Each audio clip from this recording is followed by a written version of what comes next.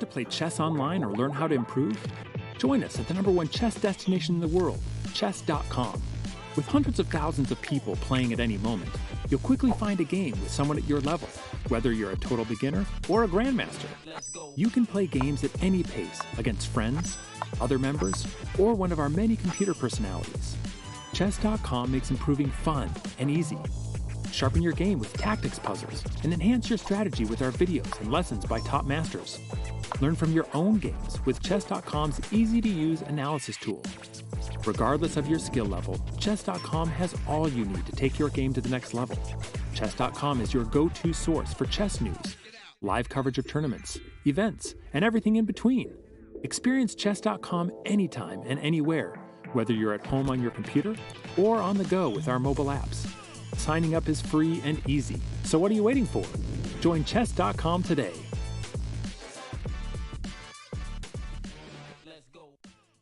Welcome everyone, this is FIDE Grand Prix 2022 final leg and fourth round. I'm Women Grandmaster Tsatsalashvili and I'm honored to be joined by Grandmaster Robert Hess. Robert, we do have a lot of draws last two rounds. It was 8 draws and yesterday was 7 draws only on one decisive result. What's wrong with these people when they start to win the games? I don't know. They're becoming very friendly towards each other. 15 draws of the last 16 games. I do believe today will be more decisive. I'm not sure if that's me being wishful or me being realistic. But Ketty, I mean, yesterday's games, there was some fight in there, right? Ooh, absolutely. There was really good fight, but not in the game of Anish Giri and Nikita Vidugov, because I kind of have a feeling that Nikita did not went too much of the difficulties. He easily managed to avoid Anish's threats on the king side, and very quickly he started to outplay him on the queen side. And then we had a really lovely rook sacrifice, and he held the game and made a draw. And also the other game in the group was a draw. So he's holding the leader's position in his group. And today is another round. But Robert, what happened in the game of Hikaru and Oparin? That game, Oparin was crushing Hikaru for the first about 19 moves. And then he went wrong on move 20. And Hikaru, he is such a tenacious defender. He was able to save a half point there. So he remains in the running, especially with today's matchup coming. But Vincent Keimer, he was the hero of round 3. He beat Daniil Dubov convincingly. He is tied atop the leaderboard in his group. And he's just a teenager, but he's just showing the world that he's here to fight for first place in his group. He is not to be taken lightly.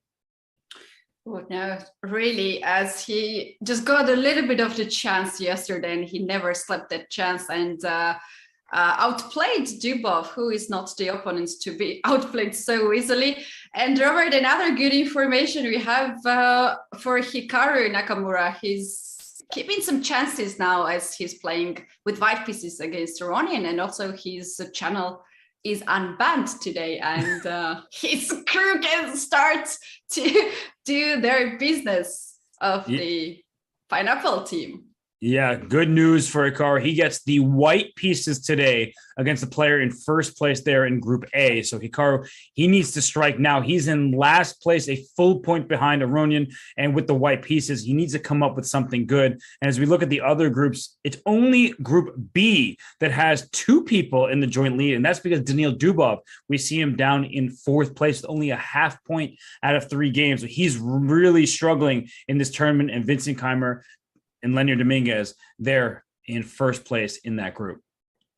Dominguez has indeed chances to qualify at the candidates tournament more than Keimer, but we can talk about this later today. And in the group C, here we have not much of the changes, as Predke still keeps the leader's position with half point ahead of Wesley So and Sam Shankland. And really struggling here in this tournament. He just have 1 point, and now he's playing once again against Predke. And we remember how the first round went for Ambuel. It was the game that he can never forget. It's one you would hope to forget, but never can. That was a miniature in Predke's favor. But as we go to the pairings, MVL gets his chance at revenge today.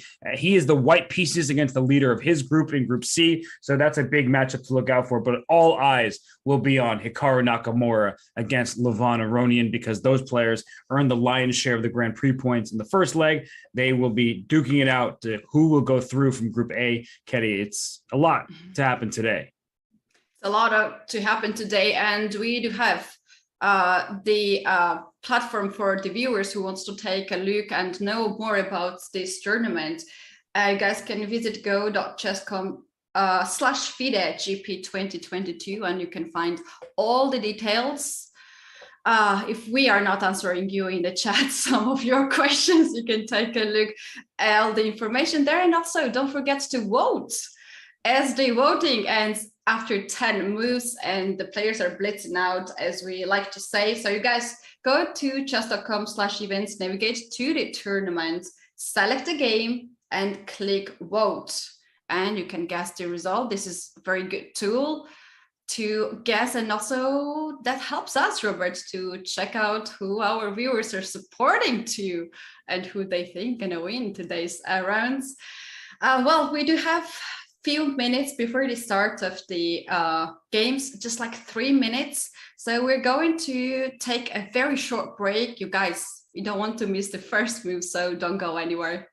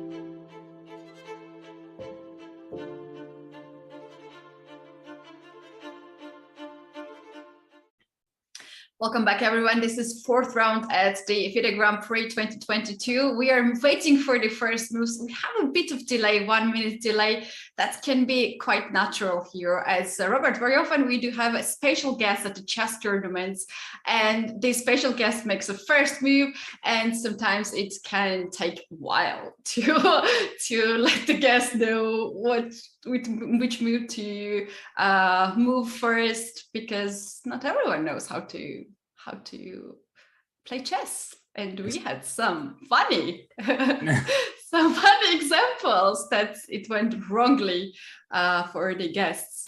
Yeah, and sometimes the guests do know how to play chess, and they're like, "You're playing D4 because I learned the London system." And then someone's like, "No, I'm playing E4 today. You can't make me play D4." So they get into a bit of a joke about that. But the games are underway. I see some moves being played, Ketty, and we appreciate the guests, but we also appreciate the players who are giving it their all. We have Hikaru Nakamura starting with the king's pawn against Levon Aronian. What do you think his strategies today against Levon? He should do it by himself. He cannot count on other guys as Yanko and Oporian that they will beat Aronian. No. He has to do it by himself. And he has to be very precise in the opening, because if he misses the chance to get slightly better advantage, slightly better position, then it will be just too late.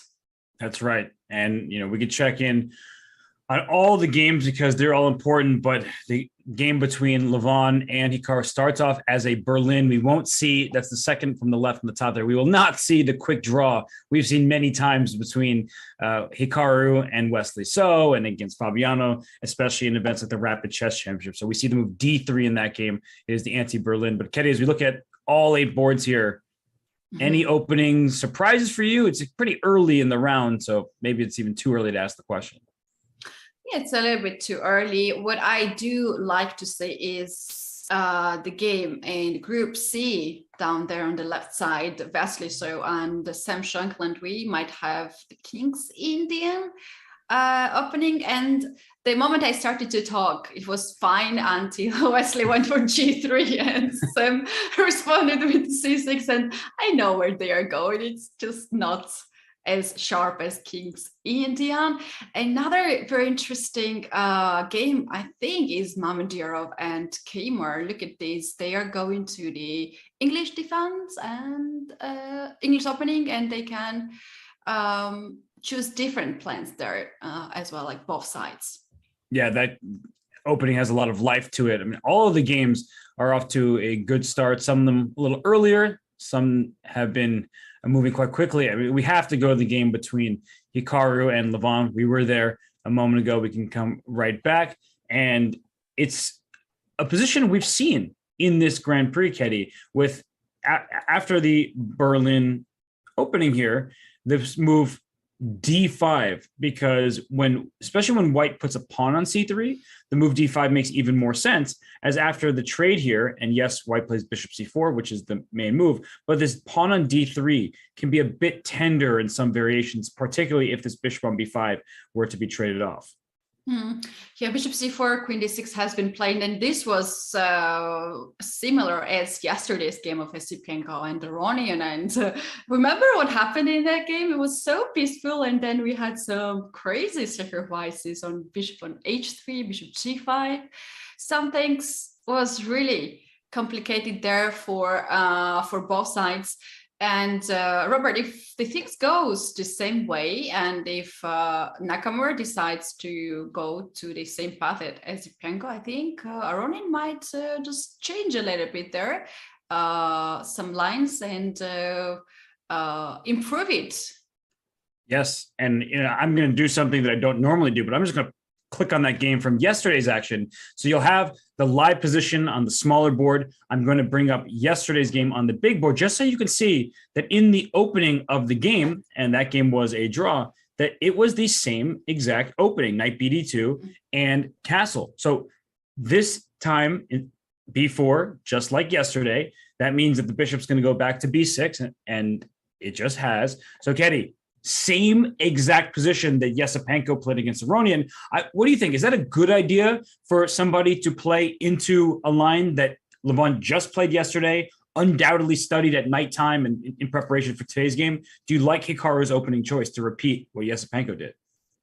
Yes and no. Yes, because Aronian had not enough time to study everything. And if Hikaru has a team who prepared all this thing and found some holder and told that to Hikaru, he might be in a very good situation. And no, because do you remember what happened in the first round?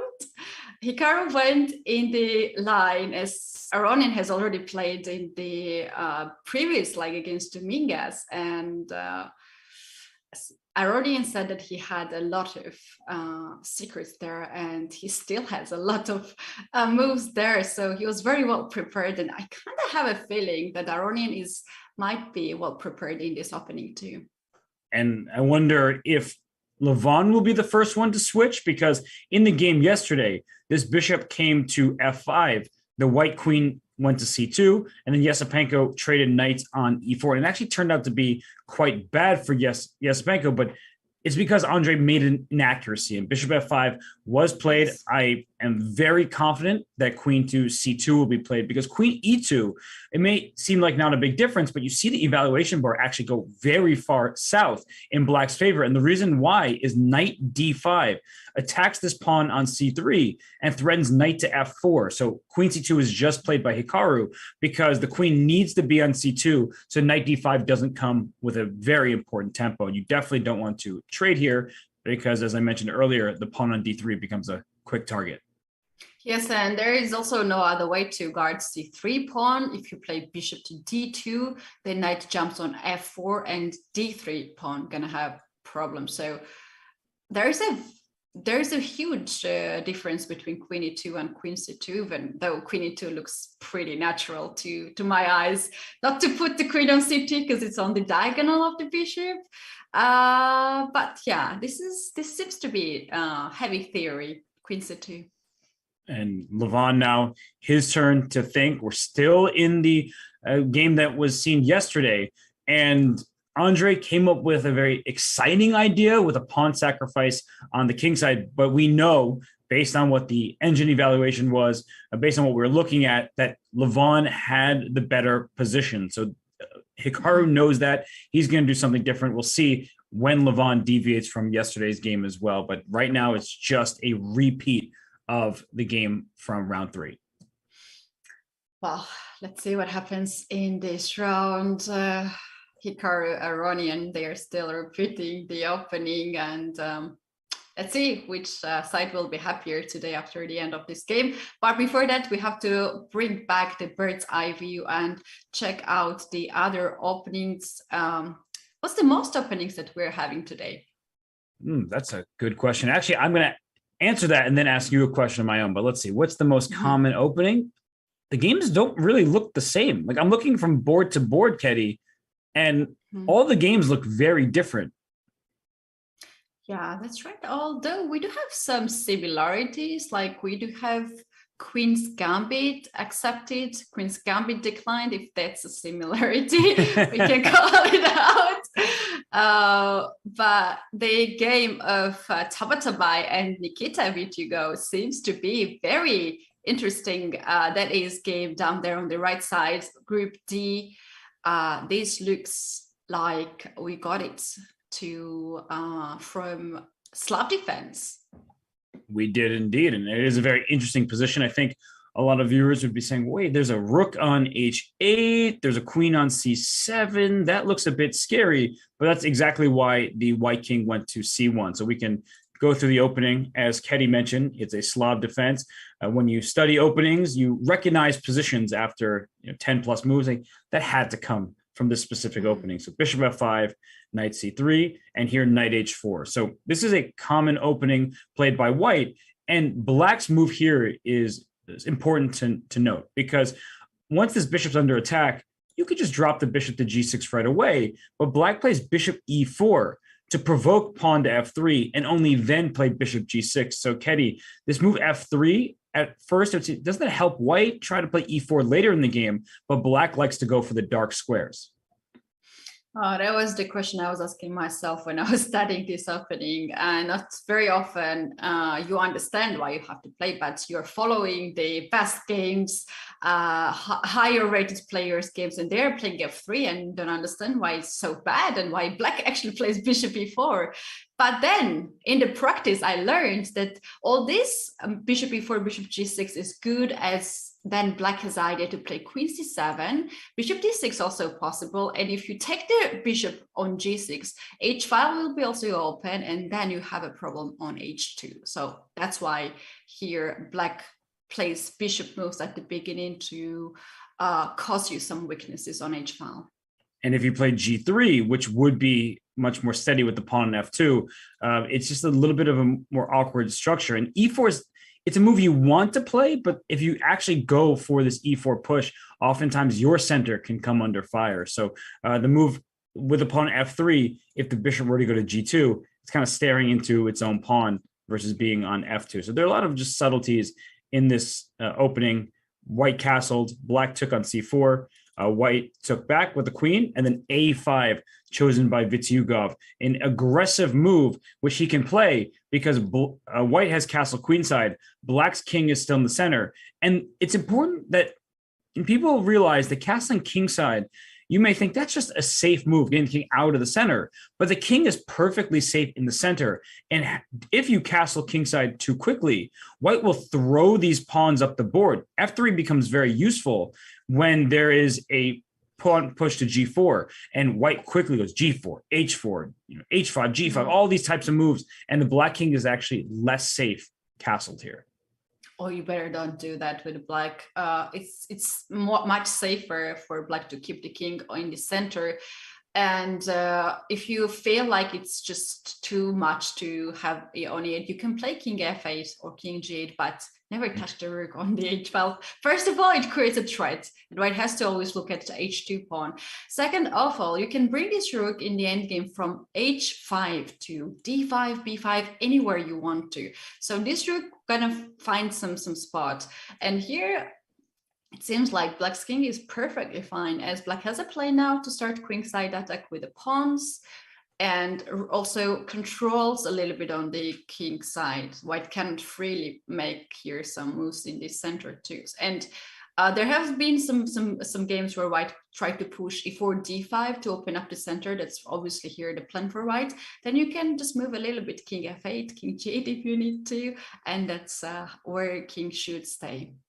No, it's a very instructive point by Ketty here that the king can castle by hand, but the rook is very important staring down the H file, dealing with some pressure. So the move King B1 was played here. And I do want to point out that instead of A5, Black could take this pawn on H2, but you see the evaluation bar go up. This is why we do our tactics. You need to be on the lookout. The move knight to B5 is very powerful because the queen is under attack. If you take this knight, it's not free. You lose your queen, and that's a problem. And if you say, I'm going to move back somewhere, you lose your rook. So that means the queen has to go forward into G3, and once it gets there, bishop E1 attacks the queen, and there's no way for the queen to stay in connection with the rook. And also there's knight C7 check. And if you think you're taking this on B5, I throw in queen C8 check first, take your queen, I win material in the game.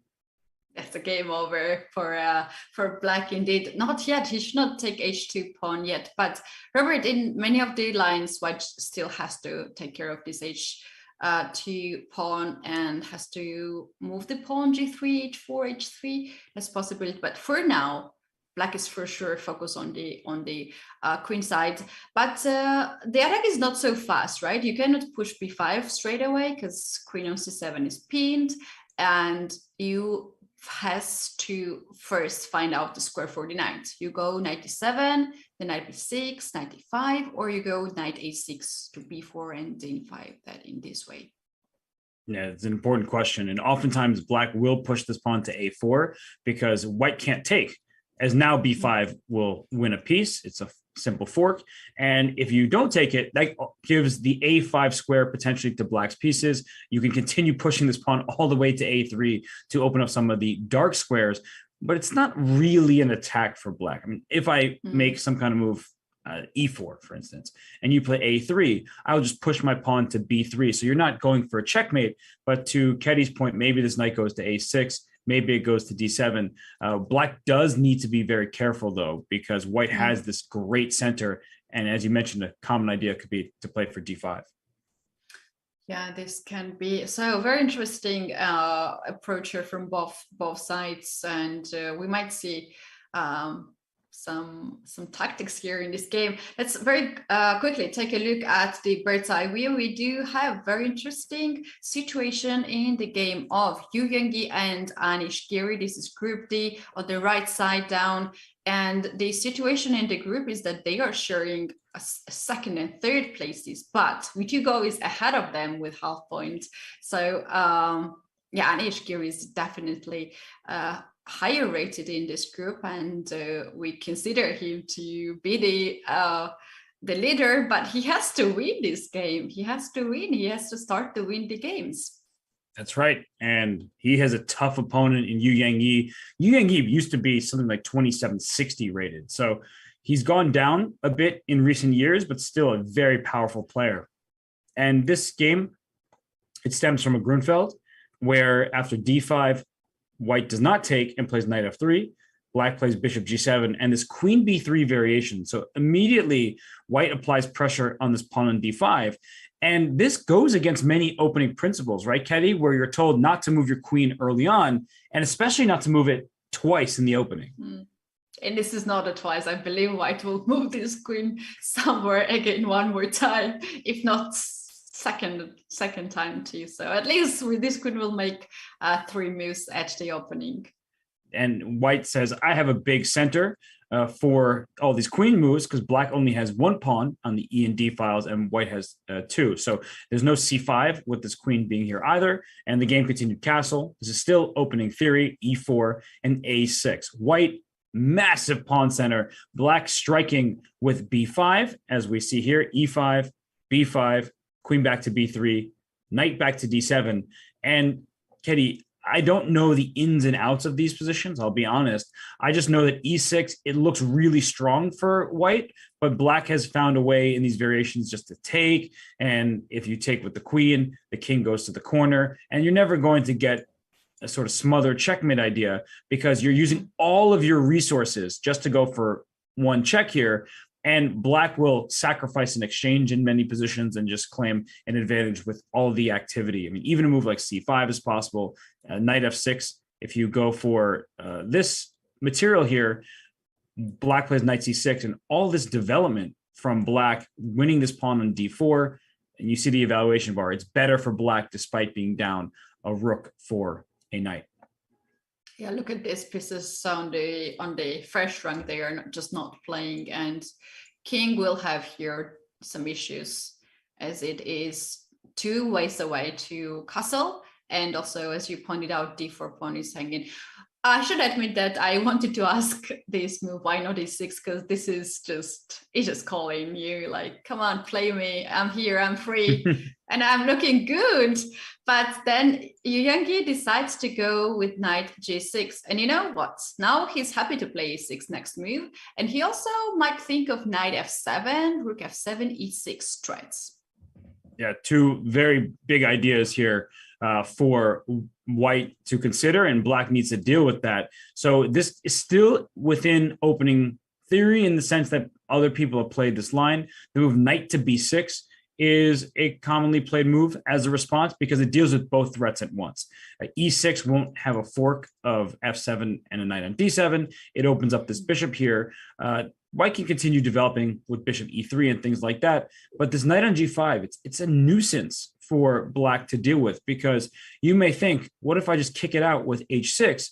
But oftentimes this move pawn h6 is one that white doesn't mind at all, as the knight didn't come to g5 just to go for a quick attack on f7. It wants to take over the c5 square. It's a very important pawn break to look at, is black really would like to go c5 to open up this bishop on the diagonal, but you're not getting c5 when there's a knight on e4 and a bishop on e3 and a pawn on d4.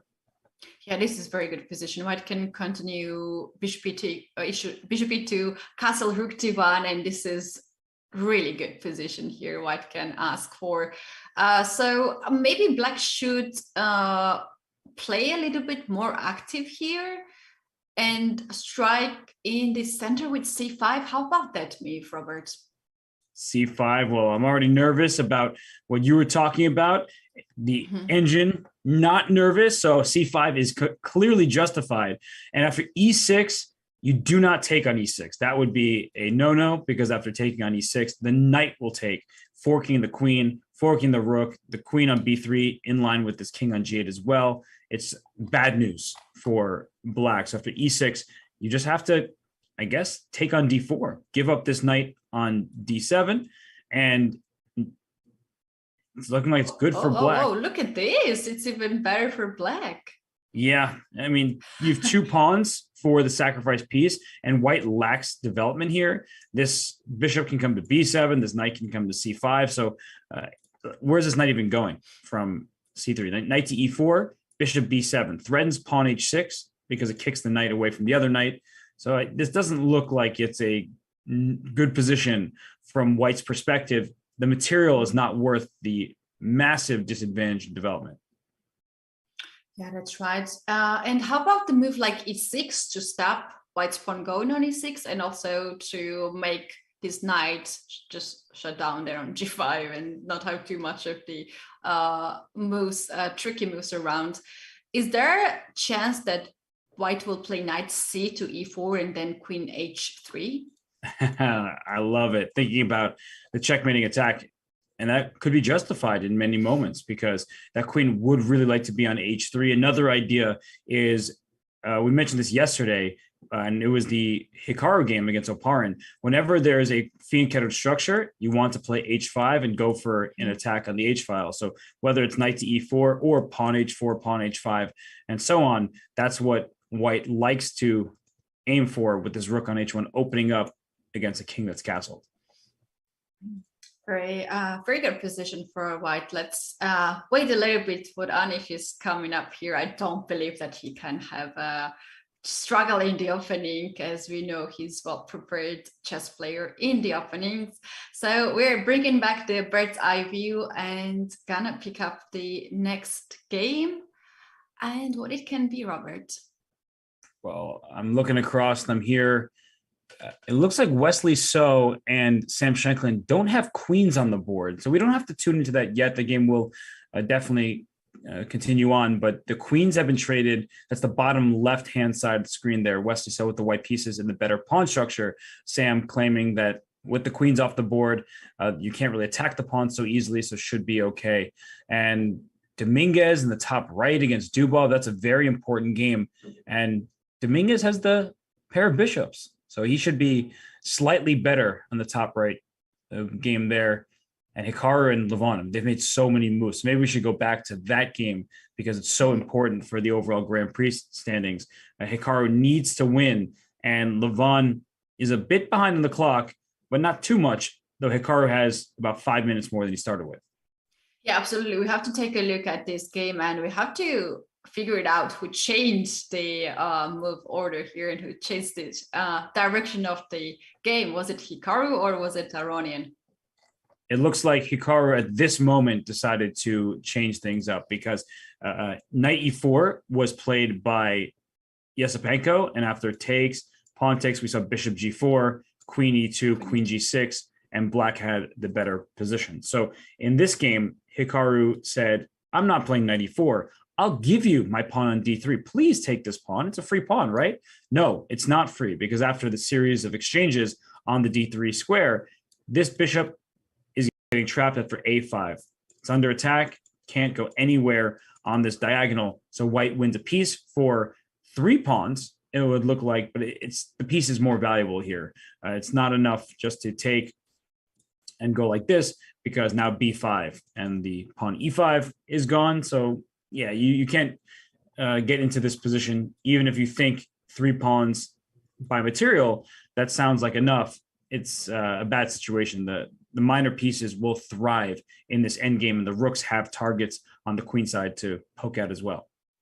That's right, but we had the end game where Aronian had 3 pawns for bishop, but it was very end of the game, and those pawns were unstoppable. It was in the first round between these two players, but it was well calculated by Aronian, and he sacrificed the piece for the pawns, and he was winning. So after a4, what was his response? How he's going to? All right, a5. Yeah, you're not playing a5 because I get to do it first and challenge the pawn. So he forces b5, knight e7. Ketty, you've enjoyed this knight journey in previous rounds, and it's an important move because if you moved anywhere else, bishop a3 would also look like a problem, although the black bishop now can go to c5 to stop that kind of skewer. So queen a2, knight g6, if bishop a3, which was played, bishop c5, and we saw trades here. D4 played by Hikaru. And interestingly, you don't see Levon taking on D4 because if pawn takes D4, the pawn would take back. And we've talked about how some people don't like isolated pawns, Ketty, but here the open C file looks very nice. The open E file looks very nice. And that's the good thing about having isolated pawns. Whenever a pawn is isolated, it means there are no pawns in adjacent files. The rooks can thrive. And in particular, in this position, this is really annoying for black to deal with. Yeah, that's true. This diagonal is so scary for black. And I have a question: why white went for d4 here and not knight g5? Or after d4 and queen d6, how about knight g5 here to attack f7 pawn? Right, going full force against the black king. So a move like knight g5 could be played, but I guess that black can make the move rook d7 just to defend it a third time. The queen can also drop back if needed to e7 or d7 here. So I think rook d7 keeps the pawn guarded because if you take, as of course you know this, but for everyone watching, the two minor pieces are better than the rook. So it's a rook and one pawn for two minor pieces. But in a position like this, with so much activity to be had on this board, yeah, this would be a bad transition for white. Robert, is that true that Aronian is having less time on the clock than Hikaru? Because if it's so, then it means that this is the first game after 4 rounds when Aronian actually is not blitzing out his opening. No, he's spending his time. He knows how important this game is. He knows there's a reason that Hikaru played the same exact opening that Levon's opponent yesterday did. And this is a pretty critical moment right now. Do you take on d4? You would like to play the move rook f to e8, but that is not possible since the pawn on f7 will be won and you'll win an exchange in addition. So rook d to e8 would be the only other way to go save this pawn. e4 is a bad move because of knight g5. Now you're attacking f7 and attacking e4. So that would be a pawn blunder. And it's not just any old pawn. It says plus 2.7. And that's how much important this central pawn is to the position. So that's why e4 is out of the question. Rook f to e8 out of the question. That leaves rook d to e8 and pawn takes d4, Ketty.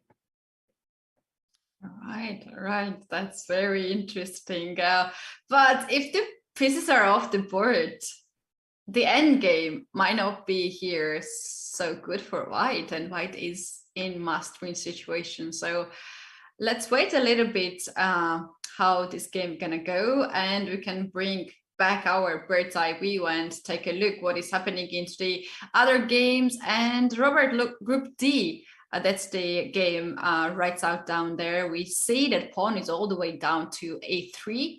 That's what you were suggesting here for black. And here we have this position. And Giri made a decision. That's the next game. He played knight to b6 and he tries to avoid e6 pawn push. And another game which I wanted to suggest earlier is Mamedyarov and Vincent Kmar. This is Group B, right side on the top. Vincent made a very important decision there at the opening. Let's take a quick look at that game.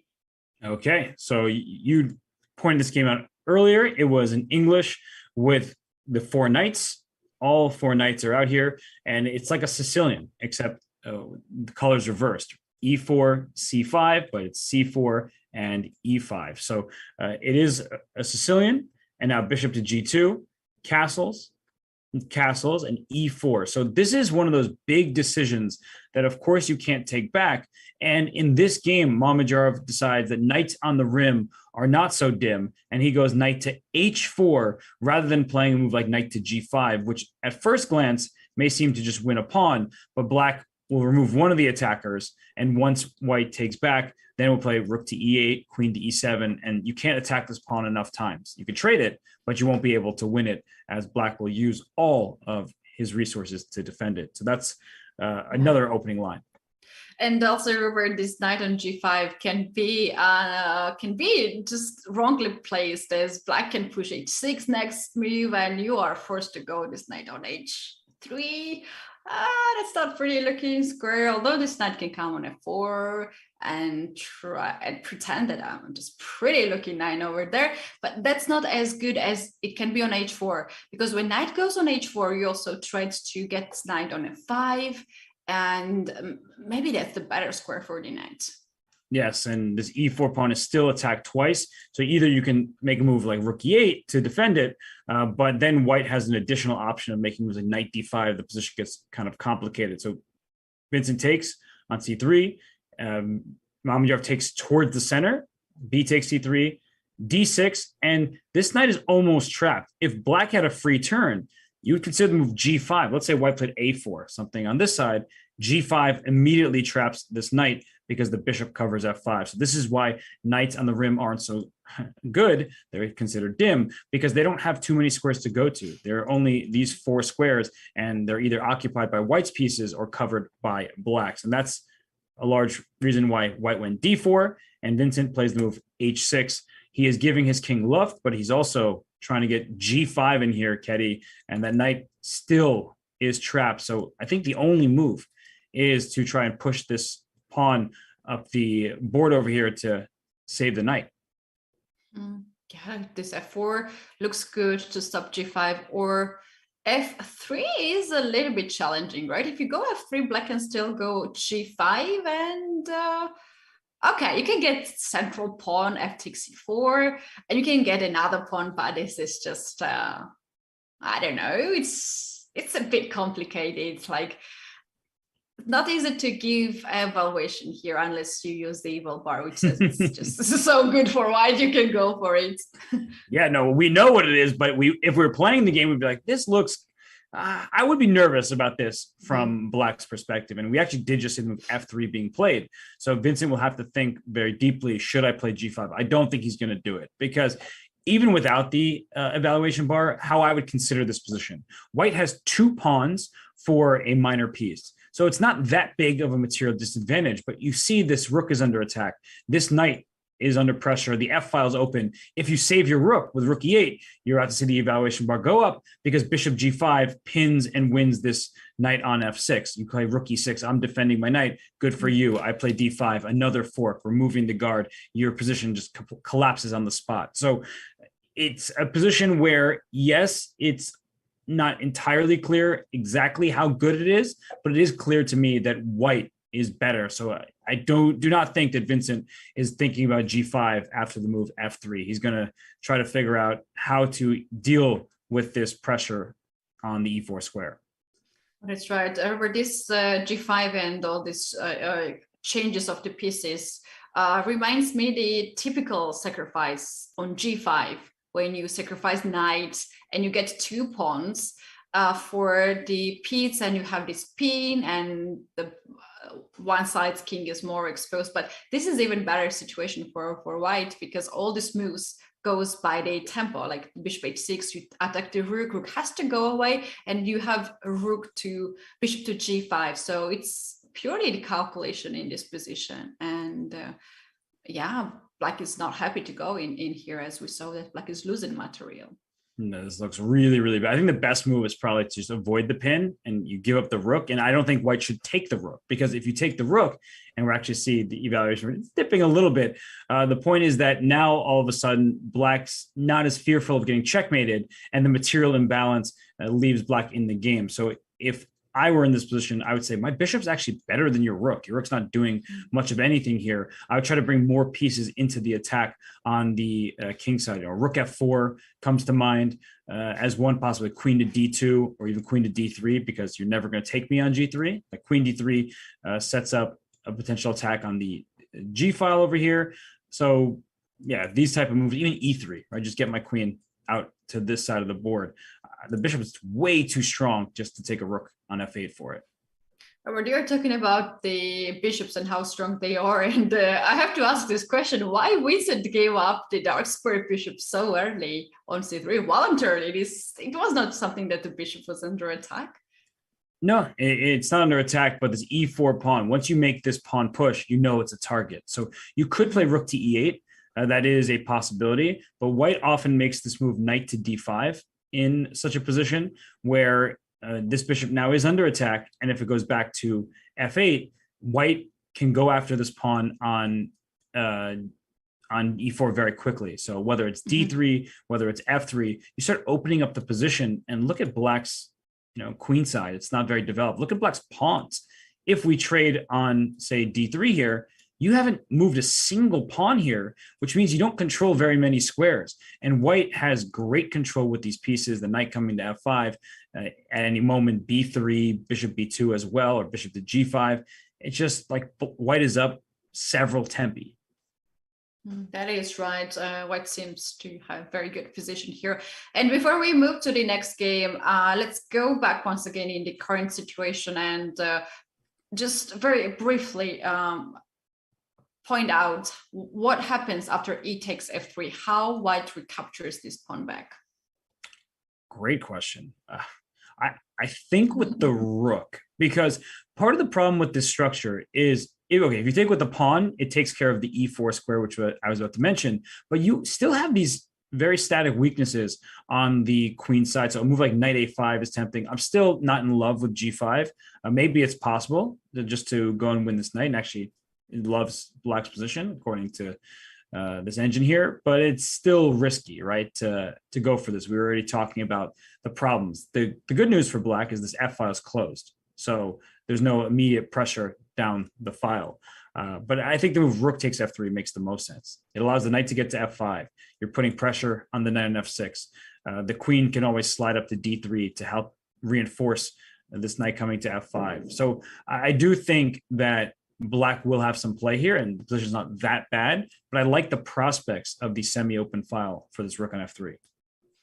Yeah, that's true. Black can here start to play knight a5 to start to annoy the pawn on c4, which is double pawn, and when we have double pawns, they are usually quite weak, and black can also go with e6 in this case, bishop e6, or b6, bishop a6 is quite not a common idea, but I would be careful here. It opens up the h1, a8 diagonal. This might not be right moment at this case, but still, knight a5 to attack on c4 can be a possibility here for black, or black can just make some other moves too. We have to wait a little bit here to see the updates, and we are going to see the other games. Let's bring the bird's eye view and check out the game that we have not seen yet.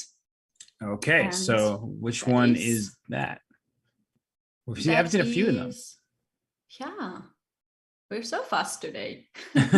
Well, we haven't looked at the games in the Group C. Wesley So against Samsung. I don't think we need to rush to get to that board, just because not too much is happening in the bottom left. The game between Maxime Vachier-Lagrave and Alexander Predke. You can see that Maxime has a lot of space, and both players are looking at this position. They haven't traded a single piece in that game. So that one has a lot of potential left in it. And I'm looking at the top right, Ketty, the game between Dominguez and Dubov, if we want to stay in this group here.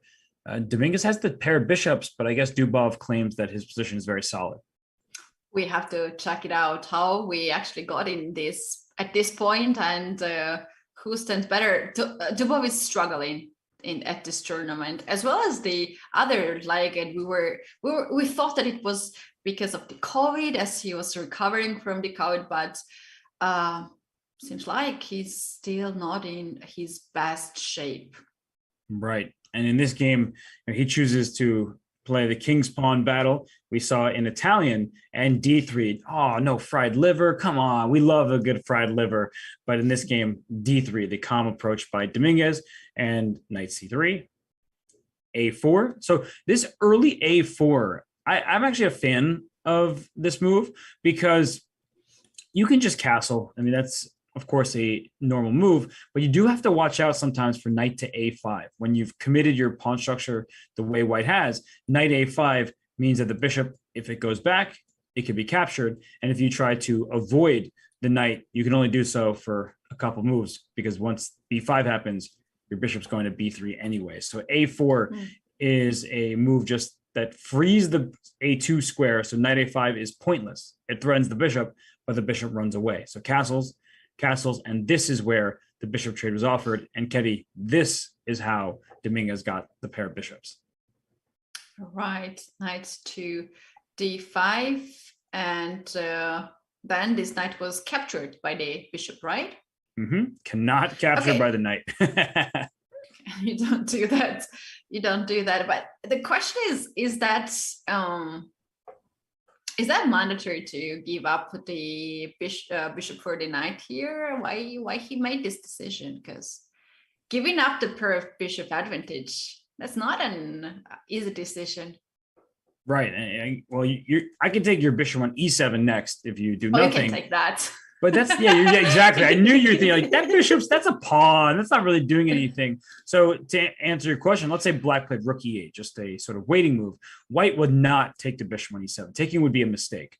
And we talk a lot about the pair of bishops advantage, but in a closed position like this, the bishops are not their best selves. Bishops need open diagonals, open lines to work with. And here, all 8 pawns, there's no pawn tension. So you see the evaluation saying it's about level. It's a fine position. So what white would have done instead, had black played rook E8, is maybe play this move pawn A5 to gain space. Then white's going to play pawn C3. And his queen can come out to A4 to B3. This pawn can go up to B4. So white just takes space on the queen side and has clogged up the center of the board. So black is just sort of forced back.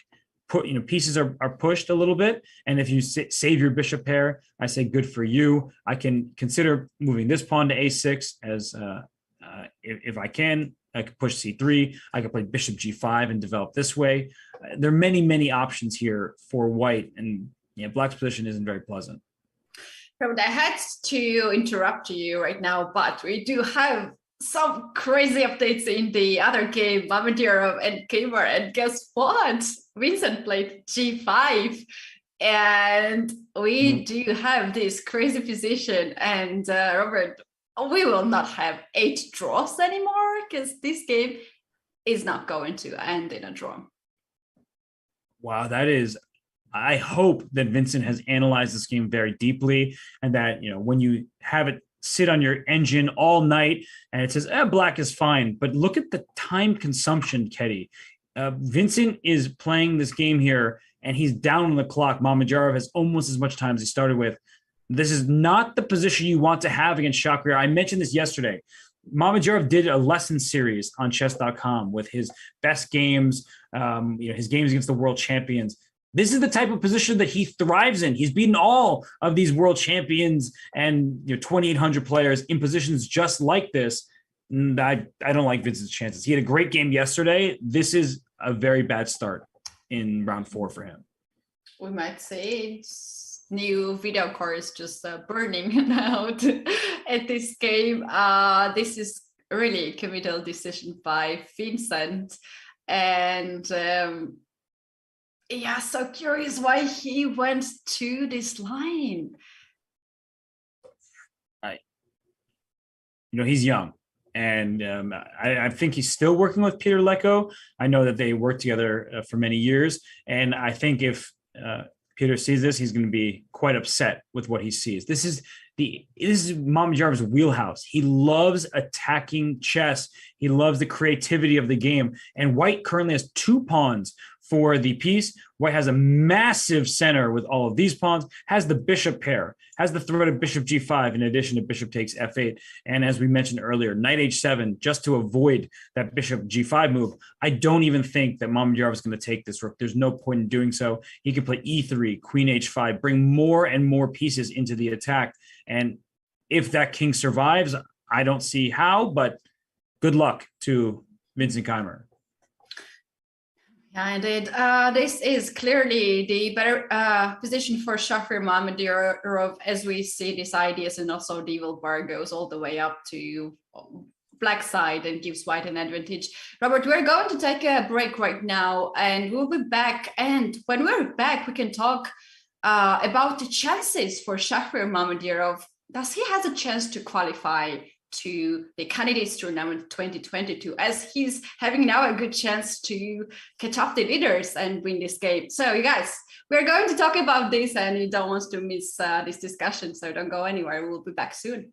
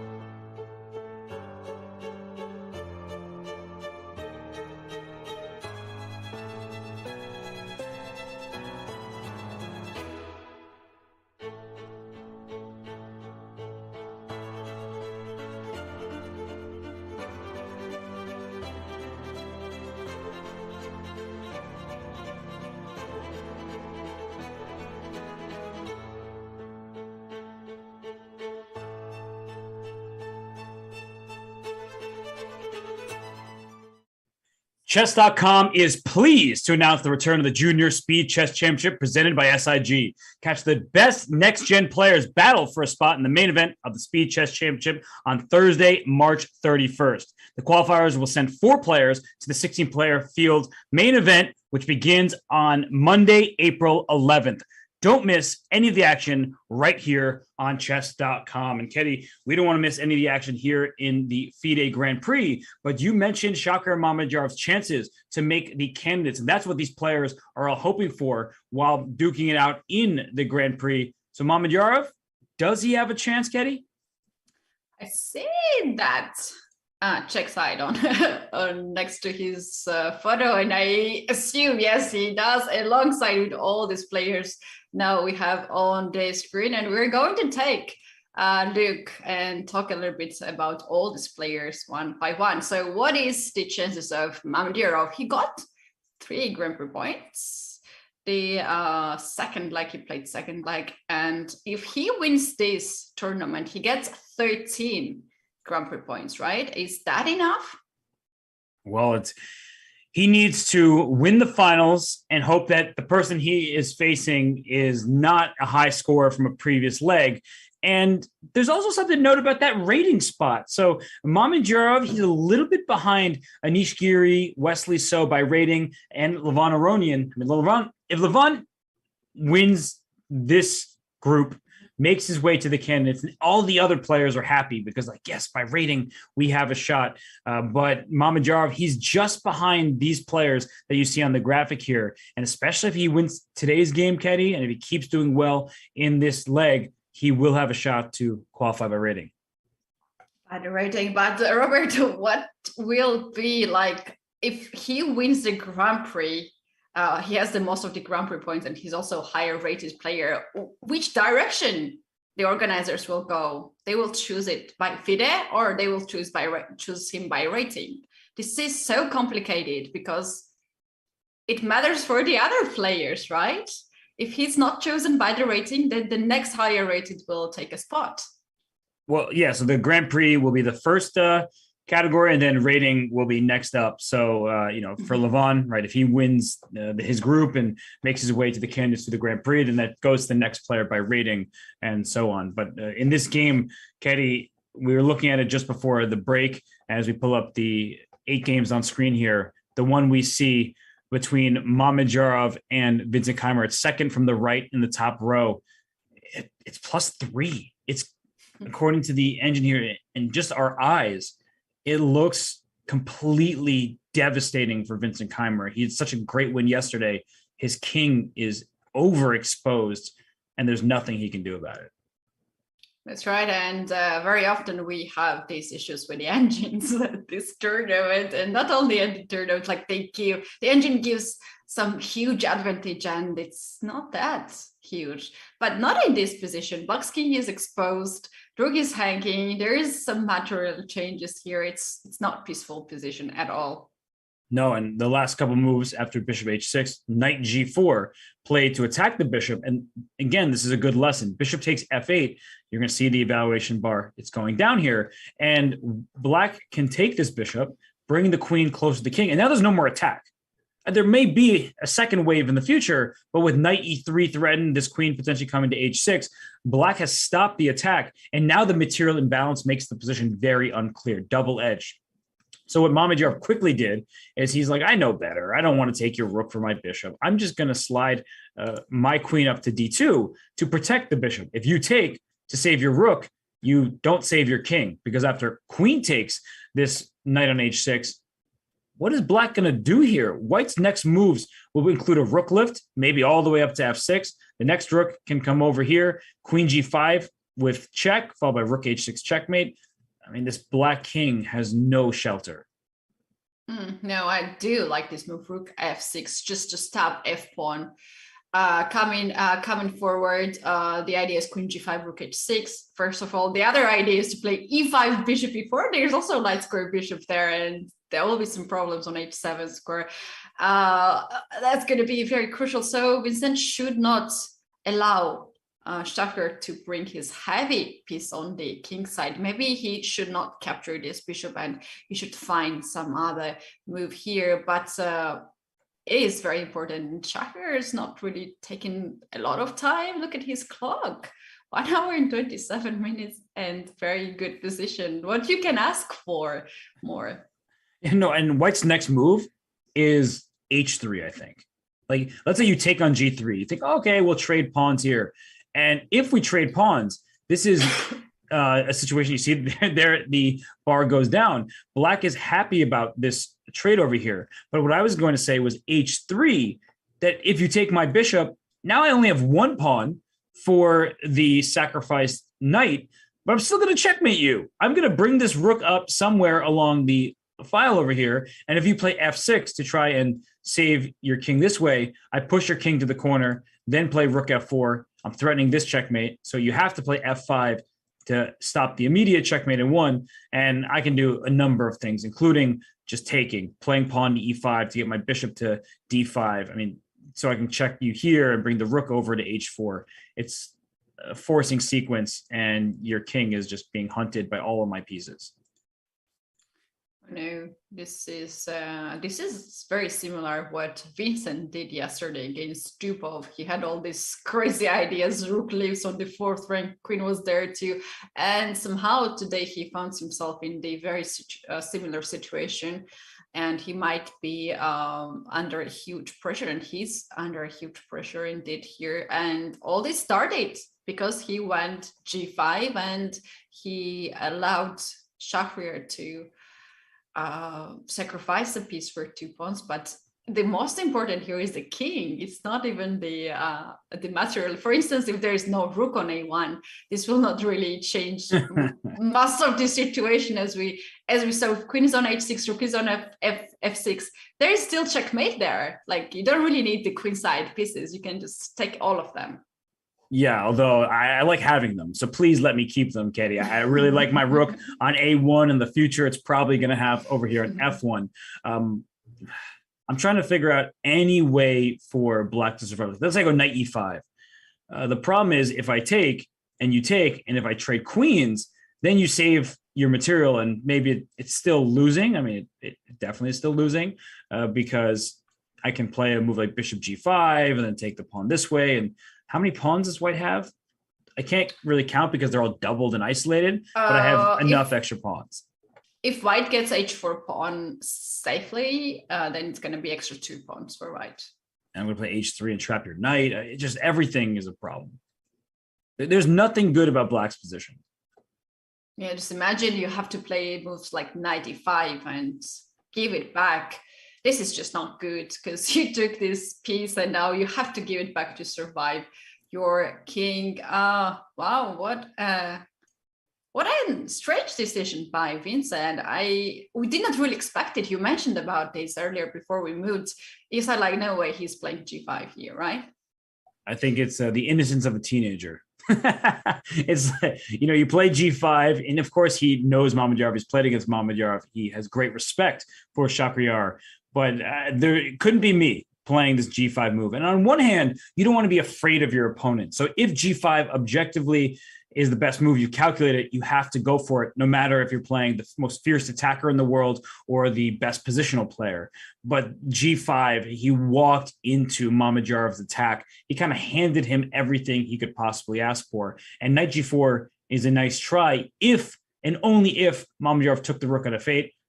No, he just plays a simple queen to d2, and it's a nightmare. It is, and move like queen to2 is very easy to miss in your calculation because this is not forcing move, and the forcing move can be bishop takes the rook or bishop moves away. So maybe that's what Vincent means that in this position. And after knight g4, he thought that bishop has to take the rook, and he's just in a very good situation. We're gonna come back to this game soon, but we are going to take a look at the bird's eye view and check out the other games too. Robert, in the game of Nakamura and Aronian, we do have queens off the board, so we have to take a look at this game and check out what is the current situation. Okay, well, the situation is new to our eyes. And if we go back several turns, we saw d4, queen d6, rook e1, and Levon takes. Hikaru takes with the c pawn, and Levon plays knight to d5. So he closes down this diagonal. This knight on d5 can also think about c3 or b4 as potential hopping points. A knight to f4 is, of course, not out of the question. So Hikaru takes, which to me feels like it's still in preparation, although he did spend a bit of time coming up with bishop takes d5. It's a big decision, but once we trade off the queens here, knight c4 was played. The a5 pawn is under attack. And if you simply say, let me defend, you see that? Boop. And the reason why is knight e3, a simple fork. If the rook moves, you lose the bishop. If the bishop moves, you're going to lose the rook. So you just lose material here, and that would be the end of the game. So that's why instead of b6 to defend a5, he says, I don't care about that pawn, and plays bishop to g4 here. Knight e3 no longer works because bishop takes f3, Ketty, defends the rook on d5. And that's not a position you want to play. Pieces, two pieces versus rook. Black stands just very good, and black has very good chances there to play in that end game. So instead of this, after bishop g4, here Hikaru decided that he will take the pawn on a5 as it is free for now, and also attack the b7 pawn. Here black could play bishop to f3 to capture this knight, but before this he goes b6. So why not to capture this knight here, double the pawns on the king side, and make this center in the king side looking really weird. I think he played b6 because he figured the move order doesn't matter. If the knight comes to c6, there is no knight e7. At least it doesn't win material because the knight on g6 covers. So now he can take on f3, g takes f3. And with the pawns like this, white is up a pawn. So that's the side that you'd want to play with. But Levon is suggesting that with best play, he should hold the balance here. Probably rook to a8, bring your rook to the semi-open file, attack that pawn on a4, try to slide the king over to f8 to avoid any back rank checkmates. White is better here. That is clear, but I think it's well within that range of making a draw because the bad pawn structure for white. It can be, although black also always have this kind of annoying moves like knight to h4 or knight to f4 and to attack the pawns, which are weakened right now. And what is white's plan? How white is proving that white has here something extra and just winning position. If you push a5, you just trade the pawns there, and then you weaken b5. Right. The center is closed. The pawn on d4 can go ahead. Knight is pinned to d4, and I don't see open files here for rooks. Like rooks cannot really get on the 7th rank or 8th rank. So this is a very good compensation indeed. Yeah, it looks to me like even that move f6, so your king can go to f7, is going to be a good option for black. If you try rook e3, rook e1, trying to double over here, because if your king f7, you can bring your rook to c1 or e1, something like this, but where are your rooks going? The knight covers the e7 square, and black can just bring a rook to a8. There's no place to infiltrate. The knight is really needed to defend the d4 pawn. As you mentioned, the a4 pawn is now a target. So I don't actually think that Hikaru can find a way through on the e file. And if that's the case, then black is holding on pretty steady. That is right. What I can see here, maybe it's better to bring this knight on b3 to guard d4 pawn in this way, and let your rooks to have semi-open file in the target on c7, like you can play next rook to c1, double the rooks on c file. Yeah, no, I think the only problem with this is it's not really a problem exactly, but the knight is now free to move, because with the knight on c6, the knight had to cover e7. Now this knight can go to f4, like you mentioned, and even to e6, where it attacks d4 and protects c7 at the same time. So I think that black can just have such a strong knight protected by a pawn, and you can't kick it out. Yeah, seems like black has no problems here in this game. So we're gonna leave this game here and move to the next one. And let's bring bird's eye view. We have not seen yet the game of Grigori Oparin and Andrei Esipenko. This is in the same group. Let's take a look at this game. Okay, well, the current position, finally that knight jumps up to c6. It stemmed from d4 opening, and here we have a Nimzo and move e3. So a very classical approach by Grigori Oparin. After castles, bishop d3 and takes a3. So this is one of those moments, Ketty, where some players would say, I moved my bishop already. I'm just going to take on c3. But we know that you do not want to give up your bishop pair like this. I would be happy here if I'm white to take this bishop and have very strong center, because now I have a lot of ideas. I can push e4 after, of course, castling on the king side. I can push c4, I can push a4, bishop a3, I can play rook to b1 to start to annoy this b7 pawn. That's a lot of opportunities, and I'm very happy to have this pawn structure here. This is really good pawn structure when you play d4. And we saw in the game between Shankla and Predke that f3, e4, which is what you were mentioning, that's the big idea. But black doesn't have a dark square bishop, which means e3 can't be attacked. White is very sound. After castling, can go for e4. So in this game, the bishop retreated instead of capturing. It went to d6. That's a much better choice. And then queen c2. c6, knight e2, rook e8. And at first, everything was calm and protected. And now Yesipenko says, I don't really want a passive looking position. It's completely fine for black, but he wanted to press forward. He didn't just want to give white everything like quietly. He said, I'm going to play c5. And that at the very least discourages white from ever castling queenside and challenges the center here. Yeah, that's a very useful move, c5 here. And it avoids this white's plan of long castle, because you don't really want to long castle here after c5. And also the plan of short castle and f3, e4, which is so natural move here.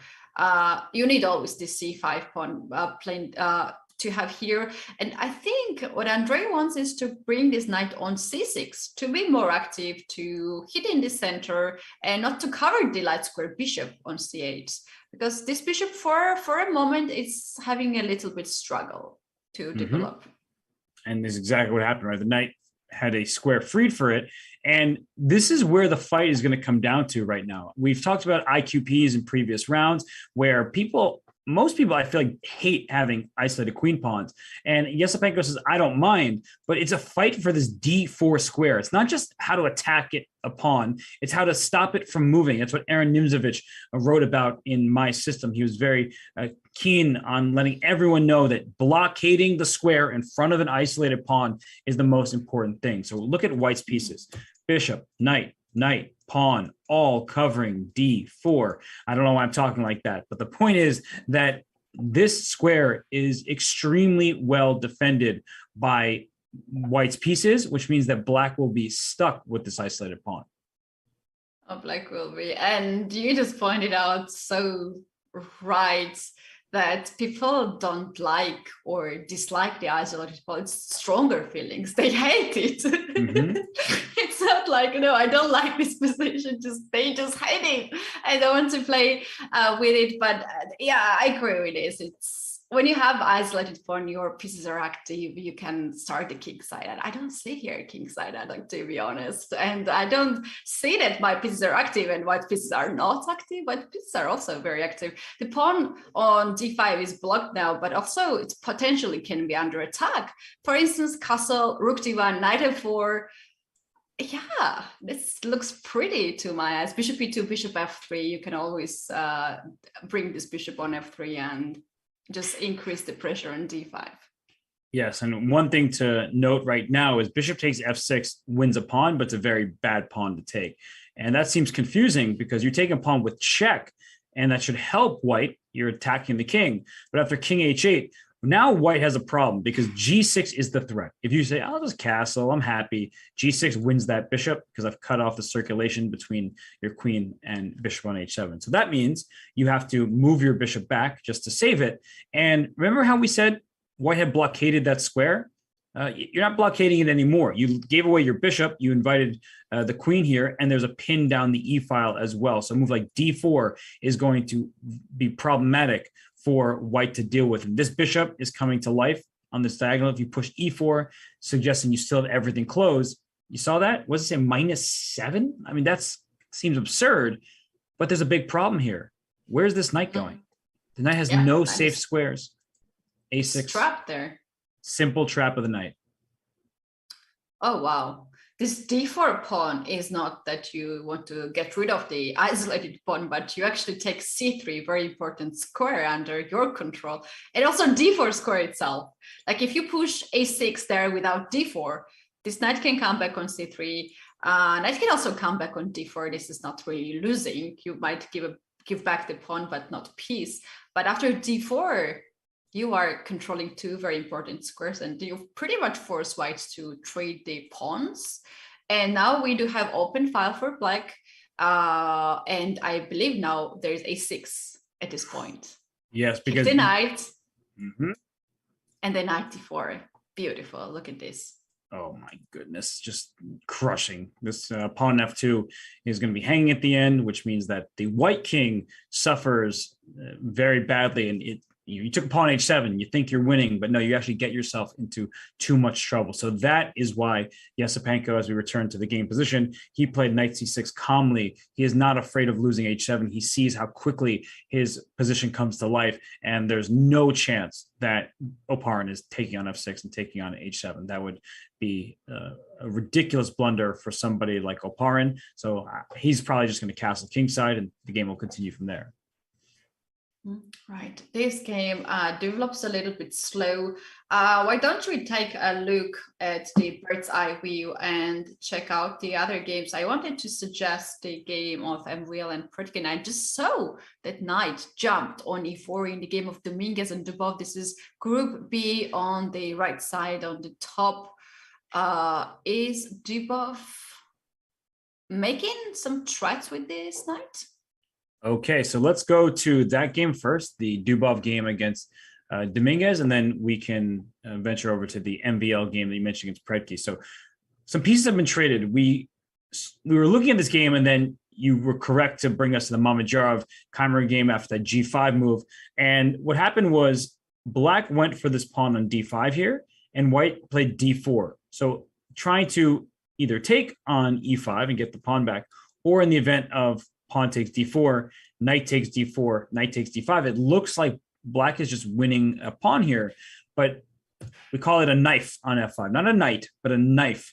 And in a situation like this, it's going to be pretty scary for the black king. This rook, by the way, can lift up the board over to the king side. Yeah, we were talking about, actually, you were talking about this a4 move being so nice. Look at this look lift too. It's so useful move to play a4 at the beginning. Yes, it's one of these things. It looks like a free pawn to most people, but the eval bar says not so good for black despite the extra material. And white has an easy way to attack with the queen and the rook and the knight on f5, which is very, very powerful. So that's why in the game after d4, you could also play e4, but then knight d2 happens. And if you take on d5, then white can take on e4. It's one of these funny situations where the knight is overloaded defending a pawn and attacking a pawn that's now a knight there. So it's just a trade of pieces. White has the bishop pair and is better. So that's why after d4, when all is said and done, he just gave up the e5 pawn instead, and then got to a position where I like white's position, Keddy, but Dubov is suggesting that it's just absolutely solid for black. It's very interesting how he went from this position to the current one, because now what we have on the board, I think he is ready to start some sort of kingside attack. I would not be surprised if he's going to sacrifice a piece on g3 as well. There can be some sort of ideas like this. Yeah. Wow, that sacrifice looks a little bit worrisome because, and there's also h5 because the queen can't take as the bishop is loose on d2. So, wow, big ideas coming at the white king. So if I'm Dominguez, I'm nervous about that for sure. Yeah, as Dubov says about himself, about his chess style, that he has this strength and the weakness that no one can predict. what he's capable to. That actually describes him so well. Like he can play bad game and then he can come in the next game with a different approach, and you cannot stop him being a creative player and being very dangerous opponent to anyone. So I would be really worried here if I was Dominguez, because look at the time situation. Is this a joke, Robert? 1 hour and 29 minutes? We've seen Dominguez be down on the clock in like every game. Remember in the first game between them, Dominguez had maybe 2 minutes left, and then he ended up winning that game after the time control. But that was a pretty hectic game in Dominguez's time control. But here, I'm not so worried about the clock. It's only move 19 now for white, but I think bishop e3, and that's why he took on d5. He gave Dubov the isolated pawn. He'll play bishop e3. He'll play pawn to c3, and he'll just calmly, instead of being a tactical position, he'll make it a positional battle where there's a weakness on d5. That's right. And what happens, by the way, we do have this bishop a3 on the board.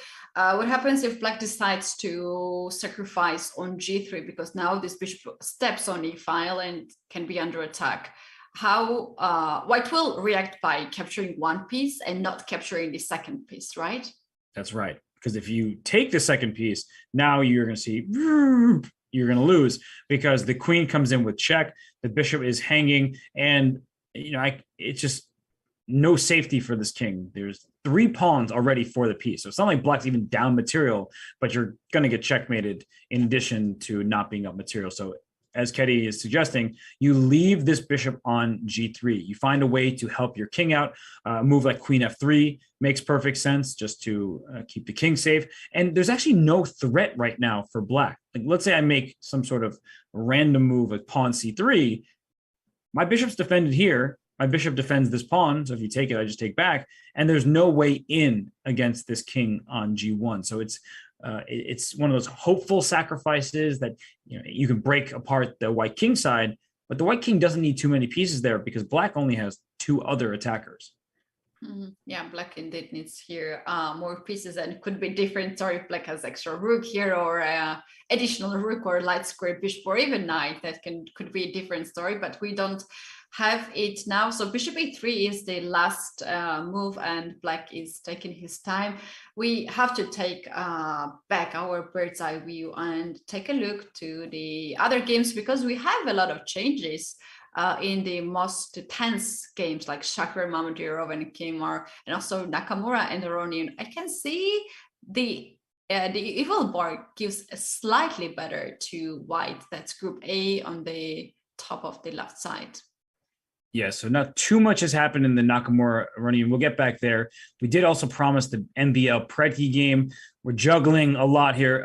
Let's go first to that game, I think, the NBL Predke game, because I don't like breaking my promises. I did say that we'd go there. I'm trying to be... I tried to make you break your promise, but you're Iron Man, strong. Yeah. I'm just trying to be an honest man. That's all I'm aiming for here. And well, when we didn't come to the game directly, but we were looking at it before on the bird's eye view, and we noted that all the pawns remained on the board. White's pawn on d5 is controlling and restricting black's pieces. So the knight came to c8. The bishop went to d8, and this is what happens when no pieces are traded. You just shuffle your pieces around to find a good square, and the knight came to e7 because, Ketty, it looks like Predke's listened to your advice in trying to bring this knight to g6. Very smart decision here. And also, let's be honest, this is one of the ideas that you can do in this pawn structure, and very common ideas, and actually makes sense. But Robert, what about the bishop on a2? To my eyes, this bishop is just sad bishop on a2. Yes, the bishop is not very happy there. And the knight, if we just go back a couple moves, it's not like this knight, these pieces on the A file, we're not doing a lot. So that's what this game is about, is for now, it's about retooling the pieces. And the knight came to e7, the rook came to c1. And then after the trades here, and the knight came to h4, queen d2, king h7, the bishop is not good yet. But after f4, we can start to see a potential avenue for it if Black were to take on f4, which would be one of the possible moves. Bishop takes f4. Now we see e5, bishop b1, things like this, and that bishop says, "I'm alive. Don't forget about me." That's true. How about g5 here in this game? It is as bad as the in the game of Shahri and Kmart. Yes, it's a baby fork. You're always looking for some moves like this. Yeah, but with the king on h7, even the move e5 or bishop b1 comes to mind. So I can play e5 next, and you're just walking into a huge attack. So this kind of thing, Predke had no interest in. Instead, he went knight g6, and we do see a trade of knights on g6. This looks like a bad pawn structure for Black, but this bishop that we've been talking about, it's out of the game. So that's maybe more important than the initial pawn structure. And this e4 pawn could become a target at some point. So it says a very solid position for Black, despite these double pawns. What happens if White trades the pawns in the center, like f takes e? If you take by the rook, then I can kick this rook back and then open up the files on the diagonal, and my bishop will come back on b1 and target your g6 pawn. If you take with d pawn, then for long term, I'm going to have a d5 passed pawn, which is well guarded by another pawn. Right. You can even play b4, bishop c5, and maybe play d6 in the very near future. So I think you have to take with the rook. And then what Black is aiming for is to play bishop b6, because that rook on e5 cannot be kicked out. You need this knight to come to f3, but that knight is not moving anytime soon with this e4 pawn being targeted. And if you try to kick the rook out with bishop f4, I'll throw in this check. Your king needs to figure out where to go. And actually, Ketty, this rook might come over to h5, and watch out, the white king might get checkmated over here. Oh, that's so bad. You could never thought this could turn this way, like right? Because rook h5, knight g4 check even, and knight f2. Oh, that's not good.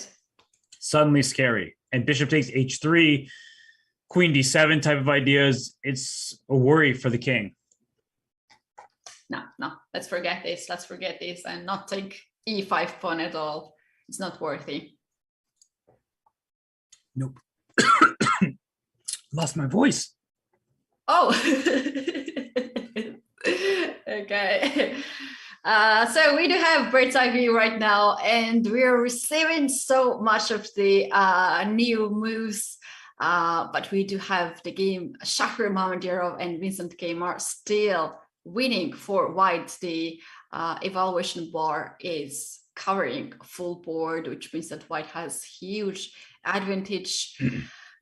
Okay, welcome back, Robert. You scared me. I lost my voice, and that's what happens. I still don't have it back. It's like struggling. You can hear it. It's going. It's gone. I think we need a break. I'm going to call for a break so I can get some water, and then when we come back, I'll be able to talk about whatever you want to talk about.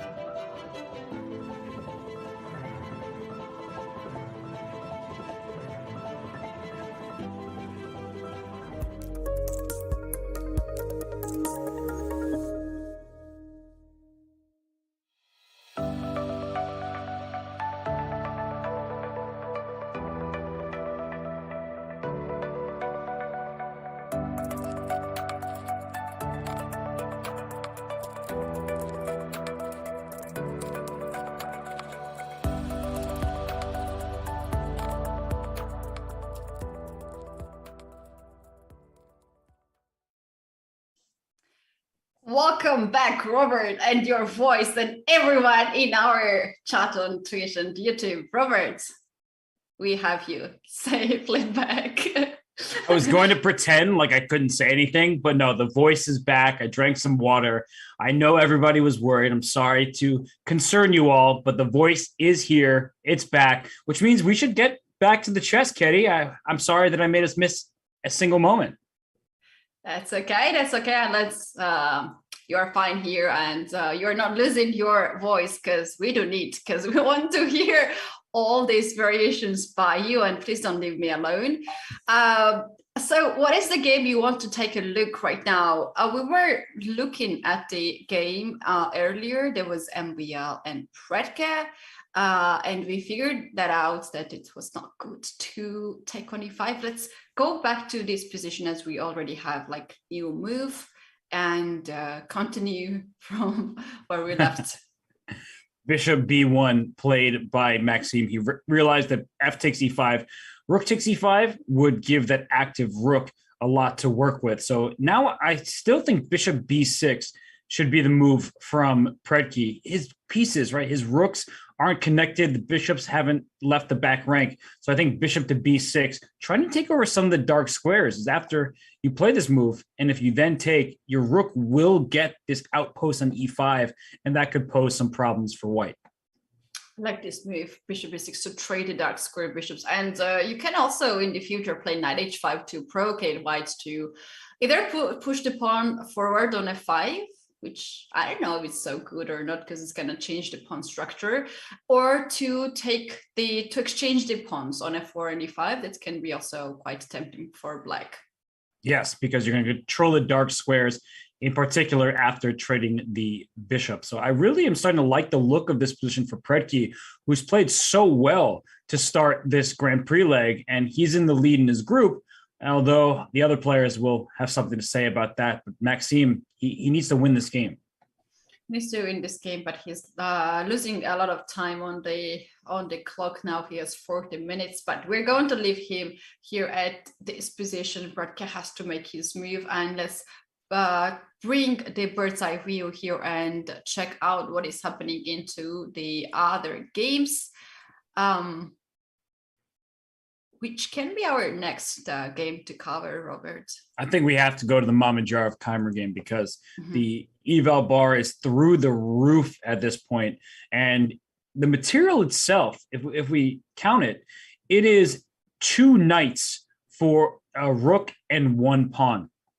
Because this rook was captured on f8, the king took back. So the last couple moves were pawn takes g3, Mamedyarov plays pawn to h3, and instead of taking this bishop, which we talked about earlier as being a big problem for black, because the white rooks are coming into the attack, you mentioned e5, bishop e4, the king is just crushed. So look at this choice. He went queen h4, Ketty. I really like that as an attempt.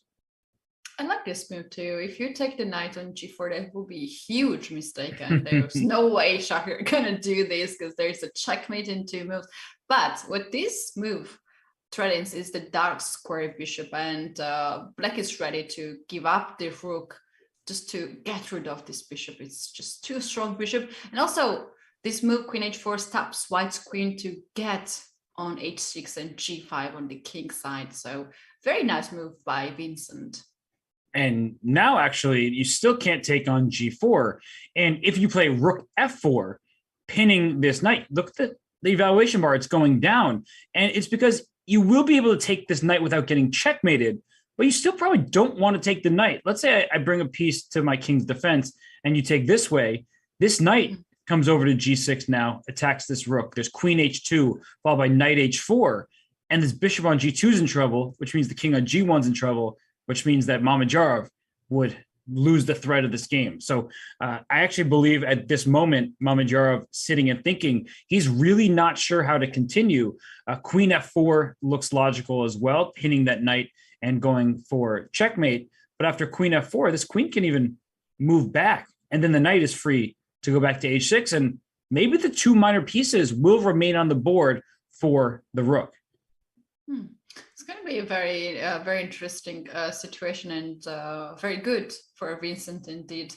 But Robert, if not queen f4 or some fast reaction here from Shahriar, then black can play knight f2 next move and try to bring the bishop on h3, take this pawn and then try to trade light square bishops, and white will have some issues here on the king side.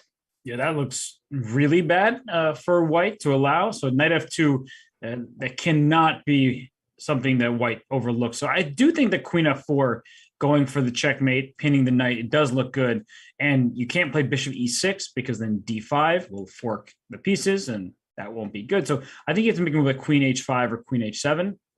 And queen f4 was just played, by the way. Queen h7. And here, white can just take this pawn. And now your knight really is under attack. But I mean, you still have the two minor pieces. It looks not ideal for black. But if the game continues and white isn't finding a way to checkmate the black king, that gives Vincent some real chances to stay in this game.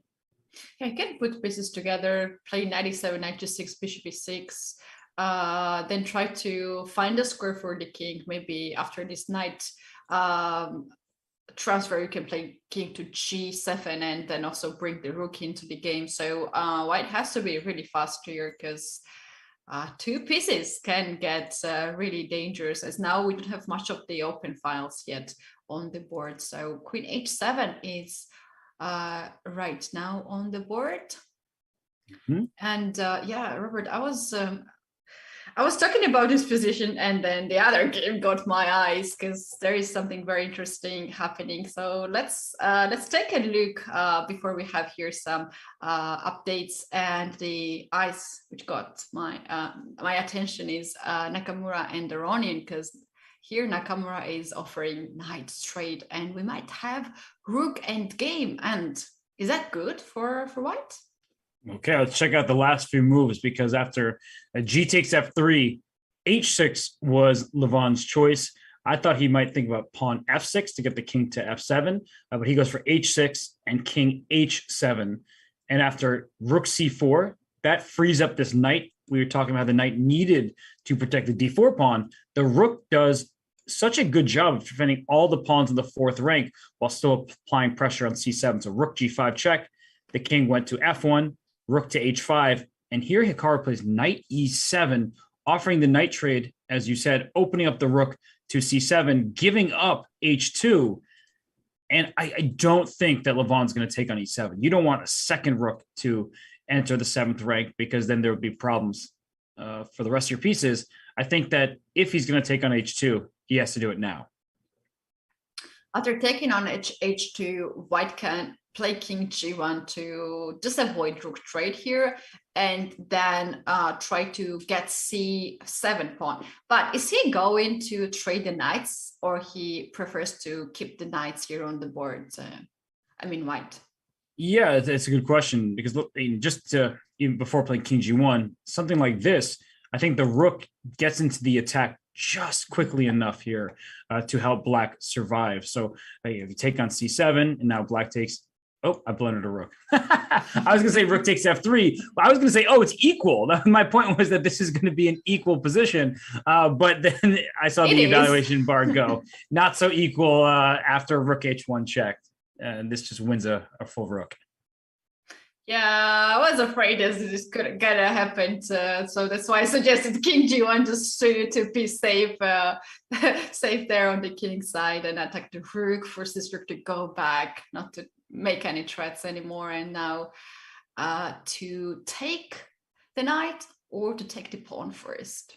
Well, yes, and I think this is the position that you were trying to avoid from white's perspective earlier with not allowing rook h1, and I was trying to get out of this kind of situation here where black is able to take a bunch of pawns, to take on d4, take on f3. I think taking on d4 is a bit better, because after rook e7, you can even play rook to g8, and with it's an even amount of pawns, 4 on 4, that white is very active at the start, but black's second rook here will start hitting white's pawns all over the board. So I do think that the evaluation bar is accurate here, that black should be doing just fine. Yeah, in this position, it seems that black is fine. So after rook h2 and rook h4, here white can also go for c7 pawn by knight 95 and attack this pawn. And luckily there is rook on e1 and you don't have this nasty moves like knight e5, attack the rook, pin the pawn, attack the pawn on f3. So my rook is at the right place.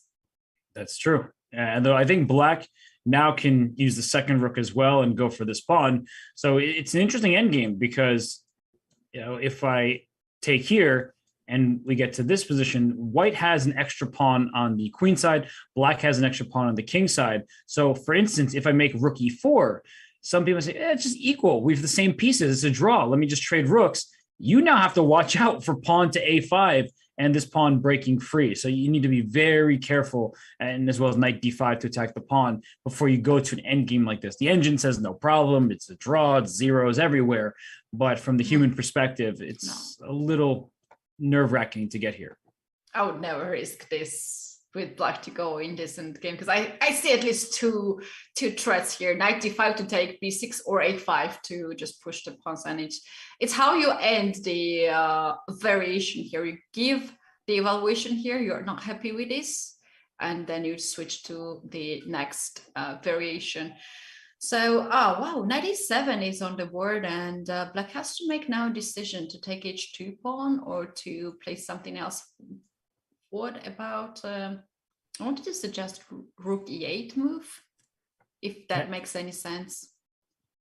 So, but can I just trade knights now? And now c7 really is going to fall. So I have to trade pieces. Mm-hmm.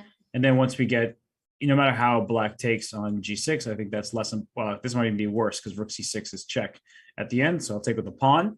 But after rook takes c7, you're up 2 pawns as white, and then this pawn's in trouble for the rest of the game. It's not worth it. It's not worth it to go in this position. So I think this rook h2 is necessary, and king g1 we've mentioned. The rook comes to h4. Maybe rook e4 just to defend the 4th rank in advance.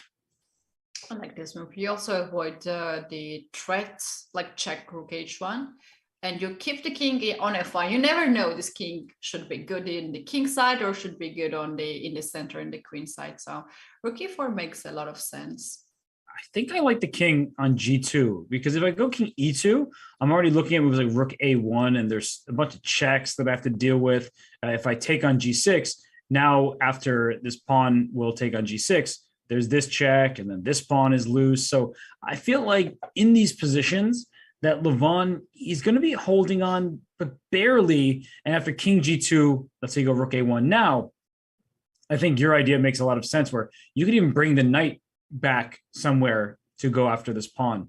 Because if you just take the pawn here with the a4 pawn being loose, once we just trade all these pieces, d4, b5, it's even number of pawns and should be a level game.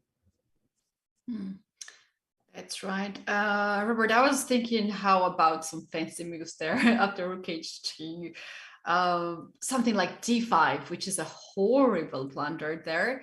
I wanted to push this pawn on d5 to be closer, but I think after rook h1, you take this rook with a check, and then e7 knight is hanging. So this tension between these two knights, it's serious, and both players has to be careful in this situation. And black has to be also careful with this knight tension. For instance, in the move, as you suggested earlier, rook h2, rook e4.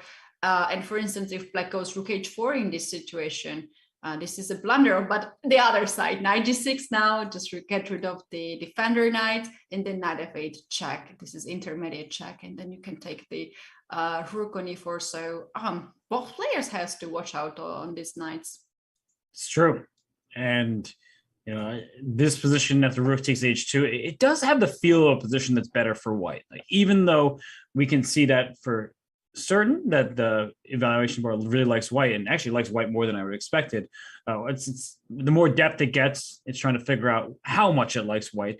It does look like a better endgame for white, despite the double isolated pawn on the f file and the isolated pawn on d4. White is just more active, and this move rook e4 check here in this position, we see that the rooks for white are active. The rook on f8 is not very active. And if a rook gets on c7, there are going to be problems along the 7th rank. So Levon has a lot to figure out here. I think he's not happy about the position he has obtained.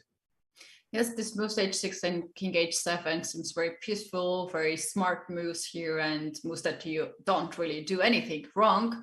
But I was observing this. The eval bar was going slowly better for whites, but you don't really understand why it is going so unless you analyze the position more deeply.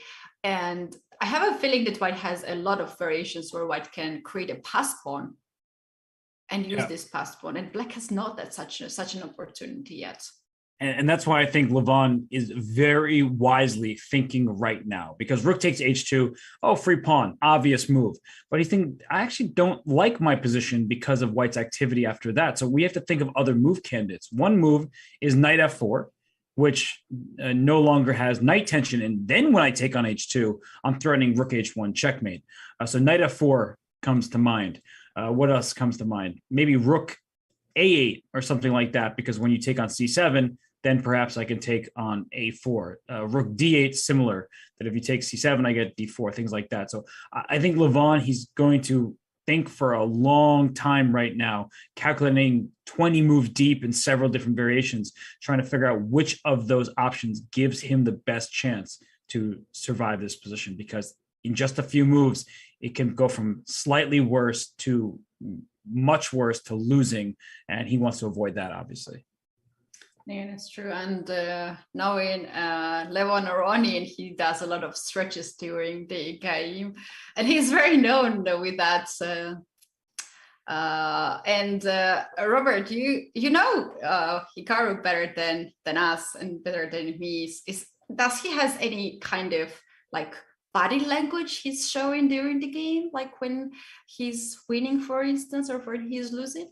Give us some insights. Hikaru tends to be a very demonstrative player. He definitely has different facial expressions. Danny Wrench knows better than anybody and has the numbers, he's cataloged them. He knows exactly how Hikaru is feeling at all times. But Hikaru, he kind of is a confident player, and he's earned that confidence especially in the last few years.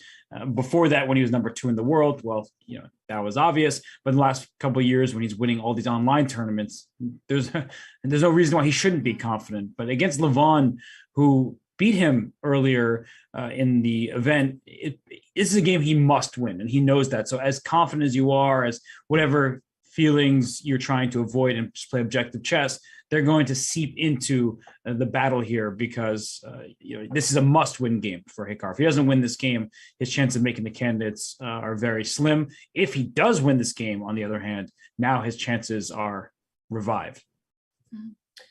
That is right. Let's take a look, as we're talking about Hikaru, what is his chances to qualify at the candidates tournament? He is the winner of the first leg of the Grand Prix. He got the most of the points, 13 Grand Prix points. By winning this candidates tournament, he guarantees himself the spot at the candidates 2022, as he can collect 26 points, and also just being runner-up to get 10 points. He can also guarantee himself a seat. But he's just in the worst situation, as he's the last in the group for now. Right. And if he's going to have any chance of qualifying with candidates, he needs to get at least second place in his group. But even there, it depends on how everybody else does. And if Levon wins the group, then Levon's in very good shape. So he wants to avoid all that. He wants to control his own destiny.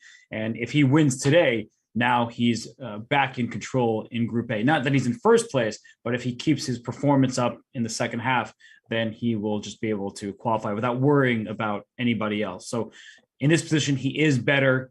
I don't think either player thinks white is winning or anywhere close to that, but they both sense that this is a critical moment, because Hikaru, with the advantage of the clock, with the advantage of the board, currently up a pawn, Levon is going to tread carefully. Right. Robert, before we switch to the next game, do you think the participants of the Grand Prix has calculated all these different variations, how many points they need, how many points their opponents needs or not needs. Do you think they have already calculated, or we do have here mixed players who does this, and the second one who does not care about it, just follows the flow, and then they're gonna see in the end? What's your opinion about? I think for most players, it just doesn't matter, because the only way they qualify is if they make it through at minimum to the knockout. And so there's not point worrying about it yet. And maybe there could be a bit of a psychological ploy at some moment when you're facing somebody else who needs to win. That happens in any event. But for now, I think that it's 3 games left in the group stage. They're not concerned about that. I mean, they're concerned, but they're not thinking about it just yet. You think so? Knowing Anish Giri, I'm sure he has calculated all the variations, and also Nakamura. I'm sure about these 2 players at least. I think they know just because they pay attention, but they're not going to be so focused on it. And we do see rook takes h2 by Levon. I'll be curious to see just how quickly Hikaru responds, and will he make this rook e4 move, or will he play king to g1, or will he take on g6? He definitely will not take on c7, because that's a blunder. Just to show that one more time for everybody before maybe we hop to a new game. But this position would be very bad, because the king is in line with the knight, which means that you lose this piece here. And actually, one last thing, Ketty, that after the move d5, I think that some people would take with the rook on e7, because they're taught when ahead, trade pieces. So why do I want the rooks on the board? I want to trade those rooks off and win the game. But in fact, you lose, because the b5 pawn takes away the c6 square, which means you can't stop this pawn from promoting to d8. I didn't thought about this. I'm not the one who thought about rook e7 is the correct move. That was our chat. They thought it. I was thinking 97 was the correct approach. But that's a good point, Robert. Thanks a lot for showing that. Myself, I thought rook e7 is just an automatic move here. You trade the rooks, you win a piece, and you have extra knight in the end game. But look at this. White can promote the pawn in just 3 moves, and you cannot stop it. Right, so knight takes e7. Now you win the piece, you win the game. Don't make that silly blunder, rook takes e7.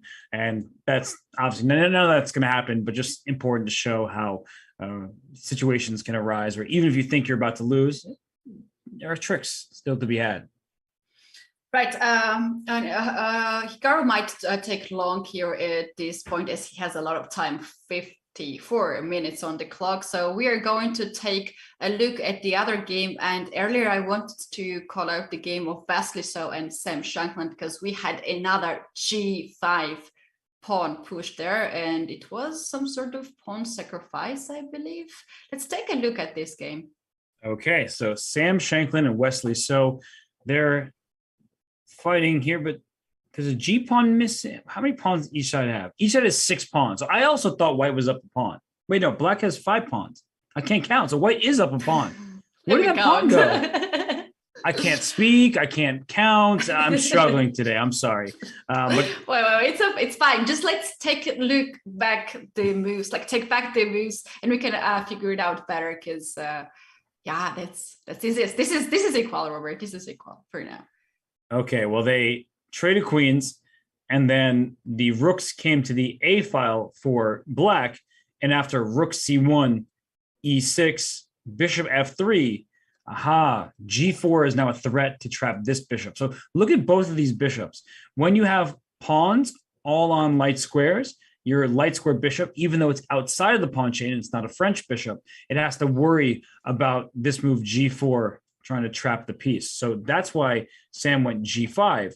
And Robert, sorry to interrupt you. Instead of g5, if you play last move like bishop e4, and if you say white to sacrifice a pawn, I can save the pawn at least. But now bishop comes on e2, this calm move, and now f3 and g4 still is a struggle. And yeah, if you're giving up the pawn, you better not give up the pair of bishop too. No, that's exactly right. The bishop tries to save itself and gets trapped. So that's why g5 was played. And it's actually a very good move, because after pawn takes g5, if the bishop took here, after knight takes knight, pawn takes knight, and the knight goes here, well, you're just dropping your pawn on e5, and that would restore the material equality, but be better for black with the initiative down the queen side. And that is why instead, after the sequence, he took on c6, took back, and bishop takes g5, and Sam plays c5. So Katie, let me ask you something.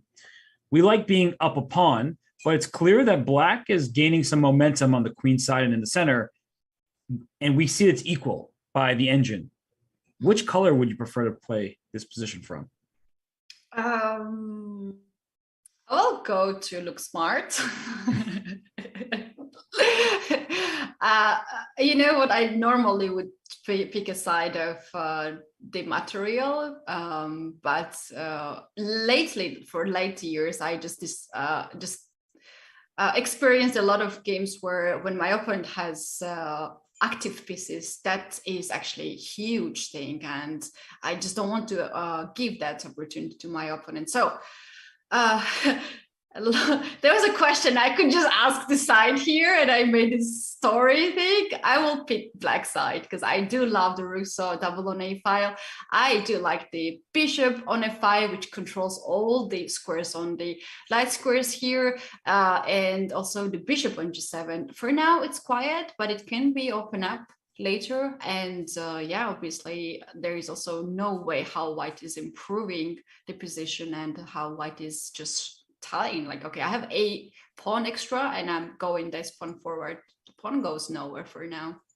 Yeah, and actually black already has a threat of knight h7. It's weird to consider that a threat, but with taking on d4, you're opening up a second attacker on the piece. So let's say I play a3, black can play knight h7, and if this bishop moves to safety, you lose this pawn on d4, as I have two pieces hitting the square. So it looks like black is threatening to win back the pawn in this manner. And if you take on c5, this is a mistake, because after the b pawn takes, these pawns here are so strong for black. The b file is open, which means that I could put pressure down the line. And if you play a3 to try to save that pawn, as mentioned, here comes a rook to b8, and white can't put a rook anywhere near that pawn on b2, and that means that black is probably just winning that pawn. So yeah, that's very important. I think that this b1 square is controlled by the bishop, and you cannot really trade this bishop on f5. Like, how you're going to do that? Like bishop d1, bishop c2 is just too passive. It takes forever, and it never guarantees you that you're gonna trade this bishop and the bishop will not find a better square. Robert, in this position currently, what we have now c5, if white somehow managed to hold the position in the center, black can additionally have this plan of push the pawns on the queen side, c4, b5, b4. And even if you stop this coming like a3, black can still push b4, double the pawns on b file, and then he can attack these pawns easily. Yes. Like knight h7, for instance, now bishop f8 and b4.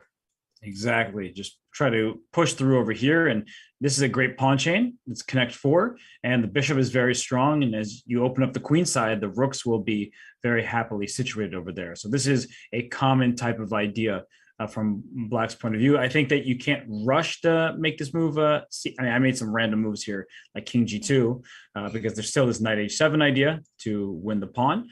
But just to show that a move like c4 is an idea, you just have to time it right, because black is not getting b4 so quickly. You need to reorganize your pieces. And if that's the case, white could probably make a move like knight a2 at some point to even stop it.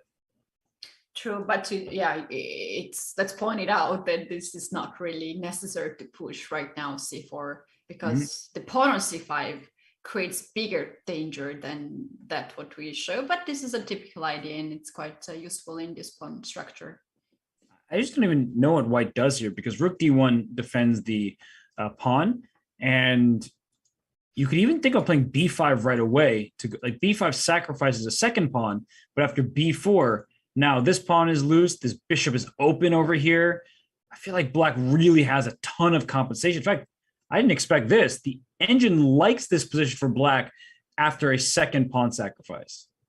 Yeah, that's so real to happen, to be honest, Robert. Here, there is a tension in the center. Rook f to d1 looks quite natural move that you can play. And yeah, Sam is for sure capable to find this idea and give up second pawn.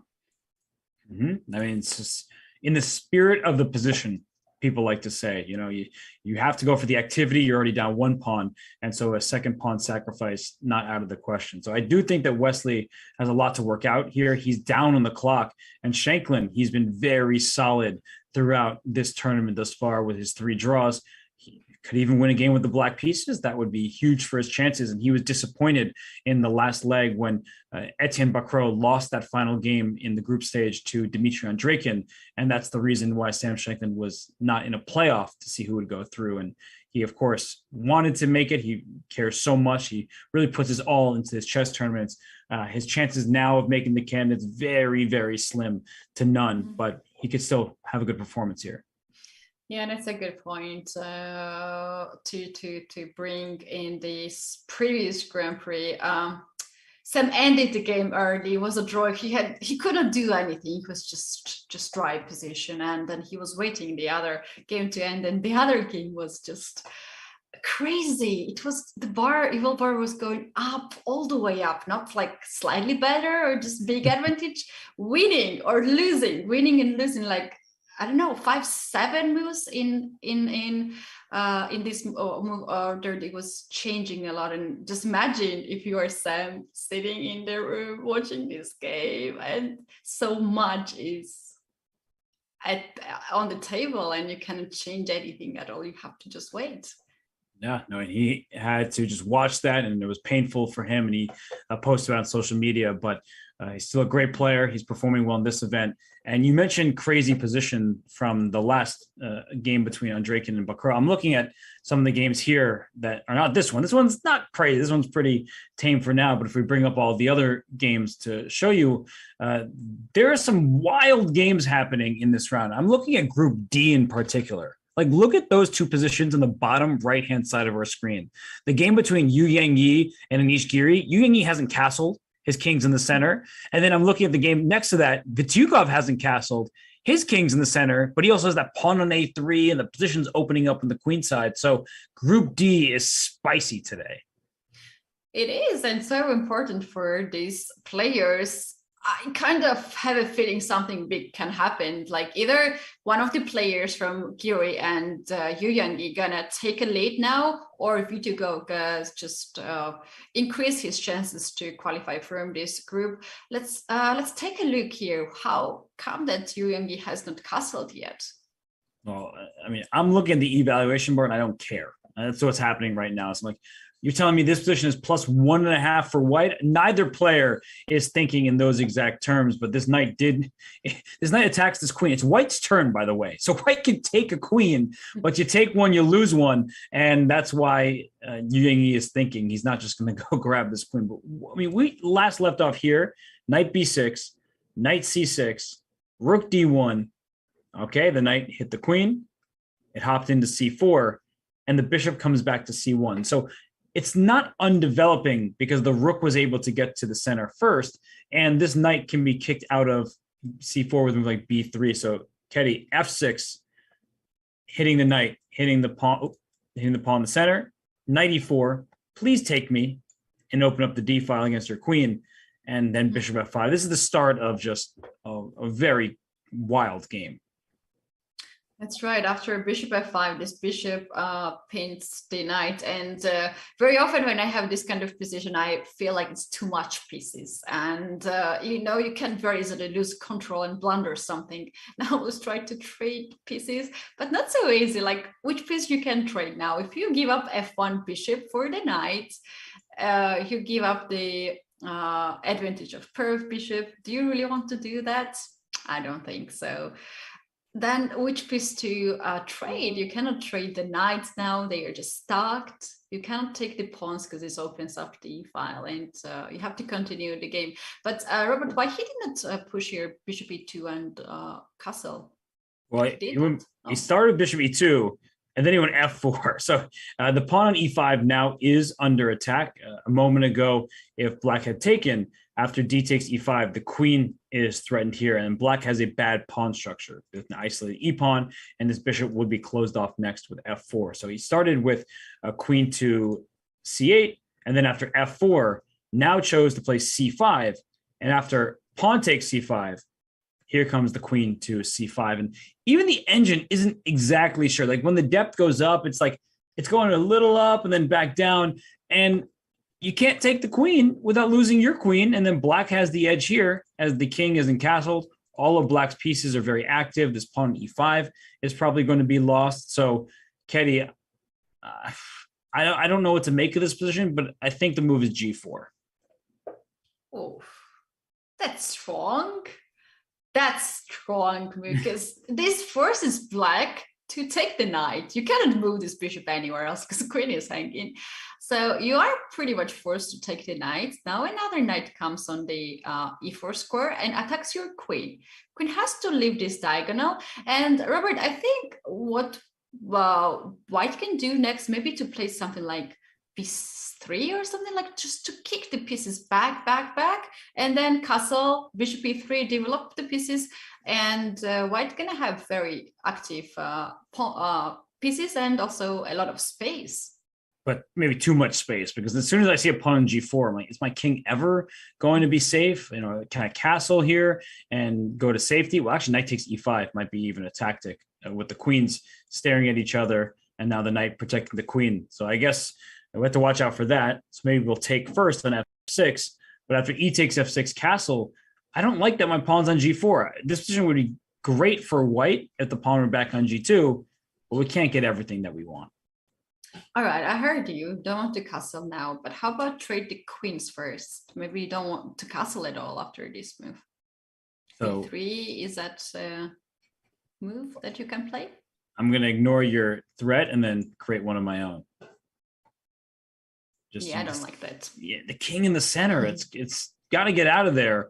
So these positions, I see the eval bar. I get it. I completely understand why white is better after this move g4, forcing the trade. And a situation like this, the bishop pair will be good. But with the queens on the board, I'm definitely nervous about the king on g1. Yeah.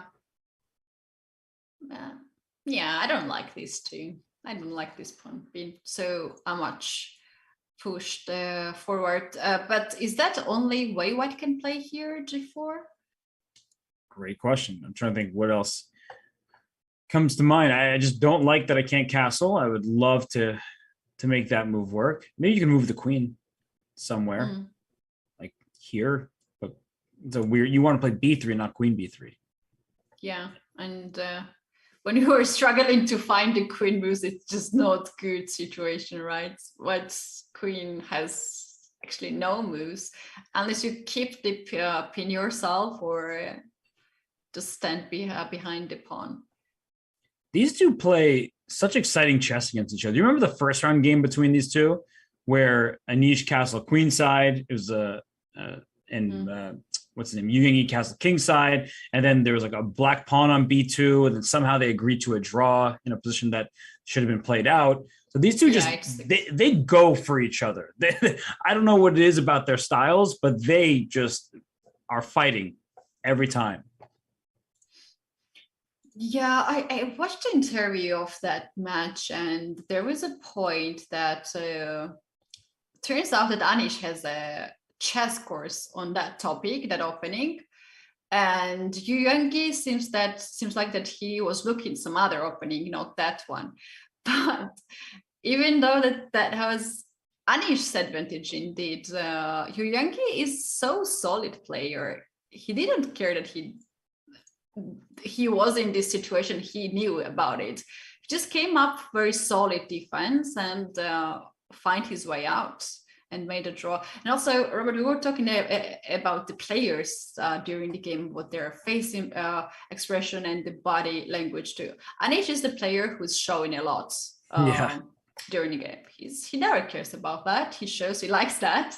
But Yu is the person who always has I don't know, poker face, or he just freezes his face. He's not showing much of the emotions.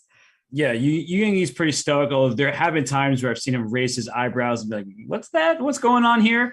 But Anish is, he wears his emotions on his sleeves oftentimes, and we'll see how this one goes. But it's very complicated. sorry, Katie, I'm looking around the games, and so much has changed in some of them, and in particular, the Mamedyarov Vincent Keimer game. That looks like Vincent's fighting. He's doing well to keep the game alive. But if we can go to our full board scene here, we can see that the evaluation bar is still very, very much in Mamedyarov's favor. That's right. And even though the queens are off the board and c4 pawn is gone, this should be good things for black. But yeah, evil bar is not so happy for black. Let's take a look. Okay, so how did we get here? Queen f4 was played at this moment. You couldn't take on g4. Just remind everybody, because queen h2 is checkmate. So the queen came to f4.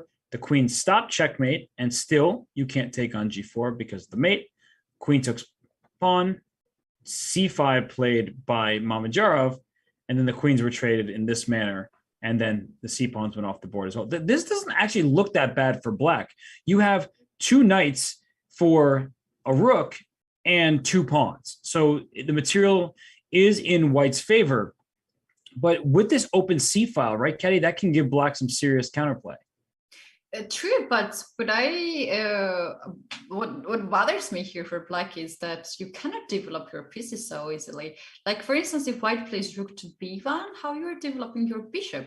If you push, it was played, right? If you push b6, then you open up the light square bishop, and I always have e5 here, and you have to watch out that move. And if you play rook b8 to guard b7 pawn, then in some variations, still e5 is a threat here, because bishop c6, the rook on b8 is not guarded. So white can win here a pawn on d6, and that's very important pawn, already on the 6th rank. So I'm struggling to find out the way how to develop the queen side pieces. And those are the pieces, a lot of pieces, rook, bishop, and a knight. No, it doesn't look very pleasant for black. And we see the evaluation bar go up in white's favor after this move, knight to a5, because of the move that Mamedyarov played. I just really love his instincts. He goes rook b5.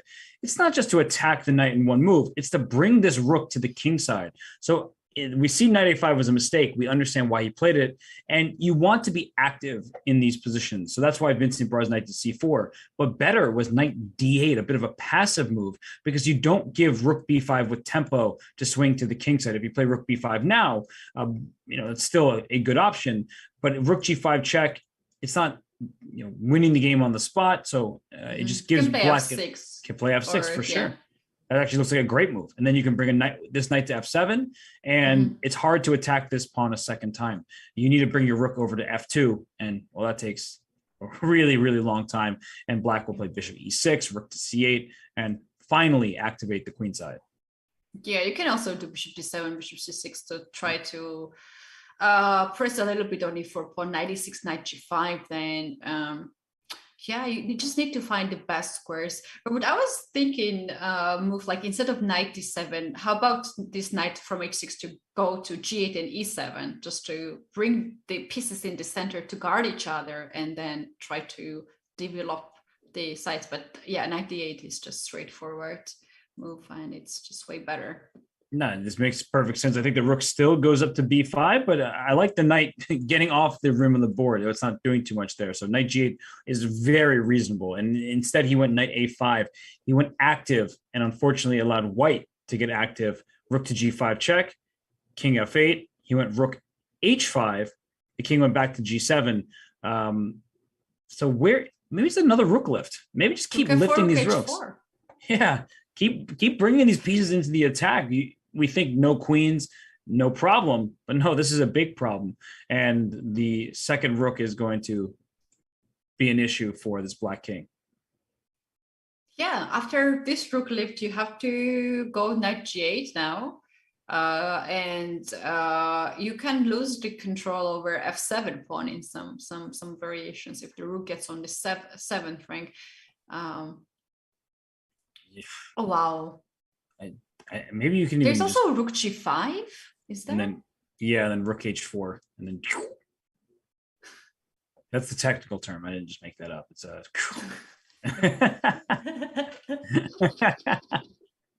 describes well this move, rook h8.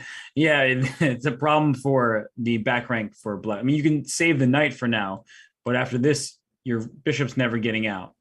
And just you need to push this pawn or you have to say goodbye to bishop and the rook as well. These two pieces, it's just passed. No good. So I think that's the winning plan now for Mamedyarov. He's thinking, maybe he's trying to figure out, should the rook go back to g5 and then play rook f4, or should he just play rook f4 right away? Both look very, very strong, and maybe there's no huge difference between the two. How about after rook f4, f6 move to bring the knight on f7 and to try to sometimes cover on g5, but they're gonna lose to h4. It's, yeah. Right. So maybe that's why actually rook g5 check is good. You make a very good point that if you check first and the king goes back, then rook f4, there is no f6. So you limit black's options, which has to be a good thing for Mamedyarov with these active rooks. Yep. Wow, that's a good chance here. Vincent is down to 21 minutes, and the position is also something that he is struggling. So, Robert, it's time to take a break now for us. Well, this time I can talk on the way out. So last time words were not finding their way through to the audience. This time I can say, we'll see you soon, everybody. We'll be right back.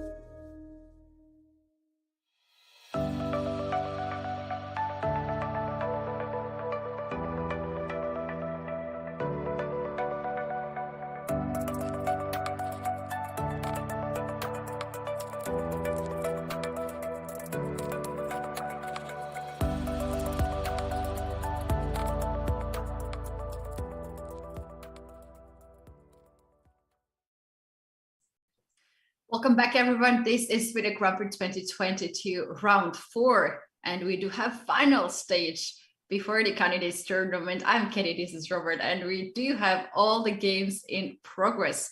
But what a day, Robert. You have so complicated positions. All the games are very interesting, and we do have a lot of changes in most of the games. But I really want to check out what is happening in the game of Hikaru Nakamura and Levon Aronian, as this group is so important for the Grand Prix and also for the candidates tournament. It is, and we were looking at similar lines, and they are following that, which is good news for Hikaru Nakamura, because after rook takes pawn on h2 at this moment, the rook went up to e4, check happened, and the rook went all the way over to a1. So it makes perfect sense. You're keeping the rook on c4 tied down to the pawn a4, and the evaluation bar says plus 1.7. Now, Kenny, we know from endgames, sometimes plus 1.7 still means that black can maybe sacrifice a piece at some point and make a draw in a rook and knight versus rook endgame. But that's a pretty big advantage for Hikaru. It's big advantage indeed, and also we do have a lot of pawns still on the board, and there are several options here for white. What is the main plan here? What do you think? Is he going to play something like d5 at some point to open up the 4th rank and then take the c7 pawn? Or why exactly this game is better for white? It's a good question. My first question, I guess, is black threatening the move f5? Let's say I don't even have a random move to make.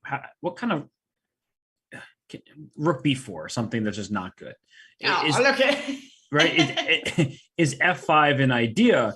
Because I want to kick this rook away from the 4th rank to give a check on these squares and go after the king.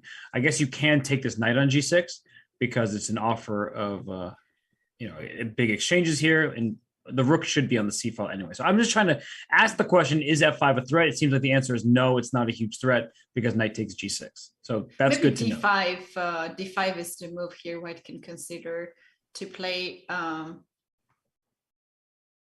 Okay, it's saying that the evaluation is going down a bit here, and maybe it's actually just trading pieces. Like I trade and I go rook d8, and I want to take your pawn and then protect g7 actively. And there are a bunch of pawns under attack here. It's not too easy for white to defend everything. That's true. All right, we have one last resource there, Robert. We earlier mentioned about knight d5 move. Is that the move that keeps white some advantage on the board? Well, knight d5, then I'm definitely playing f5. So you don't have to ask me twice. So maybe by kind of process of elimination, just to show what happens here, is I'm kicking your rook out, and I don't have f4 because the knight covers, but I do have a knight h4 check, which is looking a little scary, and rook d8. So it says it's fine for white, or slightly worse, but I think maybe knight f5 after all is said and done, because you stop f5 by putting your knight on the square, and now rook takes c7 is what I'm going for in combination with d5. And yeah, it says white is clearly for choice. If white doesn't see this f5 as a serious threat, he might blunder this move, and the things can get really different, as then the knight comes with a check, rook can also come, rook lift, rook f6, rook g6, another rook is already on the 1st rank. So yeah, white has to watch out. And he goes knight g6. Oh, that's a big moment. That's a really big moment here. And it looks like the position gets easier to play by evaluation for Levon, but that doesn't make it easy. And I think that's what we need to remember at all times. But king takes g6 was probably first instinct. Let me keep my pawn structure intact. But now after rook takes c7, rook c6 is check, and you get to quickly win this pawn on b6. So after rook a4, rook c6, this king, if it goes to say h7, as far as what's loving white's position now, but rook takes b6, or even throwing in d5 first looks pretty good just to get that pawn up the board. And white is clearly better. Yeah, seems like so. After knight g6, the move that we suggest here, black, is f takes g6, right? To open up the f file and activate your rook on this file. Because if we go for rook e7, it's already a draw, I think. Rook check, rook check. I mean, I just check you around here. And where's your king going to go? If you go king h3, you actually get checkmated with rook h1. So you have to go king h2. And then after, I believe I can keep checking you. Maybe there's something else here because check. Oh, I guess your king escapes. Oh no. Yeah, that's a way to go out from the side, and king e4, rook e1, king goes where? Okay, king e3 is probably better just because after this check, the king can even go to d2. But even in this event of all this, you have to trade rooks at some point because your pawn on g7 is hanging. And if you trade rooks, now white is with the advantage of having more advanced passed pawns. This reminds me the end game that we had yesterday, the very last game where black had a chance to push the pawns on the king side and white has a chance to push the pawns on the queen side, and both sides could just rush to the back ranks to promote. So and we saw that in that position the white was better, and here is the same, because the pawns on b5 and a4 are just pushed forward, and also the king is active. King is helping these pawns to being pushed, and the rook is free to avoid any danger on the king side. Exactly. And once you get here, right, you see, all right, pretty clearly white should be much better because of how fast the pawns are, but getting here is the hard part. Once you're here, now we can see white's winning, and the players would be easily assessing it as such. But back, if we go to the game, after pawn takes g6, rook takes c7, you have to figure out, okay, there are all these checks, the rook is going to go back and forth, and then this king is going to run away over here to c4. So you have to visualize it, and that can be the difficult part. But we can see that black is actually doing okay here. So let's try to find it, Ketty. Rook e7, it still says black is hanging in there. So after king h2, maybe what the answer to this is that rook takes g7 doesn't actually lead to checkmate.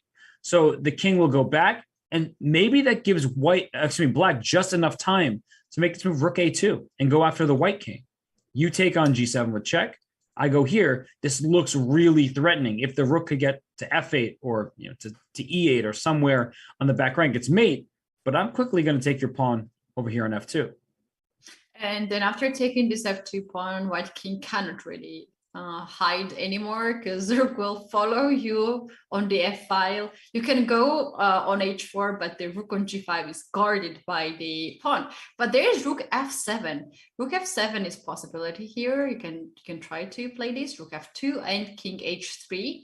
And now f3 pawn is not hanging, and there is two ways checkmate that white can threat. You will play king g8, I know. You'll do that. And now what about move like a5 if white tries to create the pass pawn? Exactly. We see the eval, we see it's only slightly better for white, but I look at this and the king on g8 is in worse shape than the king on h3, and a move like a5 does appear to be a bit nerve-wracking. Although rook f1 threatening this checkmate, let's say you play a5 and I play rook f1, I think we might see this kind of draw over here, and there may not be a way to avoid it. Oh yeah, that's a good point. That's a good point. Rook f1 here just forces white to play king h2, and you can repeat the position. But different moves are happening on the board, so all of that seems at least temporarily irrelevant, because rook takes a4 was played, and then d5 by Hikaru. If rook takes e4, pawn takes e4, thank you very much for the connected pass pawns. Immediately, it's +7. I don't even think that's enough for what this position is. The pawns will just march up the board. The rook can win the b6 pawn for good measure. And so that would just be a loss. And that means that Levon needs to find what else to do with this rook. What he can do is to play this rook a2. To transpose to the variations we were saying earlier, and rook e7, rook f5. How sneaky is that? but it's slower, right? Because it's a rook f5. Slower, yeah. Now when I take here, I can even take on g6 if I want. It's probably just a good move, so you don't check my king. Now h6, b6, and this king is still in a problematic spot, so it's a tempo behind. All right, so if not rook a2, how about rook a3 then to attack f3 pawn and hope that you will get this rook on the f file. You double your rooks and then give some checks on f file. Yes, so if rook e7, I don't even know if I can't take it. This is the checkmate, right? Rook g7, king h8. It's, okay, I'm going to attack you. You're going to attack me. But this is checkmate because the rook on f8 takes away the king's escape. True, and you don't want to take this f3 pawn with the h rook, f8 rook, because after that move, you don't threat anything. No, right? Absolutely nothing. Just don't threat anything. White can take the pawn, can also take g6 pawn or just move the rook away. Or even d6 can be possible. A million different moves, and all of them are probably just winning for white. There's no attack. The pawn f2 covers the check, so that's not going to do. So after rook a3 or rook anywhere, rook e7, maybe black has to make. There are two options. One is rook g8 and passively defend, and that might be sufficient, even though it looks a bit too passive. But another option is play h5. That's not out of the question, where you give up this pawn on g7 so your king can escape to g5. And actually, that looks like the best path forward for Levon. But not easy to make this decision right now after d5, to go with rook g8, which is so passive, or to sacrifice this pawn and find better score for the king. I think Levon will choose this h5, king h6. He will not go passive for sure in this position. Yeah, it doesn't feel right, but sometimes it is okay. So if rook a3, rook e7, rook g8, and you're threatening rook b3 or rook d3, and rook b7 goes for this pawn over here, but after rook d3 and you bring this rook, so you are winning this pawn from white's perspective, but then black can still do this and later go after those pawns. All right, Robert, we saw these variations that white can go for b6 pawn. How about black plays rook to a5 instead of rook a3? Because we understand f3 pawn is actually not hanging. And if black takes the b5 pawn. Okay, well, somehow it was not liked. If rook e7, then rook g8, this looks like equality, and it is. So that means, with the help of our lovely friend to the side of the screen, that d6 must be it, because after rook takes b5, now white goes d7 and then rook e8, and you get your queen. Oh yeah, that's not good. And rook d5, do not play rook e8. That would be a blunder.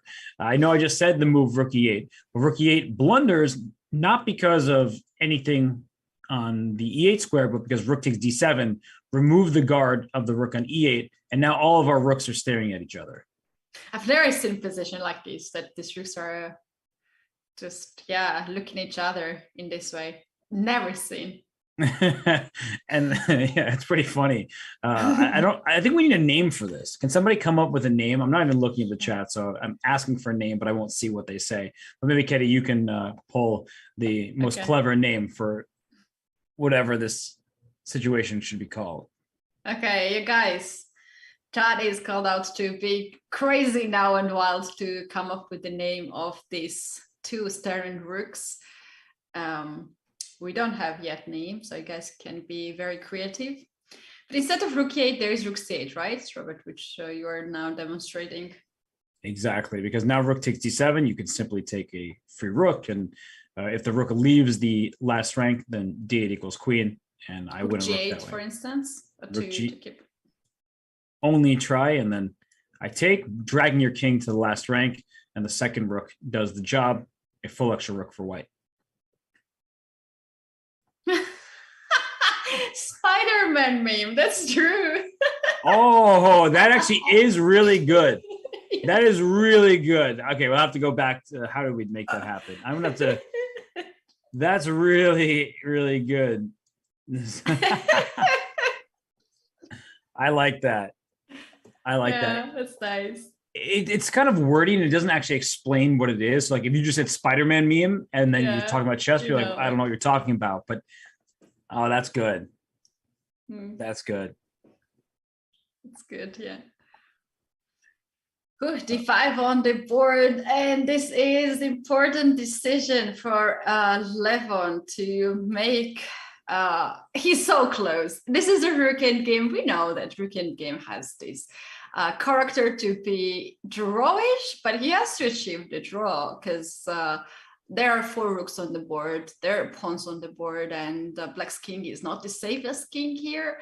But with the time on the clock, 31 minutes, I don't think it's a real struggle here for Aronian. No, and it's already moved 34, so he's close to the time control.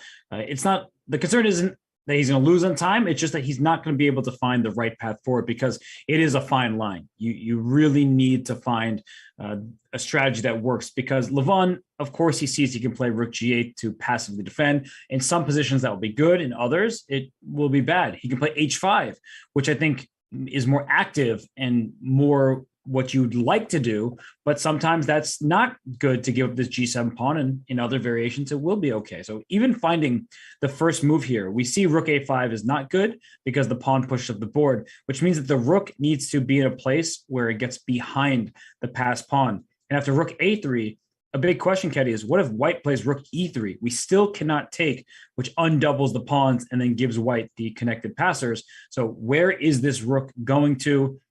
Many questions to be asked. This rook might slide behind the passed pawn as well. There's really so many different variations to consider. Oh, I love this rook third rank, rook to come on the third rank. It guards f3 pawn, and also, as you point out, rook d3 can be a serious threat to push the passed pawn, which is on the board. This is a passed pawn, and usually it is a big advantage here. Robert, when we were analyzing this game, the first results just happened, and guess what? We have a draw.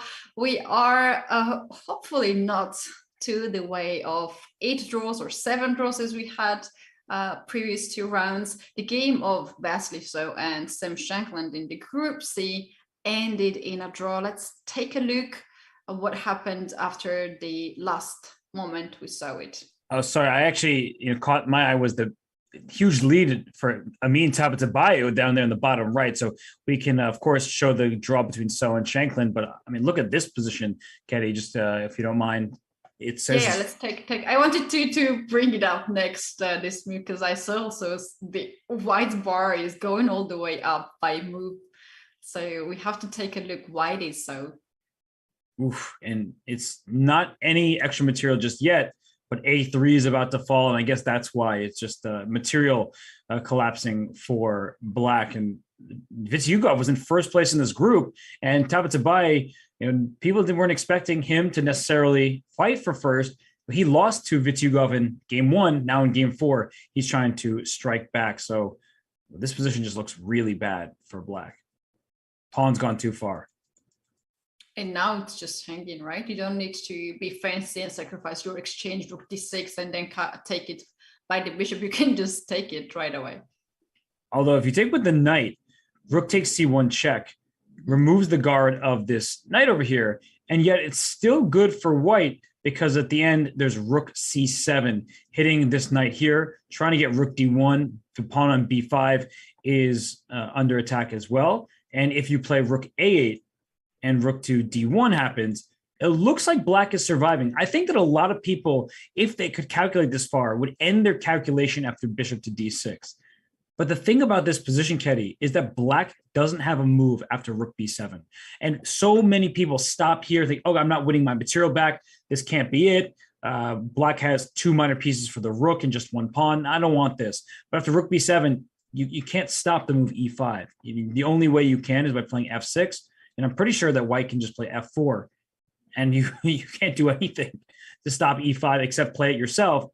And then this bishop on e2 will go to g4 and finally win this pinned piece.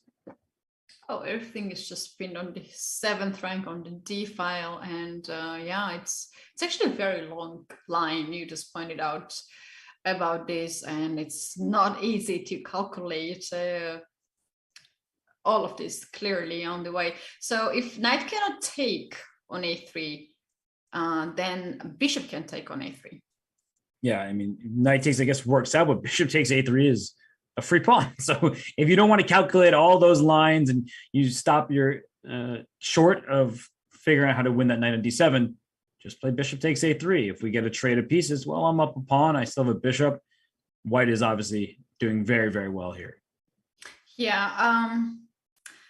What move would you play here? Knight to a3 or bishop to a3? Or it depends how deep you can calculate, and if you can find this sequence in the end. Of course, you will go for knight captures, right? But is it easy to follow all these moves? I don't think it's for Tabatabai is too difficult, because just to go through this one more time, that in this position, if the knight moves to c8, you just have bishop takes b5, and now you're winning another pawn. And after rook d8, trying to protect your knight, I should just take your knight because your rook is needed in two places at the same time. You lose your knight on c8. So if you play knight to b6 and protect your knights in this manner, rook d1, rook d8, again, you don't actually get the piece back right away, but you have these two pawns on the queen side, and black is frozen. There's nothing that black can really do to get out of this. So it feels like I can just eventually kick your bishop out right away with rook a7, try to play pawn a4, and then push my pawns up. And black's position is very hopeless. Yeah, that's right. And Robert, before we go to the other game that ended and take a look at that, is there rook takes the bishop d6 candidate move here for white, or it's just not necessary? Still good, yeah. King takes. You can take this pawn on a3 now, and you can. I don't even know which piece made with the knight to go after this b5 pawn. The king is up in the center. You would like bishop f4, but there is that move e5 as a response. And even though you've given up an exchange, white's still better. That just goes to show how much of an advantage Amin Tabatabai has in this game. Wow, that's going to be quite setting for the leader, Nikita Butyukov, in Group D. We're going to wait a little bit. What white's going to make 93, bishop a3, rook d6 is the 3 candidate moves. And when you have a lot of candidate moves, you need more time to figure it out. Let's bring bird's eye view now. And Robert, look at this game. Yu Yangi and Giri in Group D, right side down there. He hasn't castled yet, and the king is open on is on the open file. I just laughed. I'm just like, I don't know what to make of this position. It's an extra exchange for white. Black has a pawn and a knight for a rook. And if we go back to how this happened, g4 was played. We had a trade on e4, queen c6, bishop f3 was the choice, and now knight takes e5, queen b3 check. So if you trade queens, the knight comes back. This queen is under attack, so queen b3, knight c4, and then look at this move, knight d6 by Yu Yangi. The queen is under attack. The rook on 8 behind it is hanging. So after the queen moves out the way, with queen c5, we see a take on d6. And I wonder if in his calculations, Yu Yangi thought that rook takes a8 would be played to get the bishop, but now more trades happen, Keddy, and that's what white wants when you're up material. I have to be honest, whenever I see the game, so if Chinese players like Ding Liren, I always have a headache because it's always so complicated and so many pieces are hanging. It's so weird for us to see this boost knight d6. And then I thought he blundered the pawn on e5, but no, it was actually calculated. And very often people are saying that this is the reason, the style of the Chinese team are having is pretty much affected by the engines. Like they are working a lot by the engines. Do you think this is actually true? Well, I don't really know. I mean, everyone uses engines, so I think the top players from China, I mean, they're different. Like Ding Liren doesn't play the Petrov, which many top Chinese players do play, including Yu Yangi. So I don't know. I think that there are a lot of different styles from those players, so it's hard to generalize. All right. So this is currently the situation here, and now we are going to bring. Okay. Yeah, let's bring it. Let's bring it. Or if it's ready, yeah, it's ready. So this is. Oh gosh. Well, it looks like that's not going to happen. The Spider-Man, the Spider-Man meme rooks. That's good. That's good. But it does look like Levon is not laughing because the evaluation bar has skyrocketed in the top row, second from the left.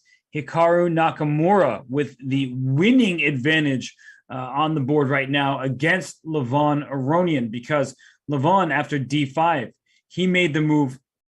If we bring up the board, which we can do here. Back rank, that's so passive. Like, we're looking at all these moves, rook anywhere, a5, a3, a2, and rook a8 is just too passive. Why this is losing this move? I think just pushing the D pawn, but this is one of those situations, again, where we can be misled by the evaluation bar, because it's when you see +5 or whatever, +4.9, it says, you think it's just easily winning, but there could be a natural looking move that actually doesn't win. For example, rook e7, that looks very natural. Already the evaluation is starting to go down. So it goes to show that we shouldn't just rely on engine evaluations. We need to start considering our options here. And I think d6 is the right way to start. You have a passed pawn, push it.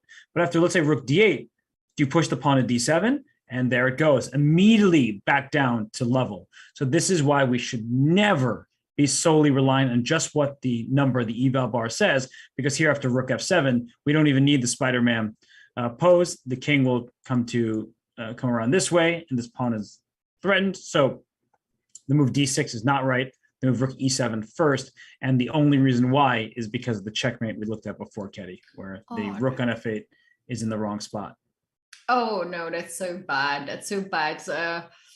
But okay, if we don't have this checkmate, if black is not going for d6 pawn, he can still play rook g8 and claim that, okay, I control the back rank. How you're going to win this?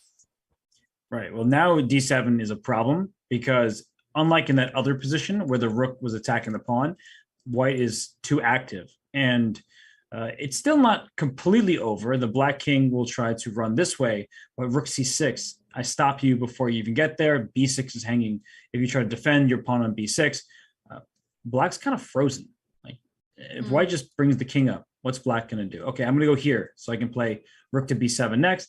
I'll let you do that. You play rook to b7. I play rook d6, and I have just completely frozen black's play, and the king is walking into e6. e6. What you can do here? King h5 and rook h6. Just be very, very bad person. Ouch.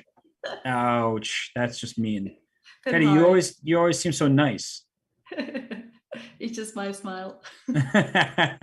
Well, that's devious right here, just winning this pawn because the pin on the g7 is just hopeless. Black is tied down to the defense. So the move played rook e7. So I mentioned that first. That's a very natural move, and it's still good for white, but it's not quite as good as d6 was. And I think that Levon, he can try and sit passively. We mentioned earlier, Katie, this move h5, giving up this pawn so your king can run away, and it's still going to be a good position for Hikaru, but there could be a situation where the endgame, it looks winning, and yet there's no progress to be found. But to be honest, rook e7 was played really fast. Hikaru still has 25 minutes. This is a time if he spent, and h5, by the way, is on the board. If he knew that this is his chance, he would think deeper. But the problem for the players, they don't know what we know, and they don't have evaluation bar with them. So rook e7 is such a natural move to play. I think Hikaru believes he's winning, and well, he is winning, objectively speaking. So rook e7, it doesn't throw away the win. It did give black a little bit more play, thanks to this move h5 by Levon. And just to remind everybody, the king will go up. If it goes back, it gets checkmated in the way we've been showing. And here, so what now? d6, that looks pretty good to me. What about rook a3? I'm going for your pawn here. And this is the type of counterplay that in the previous example, black didn't have. And if you get scared, you say, okay, I'm not going to give you that pawn. I'm up material. When we trade pieces here and I go rook d3 and you go d7, white is up a pawn, but black will play g5, will play king g6 and try to go after this pawn. And you see the evaluation bar says, it's equal. It's an even endgame after all that. Wow. Yeah, rook endgame is so interesting. There are a lot of theoretical endgames, and this is practical. You can read this in any book. You can see, of course, in the game happening, but it's so resourceful, especially when you have 4 rooks on the board, these Spider-Mans. It's just so interesting. It's just so interesting. What do you think after h5?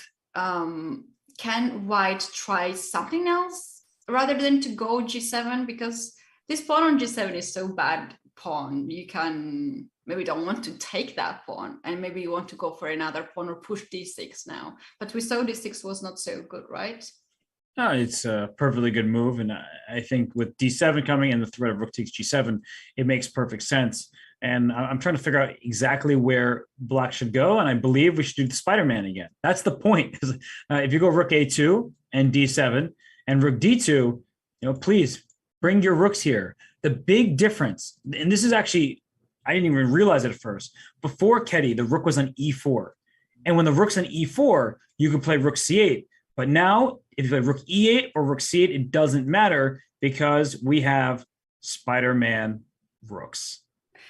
Indeed, you ask for it, bring it, and our producer, Big, was ready to bring it in a second. So here we have these funny looking rooks that myself, I have never seen this situation. It was the first time that I saw it out of 20 years of playing chess. So, okay, h5 is on the board. Hikaru is thinking, he knows he's winning. He knows this is his chance.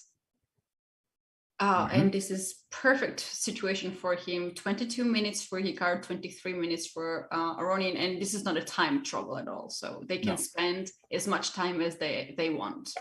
It's more about the evaluation function and how they're considering this position. And if you're Levon, just for anybody who is watching and trying to figure out how can I save games where I'm in trouble, I don't see how my opponent isn't going to win. How do you think differently? How do you get into the mindset to survive games like this?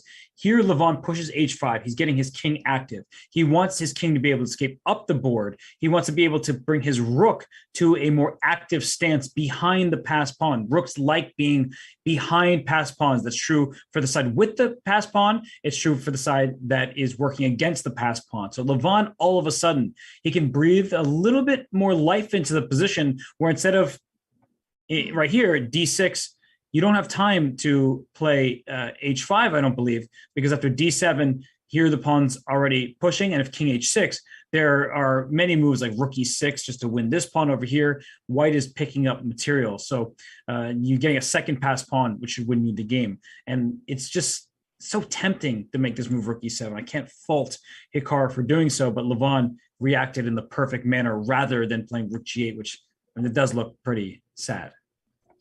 That's true. And also, Robert, when you see the move rook e7, you don't really consider a candidate move because you follow this line and you are trying to find the solution after, for instance, h5 move, which is really good move here. It's not something that, it's not puzzle that you can solve at home or during your stream because, there's one spatial move. This rook e7 is so natural move that's why we had it played really quickly by Hikaru.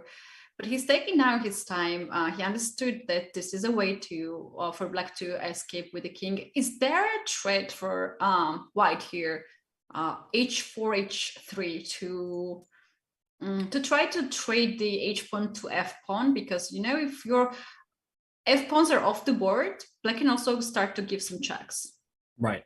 I think that's something to keep in mind. Rook f5, which we were talking about earlier, to give checks and to attack these pawns here, that it just allowed black to mobilize his forces. And rook a3, we've been looking at that type of move. And you're right, h4, h3 is something to keep in mind as well. So I feel like all of a sudden, in just a couple turns here, it went from Levon having good chances to hold, Hikaru looking like he has great chances to win. Now, all of a sudden, I'm in this sort of 50-50 territory, and maybe even slightly more in the Levon holds this position territory, because it's tricky. I don't see the way to keep black's pieces at bay. And if you take on G7, which is why you put your rook here and then play D6, after rook to somewhere on the A file, D7 still can be played because you can't take this rook as this promotion comes with a check. But after rook D3, I would probably move my rook to E7. And then what if I go rook D5? I have the Spider-Man rooks. That is what I'm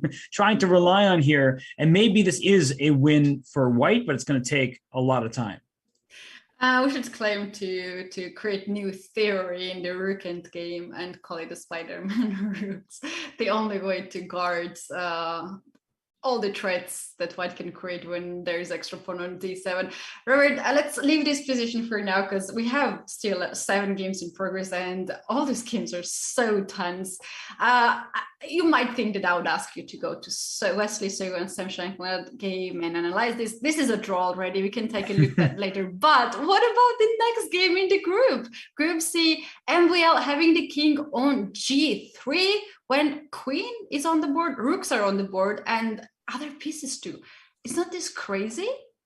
Why is there a king on g3? So what just happened here? We left just a bishop b1, and the bishops were traded in the dark squares. We thought that would happen. Takes, rook e5, all makes sense. Bishop d7, and then here comes the g pawn. g5, g4, and g3 check. So that is why the king went to g3. The queen could have captured on g3. So I'm very curious to know why Maxime decided to take with his king, but he figures that. Sorry, go ahead, Katie. I have a feeling that if queen takes on g3, then it leaves the g1 a7 diagonal without control. So maybe knight g4 can be played here. King has to go on h1 or g1, and now there are lots of threats. There are lots of threats starting with queen b6 with this pin, or even rook h5 and g5 in this position. Although we have to watch out for moves like e5. Here, there's a check. Right, but I liked your queen b6 move. And it attacks the knight, and if you try to defend your knight with one of your rooks, now black swings this rook over to f8, and it's clear that black is controlling many of the important squares on this board. Yeah.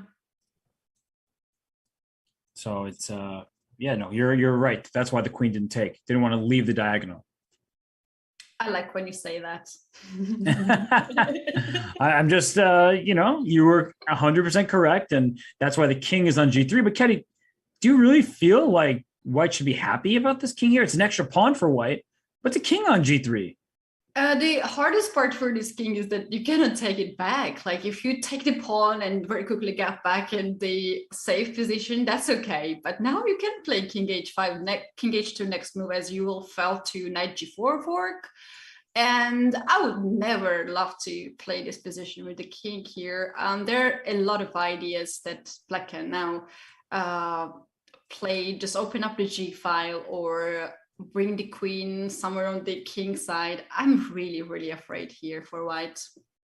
Yeah, this king on g3, not happy to be there. And yeah, knight h5 check. I think a lot of people would be tempted to do that because you're giving a check. But now the king goes back to h2. And Ketty's whole point was that knight g4 was keeping the white king from running back to h2. So this would have helped white bring the king back to safety. So knight h5 check in the live position would be a bad choice. I'm looking at rook f8 as a possibility. I'm looking at your queen b6 as another option. And it's just the cost of one pawn. And where is that pawn? It's blockaded on e4. So definitely some good chances for black to seize the initiative here. Yes, black can also make some moves here, such as like knight g4 to take h2 square by control here. Then rook b6, queen b6, queen d8, and look for h4 pawn there. Rook h5, attack this pawn. So there are plenty of ideas just like looking at this. And these players are playing this game for like 3 hours already. So when you play your own game, you have way more ideas than we can have, because you're spending a lot of time, all the small details that maybe we just skipped because we have to watch 8 games at the same time. Yeah, I mean, Rook F8, this looks, I don't know where this king is going to end up from G3, but for now it can't get checkmated. That's the very least. So, all right. Well, I'm looking at the other games, Ketty. I see that Mamedyarov, it looks like he is nearing a victory. We've been saying that for a long time. Vincent has been fighting tooth and nail, trying to make it work. But in the live position, I think that finally Mamedyarov has found a way to scoop up too many pawns. Yeah, let's take a look at that game and just give the final evaluation. What can be the way how Mamedyarov can end up this game in an easy way? He's just collecting on the pawns. That's the answer, actually. And look at these pawns. They're all isolated, but that means that they're hard to get to. When pawns are together, and let's say they're like this, pawns in D4 and C3, then black can just, I didn't mean to play E3, then black could just go king E6. But with pawns on H3 and C3, they're all over the place, which means I'm going to distract you somewhere and then use my other passed pawns. So sometimes split pawns are a good thing. Splits in bowling are always terrible. Sometimes splits in chess are good. It was one wisdom dropped by you. I agree with that. But it looks so weird, these pawn structures. And here the main point, Robert, is that there are knights on the board. If there are bishops on the board, they can take control over a lot of squares and the whole board, but knights cannot do that. I believe if there's a bishop on c4 and bishop on e7, black can be all right in that position. But knights are just too slow. They cannot move around that fast. And these knights can't even defend each other, right? If a knight were on d6, maybe we'd be speaking a little bit differently, but not really, because knights are slow at getting from one side of the board to the other. So if it's going to go after this h pawn, then you're going to be unable to defend this a pawn. So rook c7, just kicking this knight away first, and then you can bring your king in, but you can just push all these pawns, and there's no chance for the knight to deal with all of them. Yeah, that's right. You can also bring the king on the queen side and try to capture a5 pawn. Of course, black will try to avoid that and guard it by the knight. And if you even give a rook away for knight and the pawn, just imagine that position, 4 pawns versus knight. It's just not enough. And yeah, we do have the small board, but live board just down here, guys. This is the game, Nakamura versus Aronian, because indeed this match is very important for the Grand Prix last leg. And we have to bring up the bird's eye view and check out what is happening in the other games. For sure. I mean, it looks like even though the pawn went to h5 for Levon, Hikaru's position still winning. We were talking about that. And maybe Hikaru's just in full control. He's spending his time wisely as he wants to convert this. But we see those 2 bars next to each other. Hikaru Nakamura, Levon Aronian towards the top left. And then the one next to that, Mamedyarov against Keimer, also very high. Amin Tabatabai, look at the bar there. Hey, it looks like a position we're talking about, actually. Yeah, so he went knight takes a3 and allowed the exchange sacrifice. So he is winning his game, and the rest of the games are just absolute fights. And I can see that Yu Yengi's king is on g3. I thought it was Emuel's king, and I was like, where all the pieces went? Like, are they on vacation or something? But it's different. So we do have here a lot of g5s today. I mean, a lot of games like Mamedyarov and Keimer, as well as Wesley So and Sam Shankland. There was the third one with the g5. Yeah, that's the MVL Predke, right? Mm-hmm. G6, G5, G4, G3 was played. So we have a lot of g5s, weird stuff going on. 2 kings on g3 for now. That's right. So we're going to see many decisive games. I pulled back up the game between Hikaru and Levon, and I guess Levon, his last move here, he brought his rook up to f5. So we can bring that game up and show you that he didn't activate his rook from the A file, he decided to play rook f5, and that move made the evaluation even higher for white. And we want to see the Spider-Man rooks again. We get here, and if you play one of the rooks to c or e8, rook takes d7, but after rook takes pawn check, king h6, I think f4 threatens pawn promotion with rook h7 checkmate, and that might be a problem. Oh, that's so bad. You are forced to play rook d8 here, and then white's rook can move away, and now white can start to target even b6 pawn or bring the king f3, king f4 in the game. Yeah, that's not easy. That's not easy for Aronian here to play. And also, Robert, in this position after rook f5, you probably want to give some checks on g5, h5, but h5 square is occupied already by the pawn, so you have only one check. That's right. It's not working the same way. Well, Hikaru takes on g7, and now we'll see, does he play pawn to d7? He could throw in this check first, but that might help the black king get closer. And maybe I underestimated just how winning this could be for Hikaru. Rook f5 certainly helped white's cause here, but the moves are super difficult. And just when Levon had a sliver of hope, he makes his rook f5 move, and d7. You can't take this rook because d8 equals queen is check to this king on g7. So Ketty, d7 looks like a strong move, and after rook d8, at this point, just bring the rook back to e7, and after rook d5, I think this move f4 is so important, because if you don't play f4, let's say you play king g3, and this king comes to g5, yeah, there it is. The evaluation is going down because I'm just trying to bring my king closer to this pawn on d7. Yeah, so by f4, you lock the king on h6. You can't get out on g5, you can't go on the back rank, but still how white is going to proceed from here is just like that. Well, because you can't play g5 as black. If you play g5, I checkmate you this way. Like, you don't really have options in this position. You can play rook d6 and try to sit and wait, but if I go king f3, and you try to f5, Robert. There, f5. If you take f5 pawn, then rook c6, and I get the connected pawns. Oh, I like that. I was going for the slow approach. You said, "Let me just win on the spot." And this f5 is just winning. Yeah, no for patience. Sure.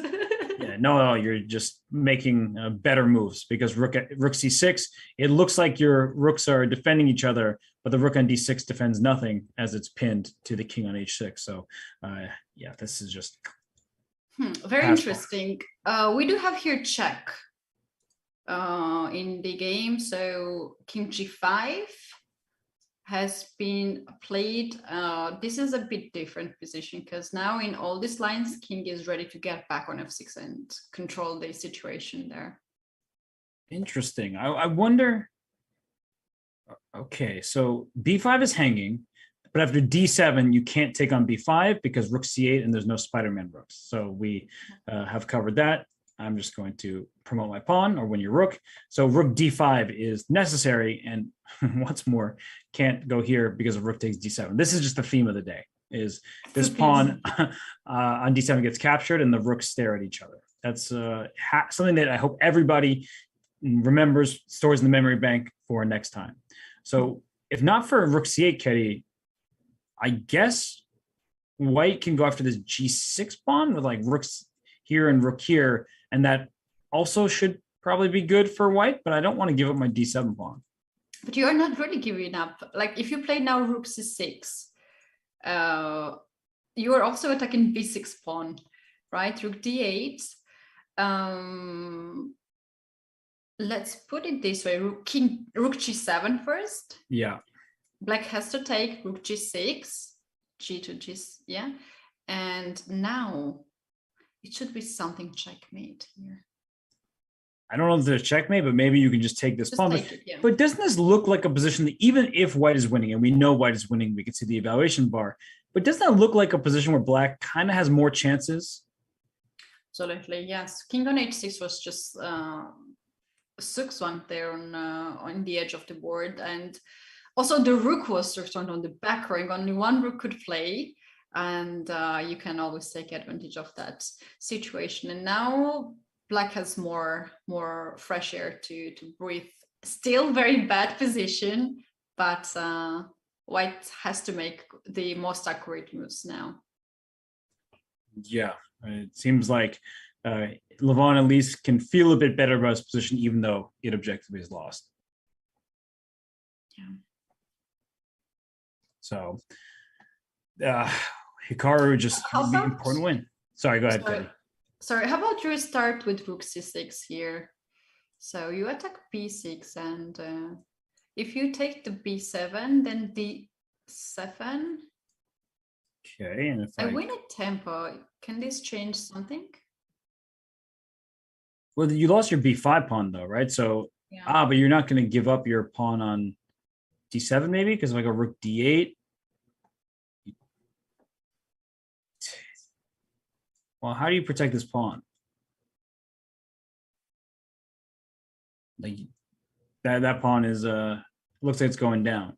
Yeah, I was looking for some moves like that king g3 or f4 at some point to try to checkmate, but it's You're trying to checkmate this king over here? Oh, you're looking for the immediate kill with king g3 f4. But there's h4, unfortunately, and this pawn just kicks you back. Yeah. I mean, even this is still going to be a good situation for white, or a better position. But if I get d7, I'm liking my chances to hold much, much more than in all these other lines. Yeah, you don't have b5 pawn now, and with the double f pawns, you cannot really do much here. And black's king is just free. And Robert, in the end games with 2 rooks on the board, 4 rooks, it's always good to have king in the center, because there is less chances that you will be checkmated, rather than to have in the edge of the board, which we were showing earlier that it was 6-1 there. And now as the king is free, there will be need from white side to play very accurate here. Mm-hmm. That's true. So the king on g5 is a better place than it was on h6. But Hikaru, he's sitting, he's thinking, he has time. It's move 38. So he has just 2 moves to make before gaining the additional time on the clock, and you need to be accurate. End games, you don't often get chances to do takebacks, and so if he slips up here, Levon will have a chance to try and survive. But Hikaru in very good shape to take down Levon and tie him in the scoreboard in Group A. So should we check in on some other games, since we'll keep an eye, of course, on this game, but other games are going on. They're going on. Let's take this bird's eye view and check it out. The game of Mamadurov and Kmart, it's nothing really changed there. Yeah, Vidigo is having really bad position. We have not checked while the game of Dominguez and Dubov, and we can see that Dominguez is now having a slightly better position by the engine bar. Okay, so I pulled that game. What? There's a knight on d2. Like I pulled the game up, and all of a sudden I see this random knight hanging out on d2 here. So what's the material? White's up a pawn? Okay, let me calculate. Today I'm calculating for you. Yes. Yeah, there's an H pawn missing for black. Yes. But Robert, do you remember Dubov's yesterday's game? He missed h7 pawn against Kmar, and his knight was stuck on a2 weirdly. Mm-hmm. And now we have the same situation. H pawn is missing, and the knight on d2 is just not on, even b3. It's not right square for this knight. And we can just quickly scroll through the moves, how we got here. Look at this bishop on d4, amazing piece. And queen g4 happened, and h6, pawn push, and black's position is better here. This knight on d3, it's looked like it's been hanging, but if you take it, rook takes e6, followed by queen takes g7 checkmate. So the rook came to e7. Now if rook takes e6, pawn takes, and the rook defends against the mate. So bishop e5, bishop c5 check. This is how the knight versus bishop scenario happened. And Ketty, I mean, the position is good for black according to the bar, but instead of making a draw with the queen checks, he plays h5, and after queen e2, he then gives up this pawn on h5, and he seems to have made a mistake in the next couple moves. This sacrifice seems to be okay according to our friend over here, but what was his mistake?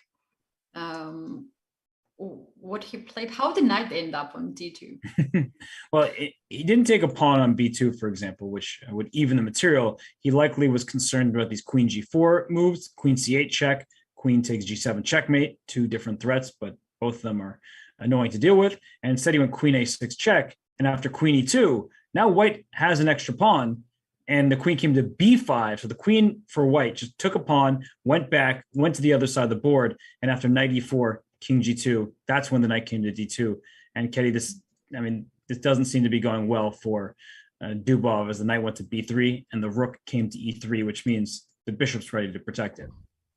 Robert, the position seems to be okay here for white indeed, but what about time? Is that 0:45, like 45 seconds on the clock for Dominguez?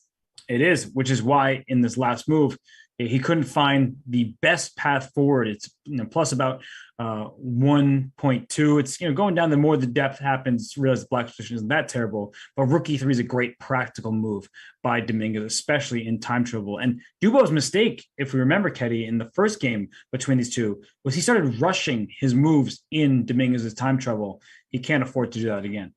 Oh yeah, I remember this. He was weirdly blitzing out the moves when he had like almost 1 hour on the clock.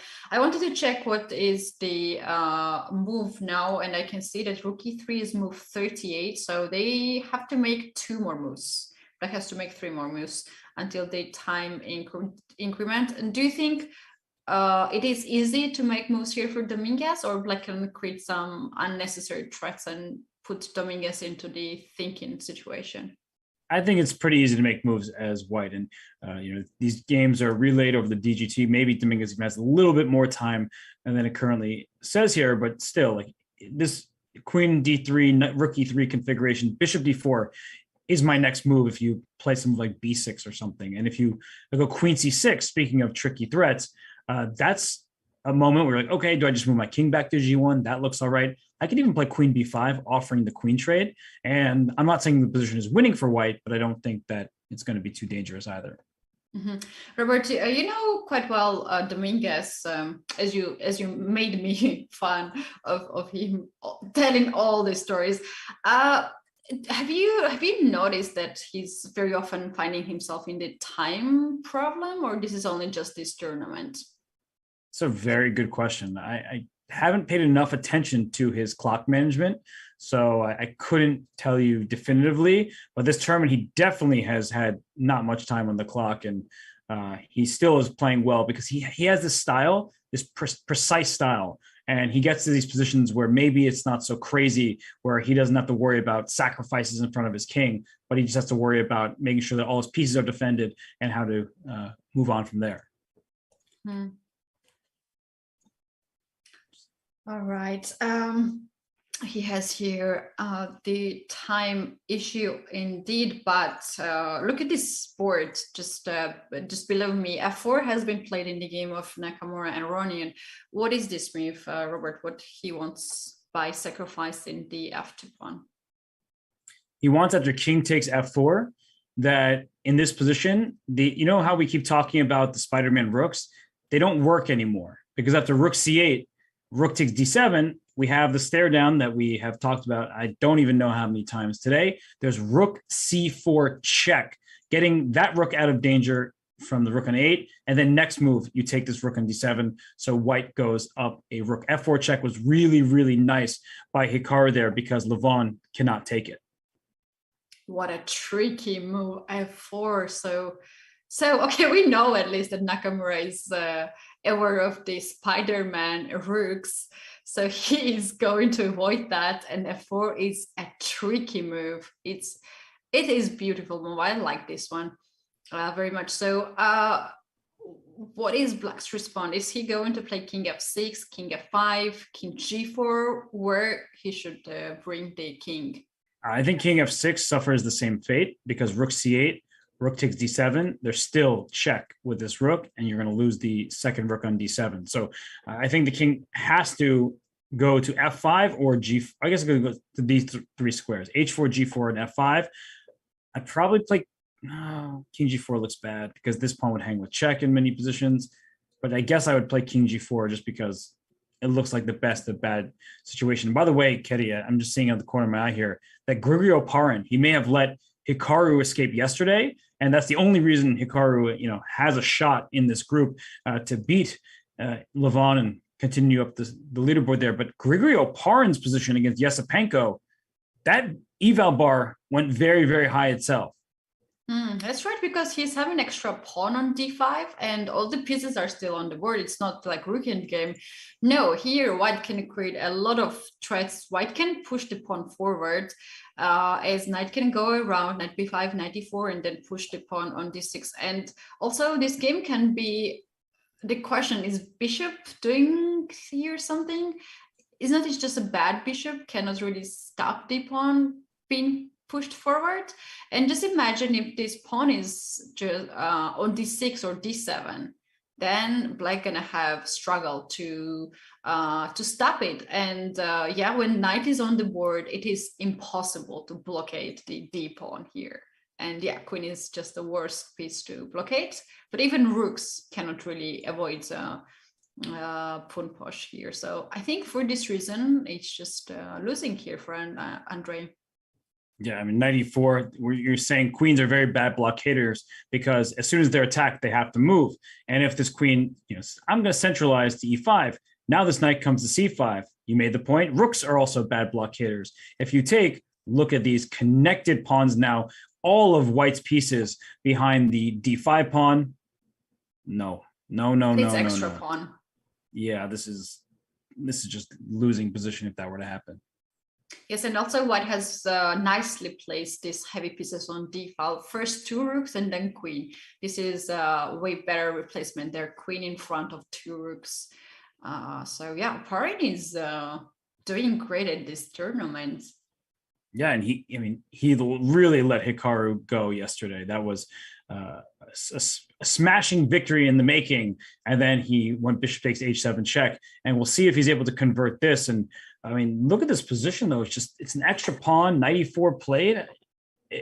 There's nothing that black can really do. And I'm surprised to see Yesipenko in this type of position because he's such a strong player himself. And Oparin is just working it right now. Yeah, I agree. Yesipenko is a very solid player. Despite his age, he's just turned 20 years old a few days ago. He's a very solid player. He is a player that seems to be like older than his age. I know how to put this in the correct way. He's really nice person and nice guy. But his chess is actually, I think, the age at least like 30, 40 years because he has all this knowledge of a lot of theory and also the experience. So what a surprise to see him here in this losing end game. Yeah, no, it's a tough spot for him to be in. As a remind everybody, 7 games still remain in this round. Just one game has finished. That was a draw between Wesley So and Sam Shankland. And as we get to the final moves of the time control, I think we're going to take this opportunity to take a quick break, grab some water, breather, and let everybody settle in for the final stretch of the 4th round here at the FIDE Grand Prix, 3rd leg.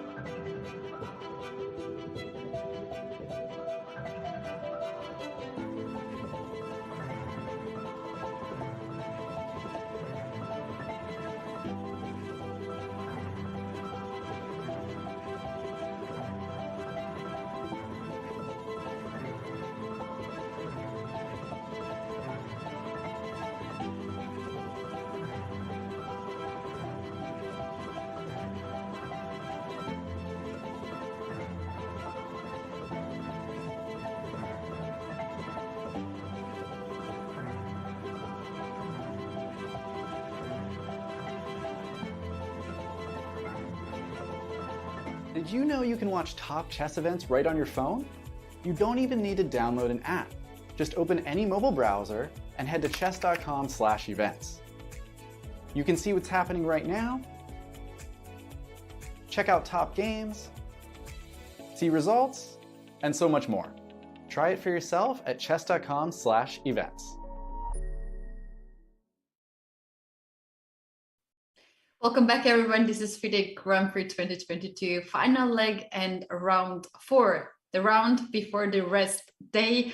I'm Katie, this is Robert, and we do have 1 game down and 7 in progress. And all the 7 games are extremely interesting. And Robert, it's your decision to choose which game we're going to see first. I mean, look at the game in the bottom right-hand side of the screen. Amin Tabatabai is winning, but the one next to that, there's a king on G3, there's a king on D7. Both kings are out in the open in Group D. So Yu Yengi and Anish Giri, in terms of a 2-player combo, they provided maybe the most entertainment out of any matchup. And I'm going to bring that one up. We will keep the game between Hikaru Nakamura and Levon Aronian on the smaller board right underneath Ketty there. But Ketty, in this position, it's move 39. This is about to be the 40th move for white. And if I'm noticing this correctly, the last moves were a bunch of checks from this white queen. So it looks like white can make a draw here. Yu Yengi can just keep those checks going to make a draw. And he probably should, because there's a king on G3.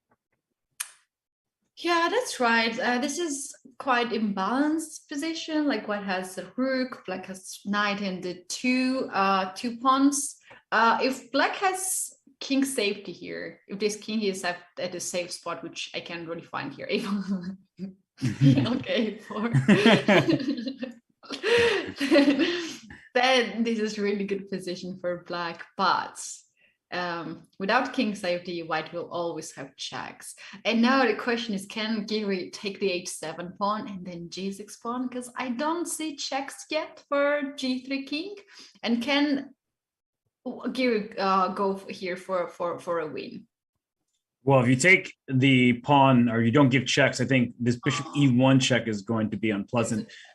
And the knight on c4, very important piece covering d6, otherwise the rook would capture. So I believe that the best that you could hope for is this draw by repetition. I think playing on is playing to lose, not playing to win. And it's just, the rook can't get into the game. That's your extra material, and it's not felt at the moment. So I think we will see a draw. Yeah, that's I didn't really see here bishop e7 e1 here, and if you just allow that black to happen, then you have to give up your material, either exchange or bishop on f3, and none of these are just working good for white, because it is black to move and black will capture some pawns by the checks, and yeah, definitely that's not what you want. That's right. So I think that we'll see a draw here. That's important news in this group, because the other game in the group, which we'll show quickly, is the one between Amin Tabatabai and Vityugov. And Vityugov had the lead before the games began today, and Tabatabai was in last place with 1 out of 3, and Vityugov had 2 out of 3. So if Amin converts this, and he's completely winning with these 2 passed pawns, the rook cutting off the king and not even downing material, this will be a 4-way tie with everybody at 2 out of 4. Yeah, that's so interesting situation. And then we do have day off tomorrow. They will not play, and second part of the elimination stage will be crazy in Group D, because no one really knows what's going to happen here and who's in the best shape. Is there a way here black can, for instance, capture the pawn on e4 and then try to give up, for instance, knight, and keep the position and hope for a draw?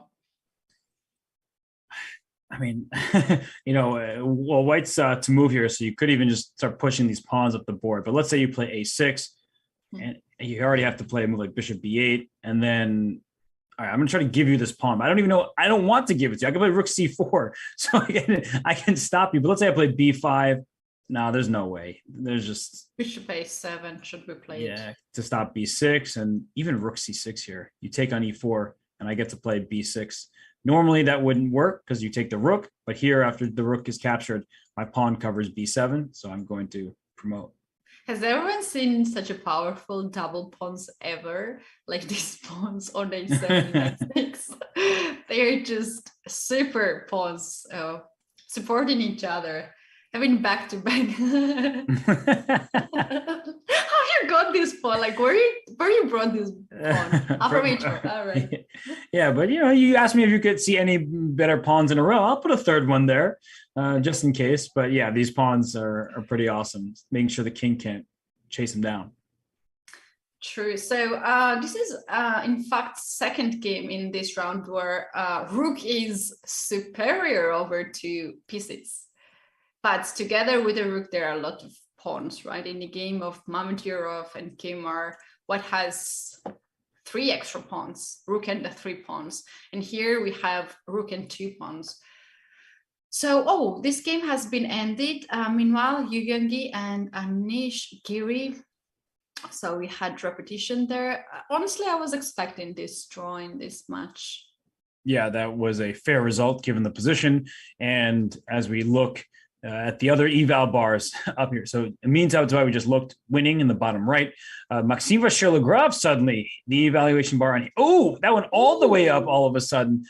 Is that a rook on B? Wait, what? What's happening in that game? Error, probably. No, I don't actually think it is. No, wow, this game has been awesome and we missed it. So the king was on G3, rook F8, knight F3, the bishop went to E8. And the reason why the bishop went to E8 is if you take what seems like a free rook, here comes knight H5 with check to both the king and the queen, a nice discovery tactic. So instead, the rook went to F1. And here, Keddy, after bishop G6, now it was time to take this rook. Knight H5, king back, rook takes queen, and then knight takes G6. And look at this right now. If we pause, it's a bishop and a rook for this queen. And wouldn't you just trade here and take a knight? Thank you for the free knight. Well, thank you for the checkmate. This bishop, which we hated earlier, checkmates the king. Yeah, this ugly duckling, is that the character? That's this bishop today in this game. So, okay, it makes sense then why Prudke gave up the rook for the bishop. So he felt that bishop on b1 was so strong that he had to give up his rook for this. Right, because immediately rook f8 check and e5 with a mating pattern over here, and it's going to be bad news for this king. So he decides to take the bishop right away. But after rook takes b1, by the way, these were the moves right here. This was rook b2 was move 37. Check, move 38. Move 39 was rook takes b1, and it's the losing move because after rook takes b1, it's completely lost. Queen e7 play to attack this pawn on h4, but white can even play g3 and then rook c1 and then rook c7, and that's game. Oh, wow. Robert, in these situations, when I am like, I'm losing the game on the move 38 or 39, I have this feeling like when I'm in the time scramble and this crazy position, my heart is just jumping on the board. And when this happens, when I got 14 moves and increment on the clock and I look at the position, then I could not even hear my heart beating. So it's so strange. I think it happens in second and you already realize that you're simply losing. And for Prudke, just imagine he's losing the game where his opponent had king on g3. That's just a very bad situation for him indeed. Yeah, I mean, what a wild finish to this game over here, because it looked like it was a mess. And if we remember, Keddy, which I honestly forgot about, if we just go back to this moment here, white started a pawn up. When black went g5, g4, g3, he handed MVL a pawn. So after it takes knight takes g6, we have a position with what's called Lasker compensation.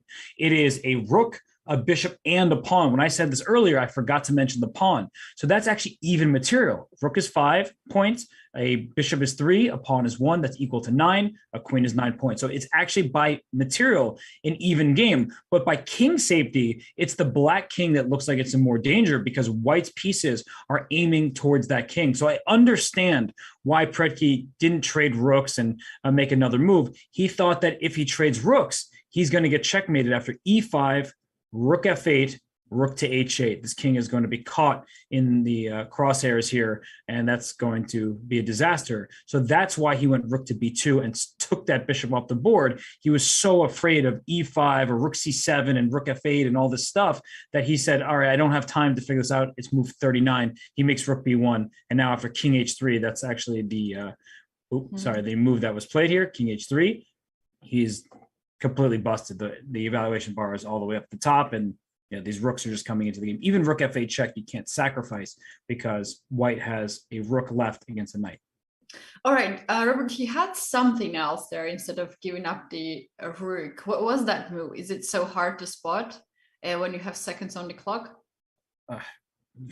Knight f6, rook c7. Knight f6, exactly. Here comes rook c7. Right, that's a good defensive move. Bring your knight to close the f-file, but you lost protection of this pawn on g7. So let's see what else. Queen e7 to go for this pawn on h4. Rook c8 check, king here, and then this knight comes to f8. Your king has to go to the back rank and knight g6 check. Okay, can't play queen e7. So what can I do? And this happens all the time, no matter the level of the player. You sort of freak out when you have seconds on your clock because rook c7 is a threat, rook f8 is a threat, e5 to go for a checkmate is a threat, and to even find a single move here, good luck. Maybe I'm just gonna look up the answer. It's king h7. Come on. King h7, walking right into that diagonal that we just said was a problem. You're gonna make that move on move 40. No chance, 0 chance that you're finding that move. And even here, white is still better by playing, it says b4, just a calm move, quiet move. And if you have 10 chances to find this move, you will not go for this for sure, because you just step back. And if you have 100 chance, you might go because you will run out from the moves.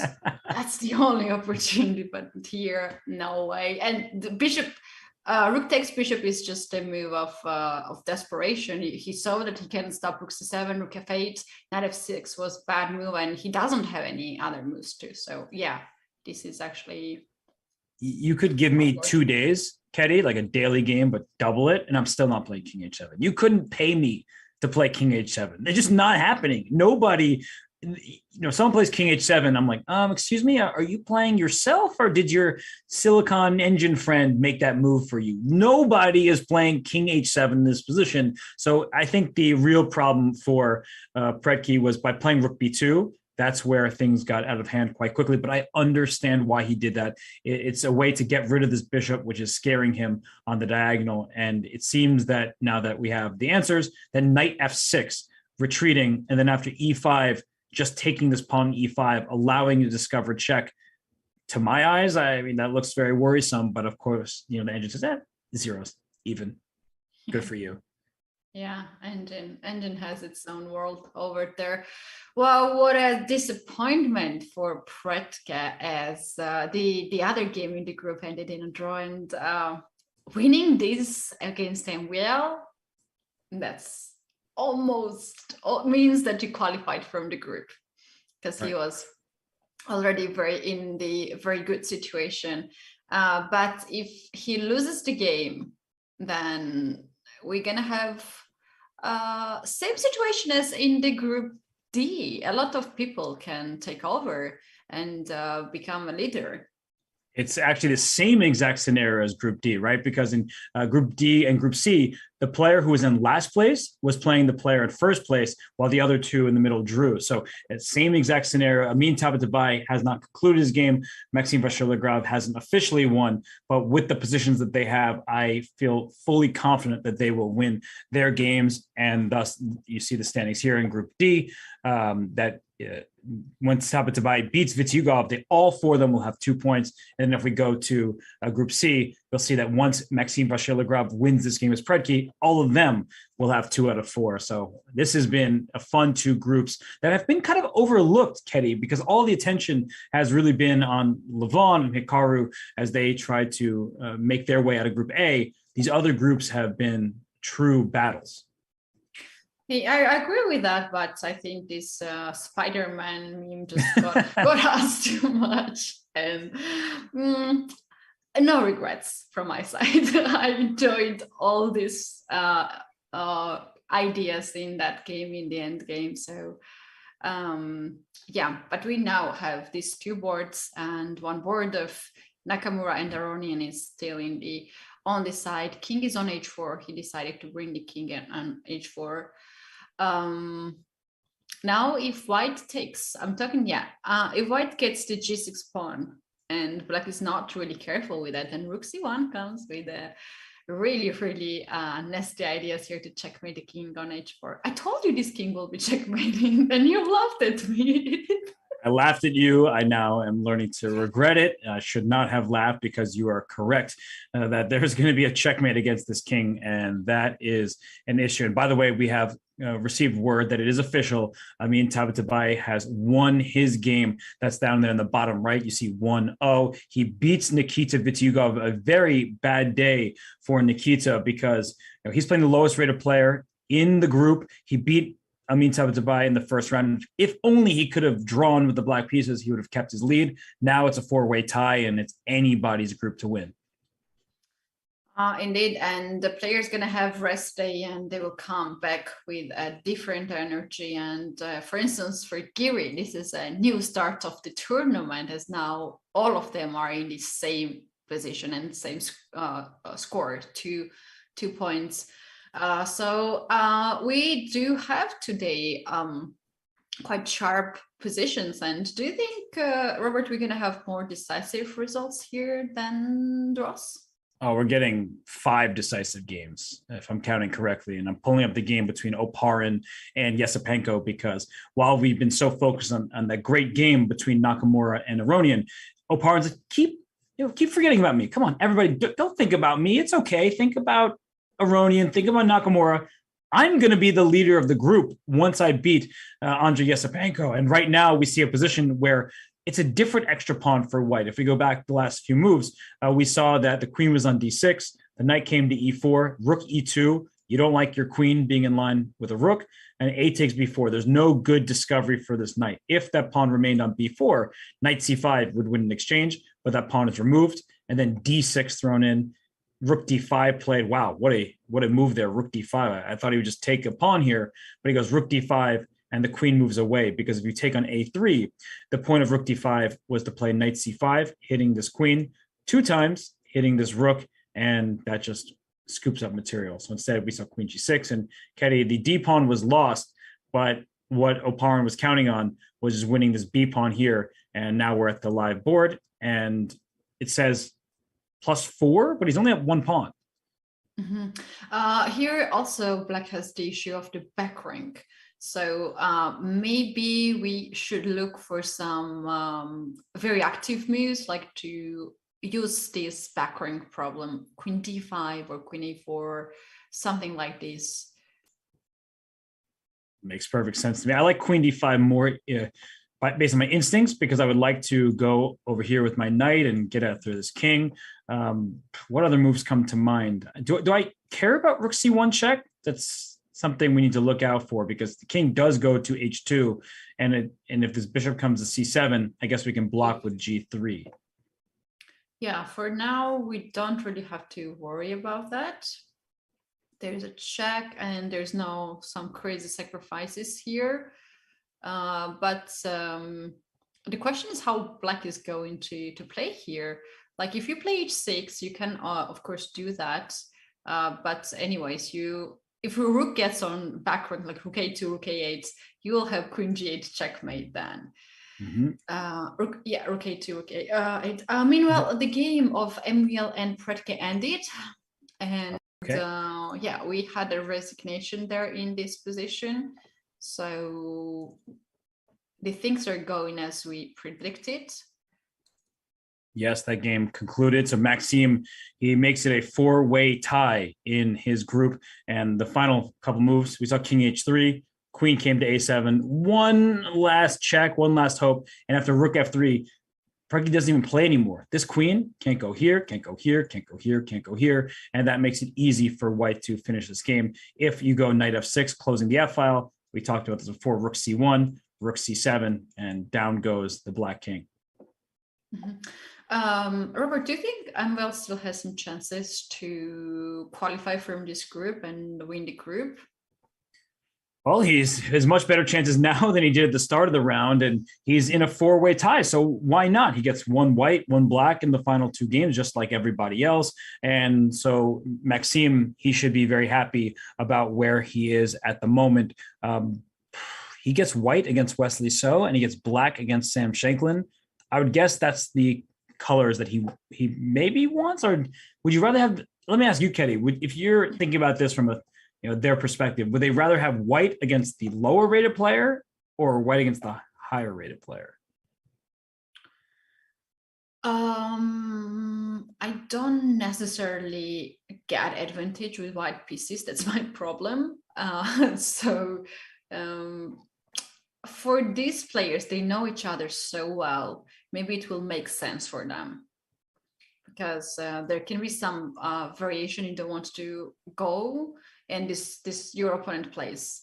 But I think I would rather choose white pieces for lower rated player.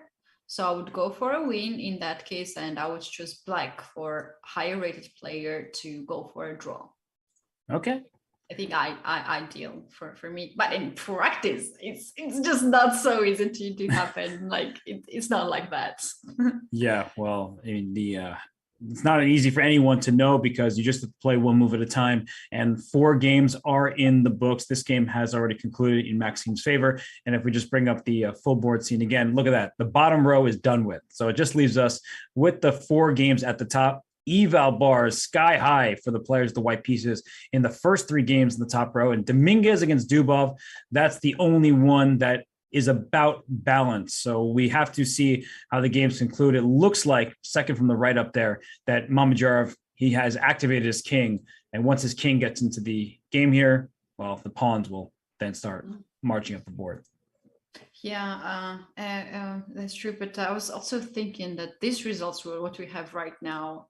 Robert, white already won 2 games, and other 3 games, very likely white will win. So we might have day of whites today. And this clearly shows that the colors sometimes matters. Oh, yeah. First move advantage is very important. You get to dictate the action. And against Vincent Keimer, Mamedyarov did just that from the very early stages of the game. He set the tone, and now he brought his rook back to safety. Here comes this H pawn, not going to be easy to stop. How do you stop that pawn? With like knight G8 to stop the pawn's progress. And then up goes the king. I'm not going to let you fork my king and my rook. And now that my king is here, I'm already threatening moves like rook takes G8. And what's annoying about knights, Ketty, is you can never lose the tempo with a knight. Right? They have to move. Whereas a bishop, if it wants to go to B3, it could go to A2 and then to B3. A knight has to leave where it currently is. And if this knight says, let's go back to F8, well, when do I start pushing my pawns? I have this one over here. Yeah, why not? You can push the pawns as far as possible, and then black would lose the control, the both sides. And these pawns are not connected. Remember the game of Dominguez and Vincent game earlier in the obstacle color bishop? Vincent was very lucky in that endgame that Dominguez made this small mistake there that cost him a half point. My point here is that these pawns in this position are just so far from each other, knights can't really stop. In the previous game, the pawns were a bit closer and he was able to hold the position, but that's not going to happen today, unfortunately, for Kemar and his pawns. And he can give a check with a fork of this, and I can give you this pawn, and I can give you this pawn as well to another fork, and yet white is still winning. And the reason why is after king to E5, you take a pawn, you lose the knight. So the knights being so far apart from each other means that they're going to be loose pieces drop off, and that allows white to win this game. And it looks like Vincent played the move king to f6 here, and I think it's time to push this pawn. Mm-hmm. Yes, and also the king is carried from H file, so G file, so you can push this pawn as far as possible, and you can do also just take the A5 pawn, another pawn by the king, and just try to find the safest way, king D3, king C4, king B, not to blunder rook on a fork. So that's going to be also quite easy way to win. And I was wondering, like, if you give this check, can I just take it? Yeah, I can, because your knight has to go to G6, and now I have this pawn, I have this pawn, and I have this pawn. And so if I just move my king, let's say even D5, and I'll give you this one, but you mentioned taking the A pawn. Knights are really bad at stopping A pawns. So I'm going to take this king B6 type of moves and push my pawn, and it's too far away. Indeed, it's just too far away. And I really feel bad for Vincent. He's struggling from very beginning of the game. It was still the opening, but he made this decision, Robert. It's not our fault. He played G5, and in that position, the middle game, he had still an option to go some other direction, but he chose this way. Unfortunately, we don't know why he chose this way, but then he put himself into long suffer. Yeah, I'm not a fan of the preparation he showed today, and it's not to be overly critical of the German teenager who's such a strong player, and he's 26.55 right now. His rating will only increase, but the type of game he got against Shakir Mamedyarov was way more up Mamedyarov's alley, and then the piece sacrifice and the open king, that's Mamedyarov's specialty. And we have to give a nod to Mamedyarov, who drew his 6 games in the previous leg that he participated in, because he's going to score his first victory. And we have to remember that there is a spot on the line by rating. Whoever has the highest rating at the end of next month will make their way through to the candidates. And Mamedyarov, he's right there. He's hovering just behind Anish Giri, Wesley So by rating. So winning this game, and with more tournament games to go, if he doesn't make it through to the final here and wins the candidate spot from the Grand Prix, he could make it by rating. That's true for this. He needs to win as much games as possible to get the rating. That's what he wants. Maybe it's even safer for him rather than to win the group, like Grand Prix itself, because he just gathered 3 points. But okay, that's actually connected, Robert. If you win all the games, you win also the tournament. So if you win everything. But there's a point in time where you could take a risk. Remember how Rapport took a risk against Andrekin in that last game, and he won the game. But if a rating spot's on the line, maybe there's a moment you're like, okay, I draw, and if I lose in tie breaks, I still can get in by rating. But the players aren't thinking about that, because there will be other tournaments that compete in after this one. So you shouldn't put all your eggs in one basket. Okay, Mamedyarov doesn't take on G5. He can do that later if he wants, but he's using this H pawn. If king G6, pawn H7 is a problem. You can't take it with the knight. That's pinned. If you take it with the king, I take your knight. So Mamedyarov, he's showing good technique regardless. I think we can head away from this game. We know that Mamedyarov is going to score the full point. There's nothing that Vincent can do to stop all of these past pawns in the works. So which other games do we have left? We still have 3 others. Yeah, we have to bring up the bird's eye view. And you mentioned Richard Robert earlier. So this is a very special day for him, as he has a birthday. He is celebrating this birthday. He just turned 26 years old. I thought he was older than 26, because he's so strong and he has been there in the top players for so long. You can never think that he's so young. And Robert, do you think he made a wish today to get at the candidates tournament when he blew the birthday cake candles? No, because he's already going to make the candidates. I'm not worried about him. We can talk all we want about. There's this one slim chance for him not to make it. Report is making the candidates. I'm stating it. It's going to happen. Watch now that I said it. That one scenario that is the only way he doesn't make it can happen. But with 20 points after 2 events, Report can have a very happy birthday. If for some reason he's watching this broadcast, great chess. Have a great birthday, because there's more to life than chess. We wish you nothing but the best wishes. And if you're not watching this, well, I'm glad you're just enjoying your your birthday. So keep on keeping on. True. Robert, talking about Richard, he's a very interesting person. And after winning the tournament, he was very happy, and he made a little speech, and he said he thanked to his wife, who is also a chess player, women grandmaster, who was always with her on the side for this tournament. And he mentioned that he doesn't have a big team of the seconds or coaches, but he has a wife on the side who supports him a lot. And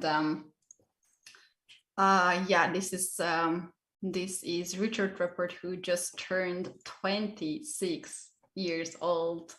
Happy birthday once again. The difference a day makes. This was made before he turned 26. He ruined the graphic by turning 2. This is actually made before the Grand Prix series began, because his rating also has gained quite a lot of points. So he, of course, is still in the running to reach the candidates. He is not just in the running. As I said, he is going to make the candidates. He'll be one of the 8 players, because at this point, there's only one scenario where Rapport doesn't make it to the candidates, and that would require him to, if I'm not mistaken, it would require Hikaru to be in the final and then lose to Giri or MVL. And it's the only way. Yes. That's the only way he can. We have here on the screen. Right, misses candidates if Nakamura loses the final. B, to Giri or MBL, and C, MBL gains tiebreak advantage over Rapport. So too much ifs, Robert. Cool. Yeah, there are many ifs there. He's going to make the candidates. Congratulations to Rapport. Happy birthday. And now we can go back to the chess that we're seeing here, because we still have 4 games remaining. The game between Hikaru Nakamura and Levon Aronian. Ketty, that one looks like it's nearing its end. We have to take a look at this game, as one rook is off the board, and we also have G pawn, B pawn, and D pawn gone. So let's take a look who stands here better, and if it's, we can say white is just better, but is it easy to convert this? I think the problem for Levon is in this type of scenario where normally you put your rook behind this pawn, and your king would have to be somewhere back around here, because if you take after b7, no matter where your king goes, I'm giving it a check and then promoting my pawn. So I'm going to be up a rook and win this game. So there's nowhere this king can hide except for the h4 square. So this king will have to sort of sit on h4. And as this pawn goes up to b7 here, you're out of moves. You have to keep behind this pawn, and I will just push my pawn. As soon as you take it, the rook is free, and then the pawn promotes. So there's nothing that Levon can do. If you try to stop this pawn by the king, then you step on the open file, and rook will just give a check and then promote the b pawn. So there's no way that you can stop b and f pawn at the same time when king is wrongly placed on h4. Yeah, the king has to hide behind its own pawn, and they can only do that for so long. So king g4, that move was made, and okay, rook b8 seems automatic at this point. Mm-hmm. And what happens if black takes the f4 pawn? Grabbing in and get back on h4 very quickly. You just don't get there quickly enough. I cannot go there, yeah. King g4, b7, and now king h4, I get to move my rook away and promote this pawn. So there is one other way you can do this, and it's kind of interesting. So rook b8, if you start maybe with rook to like d7, b6, but you don't get this pawn in time. So let me try to make it this way. So if I go rook d4, I need the king back on h4. Let's start with the king back on h4. So instead of king g4, if you played rook to d4, and then we go for the same plan, and this pawn pushes up the board, I was wondering if black could try to play this way and then keep this rook tied down on b8, but you still have f4. Yeah, there's another pawn. Yeah, the king can't move because of the check. And as soon as that check happens, the pawn promotes. And if you take, then the rook is free to go because you no longer attacking the b7 pawn. True. And this is very unusual situation when you have double pawns, and they're good actually, because you can lose one, but you can have second one just coming. the same path, and you can't really stop. After king g4, I see that par dropped a little bit. Why is that? Maybe there's this sort of strategy that we've been looking at with the rook coming back. So rook b8, rook somewhere here, rook d7, and a b6, like a rook g7. Is that possible? How about rook f7 and then king f4 to control f4 square? Makes sense. So if I push, you're just going to king takes f4. And then, but it's still, I think, is a problem because I'm going to try to win this pawn here. So if you go king f3, king h4, king takes pawn, king takes. I think that white's king is just quicker. You can give a check. Oh, check. I check. So I can't even move the king this way. So then if I can't move the king that way, then. Yeah, so you're bringing king all the way there to attack the rook. And even if black keeps the king and rook together, then black will be in Zugzwang because they have to move the pieces. They have to leave f square. And this happens to any square, I think, like G, E, any square can be the same. Yeah, the only moves you have is just keep the king on the same line as the rook, and then the white king will infiltrate. So it looks like in the game, rook b8 was played, and there aren't too many other variations to calculate.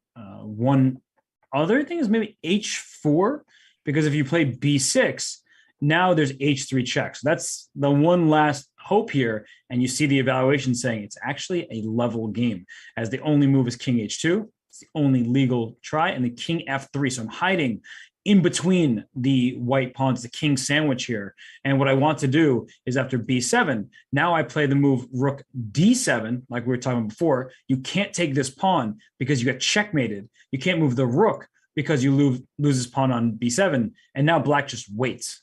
You play f5, I make my rook move somewhere, anywhere, rook f7, f6, rook h7. If you move this rook, you lose this pawn. If you move this pawn, I take it. If you move the king. Oh, that's interesting. Yeah, that's very interesting. So white cannot do anything here. No, it's a draw. If you just move by your rook. Yeah, I'm just moving the rook, but white has to allow this check and then the king to slide into f3. Oh wow! How about to sacrifice b pawn and then push f pawn? Is that working? So rook g8, let's say rook g8 in this way, and now rook g7. Yeah, I guess I just go here. And if you play f7, I do this rook f6. Oh wow, this is beautiful way to hold the position. Yeah, you try rook h7. I just take, and after king takes, my king can just run back up the board and help get the spawn. Interesting. So how we got in here? What was the road? Rook d7. Yeah, some kind of h4, h3, rook d7, something like that. Here Hikaru goes king f4. He has a lot of time on the clock. Do you think he is just facing the fact that he is losing and he's okay to, like, he has to admit that he's losing by this move, king f4? Well, for Levon, he's just trying to take something. I guess b6 will do the same thing, rook d7. If b7 is played, then rook f7. So, but we just looked at this before, right? This is the exact thing we talked about where this is still winning. So maybe Levon figures he's lost no matter what. At least it's a try. But if Hikaru plays this variation, the black king can't get out, and the white king is going to kick the rook away from this line here. All right, this is a very interesting situation in Group A, as Hikaru now is winning, so he will catch up Aronian, and Oparin is also winning. So let's take a look at the cross table. Are we going to have another group with a 3-ways tie? Oh no, Oparin can. No, Oparin will be in the clear lead. Oh wow. Yeah, when he wins his game, I say when, but it's still an if. The game is not over yet.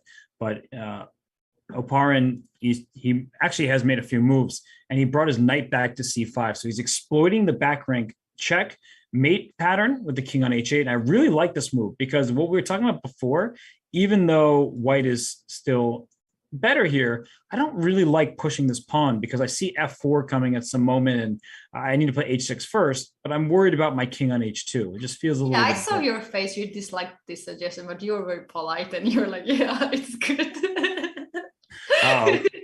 We've been commentating long enough for you to read my facial expressions. So he doesn't allow this, and knight c5 is just a nice move because if bishop takes c5, which happened, pawn takes, you can't take on c5 because of queen b8 check. So Robert, there by knight c5, actually, there was a serious threat to play queen rook e6.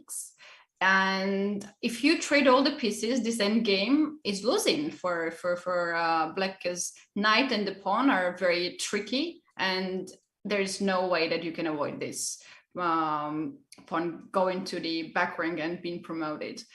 And if you don't trade the queens, then the bishop and the queen are hanging at the same time.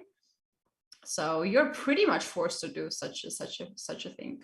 That's right. That's why he took on c5, and then after h6, queen d5 was played and king h7. So king h7 is just a useful move to play regardless. But it feels like white is just going to try to get this pawn marching, and the f5 pawn also sticks out. That's a clear problem for black to deal with. So king h7, you could think about at some point playing king to h2, but if we get this position here, the question becomes, how does white actually make progress from here, from this position? Yeah, that's one point. Another point here can be that white can bring this rook on the back rank. How about rook to a2 instead of rook e5? Is that possible? Rook a2, rook a8, and you want to create some checkmates on the back rank. Looks good. And my queen can't really move. I play queen e6. Then you trade queens like this, and then put your rook behind the passed pawn. And the white king is closer to the center. So it just runs this way, and that should be sufficient for a win. The black king actually wishes it were coming to d5, but it's too slow. You also the king side counterplay here is just impossible, as the pawns of white here on f2, g2, and h3 are just not pushed forward, and they are. It's gonna take forever for black to create here any weakness or any pass pawn on the king side. So this is clearly losing position. Okay. Yeah, so rook a2 looks very strong actually, because rook a8 is such an immediate threat, and I don't know how black expects to deal with that. If you trade pieces, you lose the game. If you trade rooks or if you trade queens, the resulting endgame is losing. So black doesn't have too many options. That's right. So another game of Nakamura and Aronian, you can see here below. b6 is already on the board, so b7 and then rook check is a threat. Black can have struggle here to cover the king, hide the king. It's just impossible. And even if you cover this king, as we have seen earlier, white can now bring the king on the side. Okay, the other games which are still in progress, we haven't seen Dominguez and Dubov for so long. Let's bring the bird's eye view and check out this game. They have passed 40 moves already, so they have increment on the clock, and let's check out what is happening. Okay, so we are in endgame with even material. It's 4 pawns and a minor piece for each side. The white king very active on d4, and it's white's turn, and you would love to play king c5. Even if it costs you this pawn, king c5 would look good, just to show you. And I know the eval bar is about to just go down. It's okay. And it didn't go down that far. Oh, not so much. Yeah, it's kind of surprising. But after knight takes g4, king c6, this is winning for white. But Katie, you were going to say? Yeah, I just wanted to say the knight is so slow piece. Like after knight d3 here, that is a fork. White can take the pawn on c6 and then try to push the pawn, and this knight cannot come on the queen side so fast. Well, I can just take the pawn. I guess that's the easiest way to equality is knights want pawns only on one flank. So removing the b pawn for the c pawn even if you lose the second pawn, there's not enough remaining over here on the king side to win. But if knight takes c1, this pawn is going to push. But first, let me take your pawn off the board. And the black king will probably have to help out, because otherwise this pawn is going to be a problem. It still holds, but it's not where you want to be. Yeah, that's right. So at the current position, g4 pawn is hanging, right? Maybe white wants to push this pawn, still try to keep some tension. Yeah, and I think that black can try to maybe trade off all these pawns here with move like g6. Just get these pawns off the board. The fewer pawns that remain, likely the better it is for black in terms of making a draw. So if we start trading everything here and get to this position, the knight will need to sacrifice itself for one while the king takes care of the other. And it doesn't seem like white can easily make any progress. Okay, so this seems to be, out of 4 games, this game seems to be the most peaceful. So we are going to take a break right now, but we'll be back soon from the break, as still these end games are so interesting. We have so many ideas and checkmate threats. So you guys don't go anywhere, because you don't want to miss all the actions of the round 4. Want to play chess online or learn how to improve? Join us at the #1 chess destination in the world, chess.com. With hundreds of thousands of people playing at any moment, you'll quickly find a game with someone at your level, whether you're a total beginner or a grandmaster. You can play games at any pace against friends, other members, or one of our many computer personalities. Chess.com makes improving fun and easy. Sharpen your game with tactics puzzles and enhance your strategy with our videos and lessons by top masters. Learn from your own games with Chess.com's easy-to-use analysis tool. Regardless of your skill level, Chess.com has all you need to take your game to the next level. Chess.com is your go-to source for chess news, live coverage of tournaments, events, and everything in between. Experience Chess.com anytime and anywhere, whether you're at home on your computer or on the go with our mobile apps. Signing up is free and easy, so what are you waiting for? Join Chess.com today.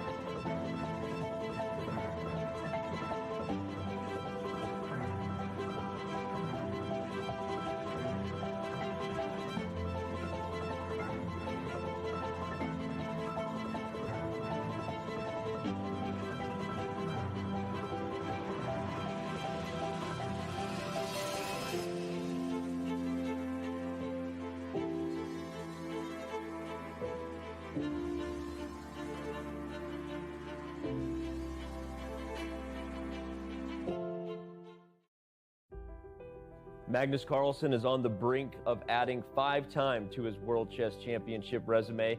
Will today be the day, or does the challenger keep us here just a little bit longer and maybe start the comeback story we're looking for? In the Italian game, there are often lines where you have a variety of choices from the white side that also keep the pressure lasting. Maybe Jan does have some sort of tactical variation in mind. He played G3? Oh my gosh.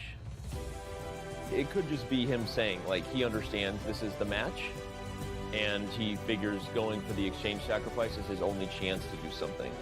I'm trying to justify the fact that G3 is a horrific blunder, and White is going to lose the game within the next 10 moves. This is just unbelievable. This is Magnus at his best, and a very difficult task for Jan Nepomniachtchi as the challenger. The dominating storyline right now is blunder after blunder, and it just feels like it was gift wrapped to Magnus, and that's not how I ever want to remember any sort of chess game. What now feels inevitable, but ironically, of all of Magnus's wins, the clinching game for the title may ultimately prove his most inaccurate game, just because he had so many ways to win, and this became a bit wild here toward the end.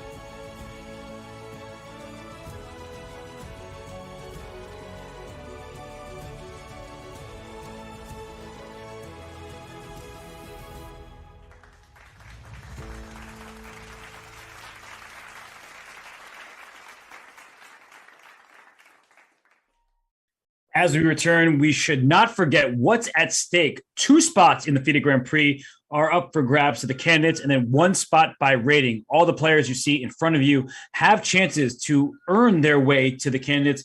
Keddy, report, it's his birthday today. We've already wished him a very, very happy birthday, and he's just thrilled that he will likely make his way to candidates. Only one scenario where he doesn't make it. But those 2 other spots, one from the Grand Prix, 1 by rating, we have no idea who will join the others in Madrid. No, we don't have, but these players, 5 players, which you can see on the screen. Jan Nepomniachtchi, Timur Rajapov, Jan-Christoph Duda, Alireza Firouzja, and Fabiano Caruana are already getting ready for the candidates tournament and training a lot, while the rest of the players don't know if they can even get the seat at this tournament or not. But we do have now 1 extra place, and this is for the highest rated player, which should be Ding Liren, as he is the highest rated player, but he has played only 4 rated games in this year, so he has to play 26 games, and that's the question. Can he does that? Although there is a new information that the Asian Games 2022 are gonna happen, and Ding Liren gonna take a part in it. So now the question is, can he play 26 games in that event? And we need to find it out by seeing the regulation. What do you think, Robert? What is your personal thought about this? Can Ding Liren make it the candidates tournament? Well, 2 results just happened. As soon as you asked me the question, I just saw the corner of my Daniil Dubov and Leonid Dominguez have drawn their game. Mamedyarov has beaten Vincent Keimer. So in Group B, it is Dominguez and Mamedyarov at the top. But to answer your question, can he play 26 games before the May supplement? If he played in the United States, I would say the answer is 100% yes, because there are 2 rounds a day of classical chess. You play a 6-hour game, you go and grab the quickest fast food you can get, and then you play another 6-hour game. So for Ding Liren, who could not play in either of the Grand Prix events that he was supposed to play in, he needs to play 26 games in a month. So Keddy, I don't know what the qualifiers are like for the Asian Games, and I don't know the exact format for those either, but he needs to play every single day pretty much until the deadline. Yes, and then it's not even guaranteed that he can travel in July, right? Because this event is quite soon, and Ding Liren has been struggling to get the visa and to get out from the country. In fact, so this is quite a lucky year for Ding Liren, who is the favorite of many chess fans, and he's very nice person and very good chess player. But yeah, that's a lot of questions still. It's not decided yet, and he has the chance. He might think and sort out some way, and his federation. We're gonna see that we do have 2 games remaining. Those games are in Group A, and we can see that in both games, White is still holding winning position. That's right. And we'll keep the game between Hikaru and Levon beneath Kedi here on screen. And this position, it doesn't look +5. I'm just going to say that outright, that when I look here, I know that White is better, of course, but +5? +5 usually is an easily winning position, up a knight or something like that. He's at 1 pawn is Oparin. So, Kedi, as you look here at the state of the board, White should be winning, but I don't know. It feels misleading. Yeah, I think the reason of this is F5 pawn. This pawn weakens the king, and itself the pawn is weak. So, for instance, how about Queen D3 right now? You will find a way to guard this pawn for sure, but this pawn can be anyway under attack, under the pin. G4 is additional thing that White can also consider, and don't forget that this pawn on C5 can be pushed through C6, and then Rook D7 can be happen. So I think that's the reason why we have here such a big advantage for White by the evil bar. Yeah, and I mean, the last couple moves that have been played was Black getting active with Queen to C1 and the Rook to D5 and Rook F7. So I think Black is trying to sit for as long as possible and use this typical idea to, it's not going to be a draw, but sometimes if you're not looking, let's see, how can I make this happen? Let's go Queen here, and then after Queen here, let's go Queen up here, something like this. Now, when the check happens, you have this annoying situation where we can make a draw by repetition, although the Queen, in this case, can slide back to F1. So I put the Queen on all right, let's put the Queen here. There we go. I made it happen. Okay. That's what I wanted to show. Is that's why the Queen is sitting on C1 for Yasmenko. Yeah. All right. So after Queen to C1, it is White to move. Is there any straightforward move? How about Rook D6 and C6 kind of ideas? Well, before we get to that, Hikaru has won the game officially. It looks like Levon, he resigns. So Hikaru Nakamura goes to 2 out of 4, and he's rooting for a draw in this game. That way he can be in a 4-way tie. But it's official. Nakamura beats Aronian, ties him with 2 out of 4 points. And that's Levon's first loss in classical chess in the FIDE Grand Prix series. He's been playing so well, but the last moves, I think, are instructive as well. So we'll pull up the board here and show you how the game concluded. It wasn't pushing the pawn to B7, which we saw as a win. Instead, Rook F8 check and Rook F3, because what Hikaru is showing is he's going to put his Rook behind the passed pawn. So if you play Rook B7, Rook B3, this king can take its time to help win the pawn. But in the meantime, White will win this pawn and the F pawn will seal the deal.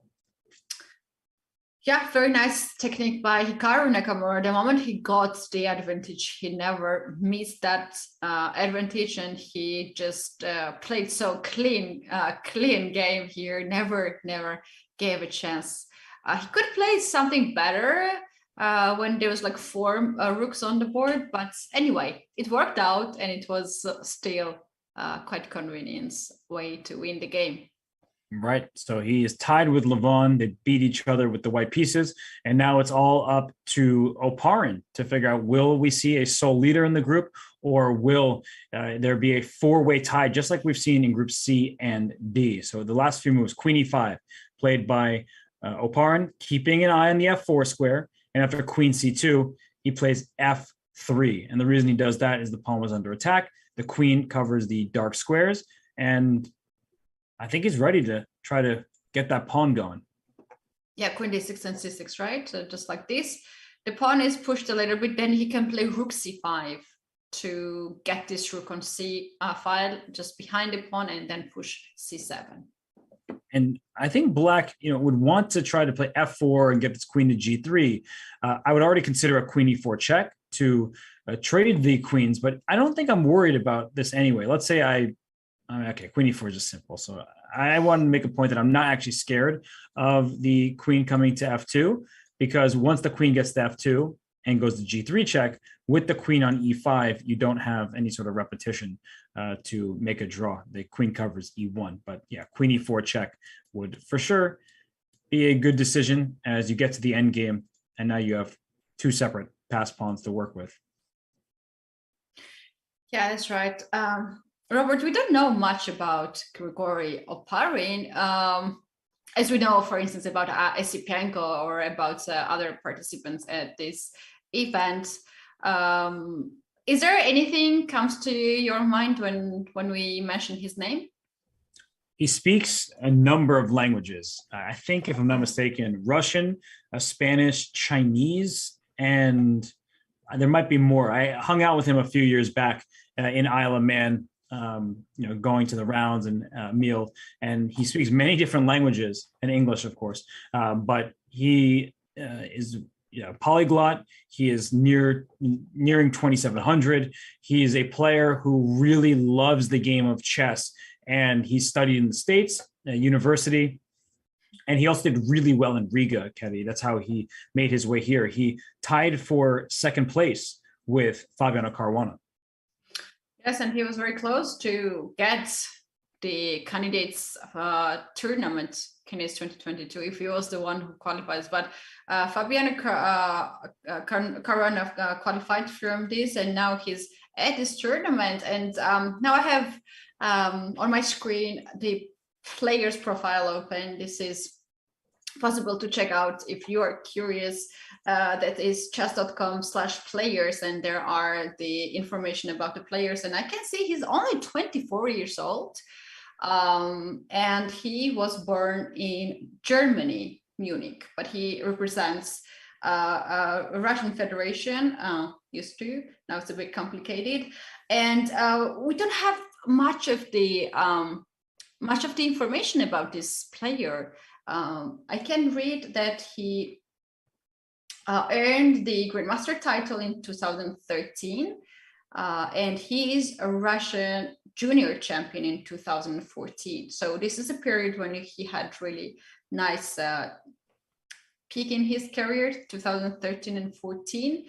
And then somehow he disappears from the big events. What do you think was the reason of that?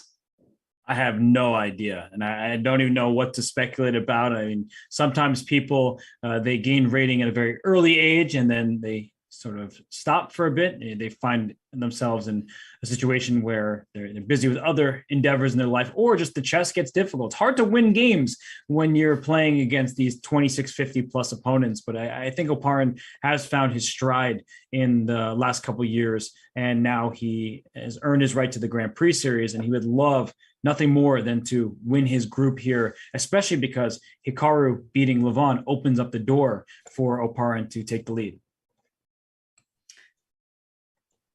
Yeah, that's obviously what his mind is concentrated at this tournament. This is truly a very good opportunity for him to get some rating and to get a good prize fund. Let's very quickly take a look at the prize fund we have at the Grand Prix.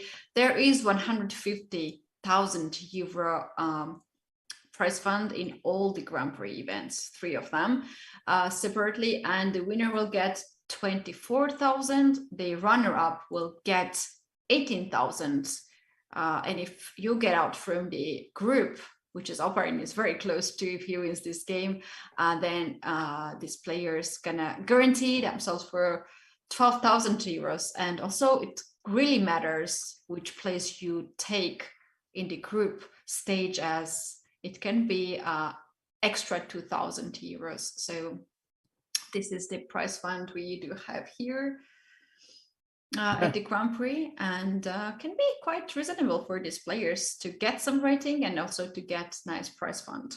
Well, for someone like Oparin in particular, you're not getting invites to the top level tournaments, at least not at the moment. And so that prize fund is going to be a substantial payday. But for Oparin, he plays a lot online. He's been doing well in events like Title Tuesday for a good number of years now. So it's good to see him flourish. And for Andrei Yesipenko, it's not like we're rooting for one player or the other. It's just Andrei Yesipenko is more well known. He famously beat Magnus Carlsen in the 2021 Tata Steel Masters in Vaikanze. So Andrei, he's a well-known figure in the chess world, despite just turning 20 years old. And his compatriot, Grigor Oparin, he's saying, no, I don't care who you beat. Now we're playing, and now I'm going to try to defeat you. And he just went f4, protecting his queen on e5 so that his next move can be c6. That was not possible a turn ago with the queen undefended. So f4 opens up that possibility.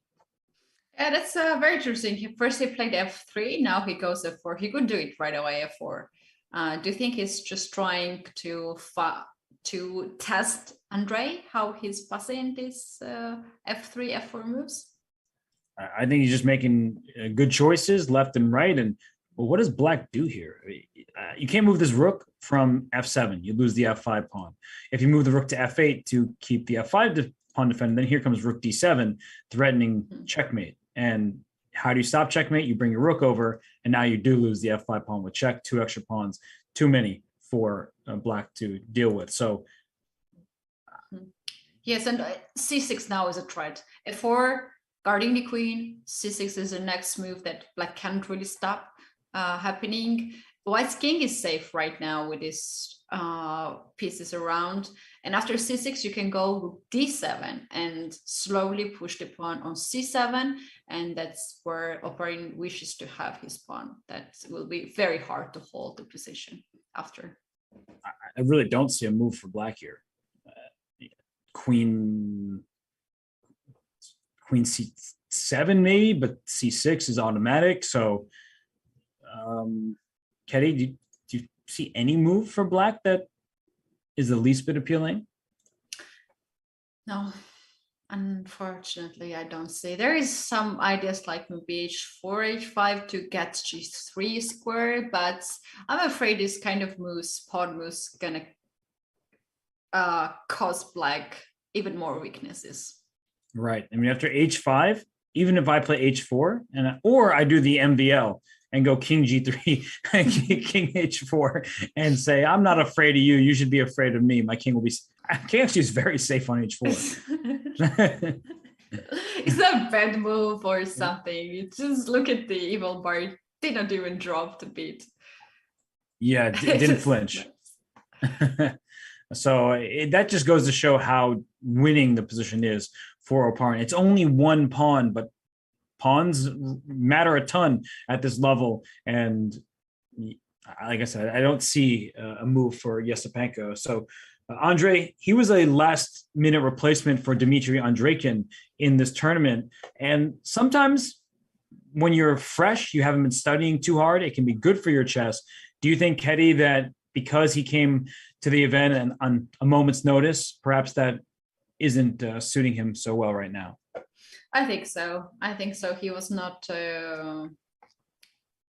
as much focused, I think, as the other players like Aronian or Hikaru who knew that they were going to play tournament. So he got this information 1 day or 2 days before.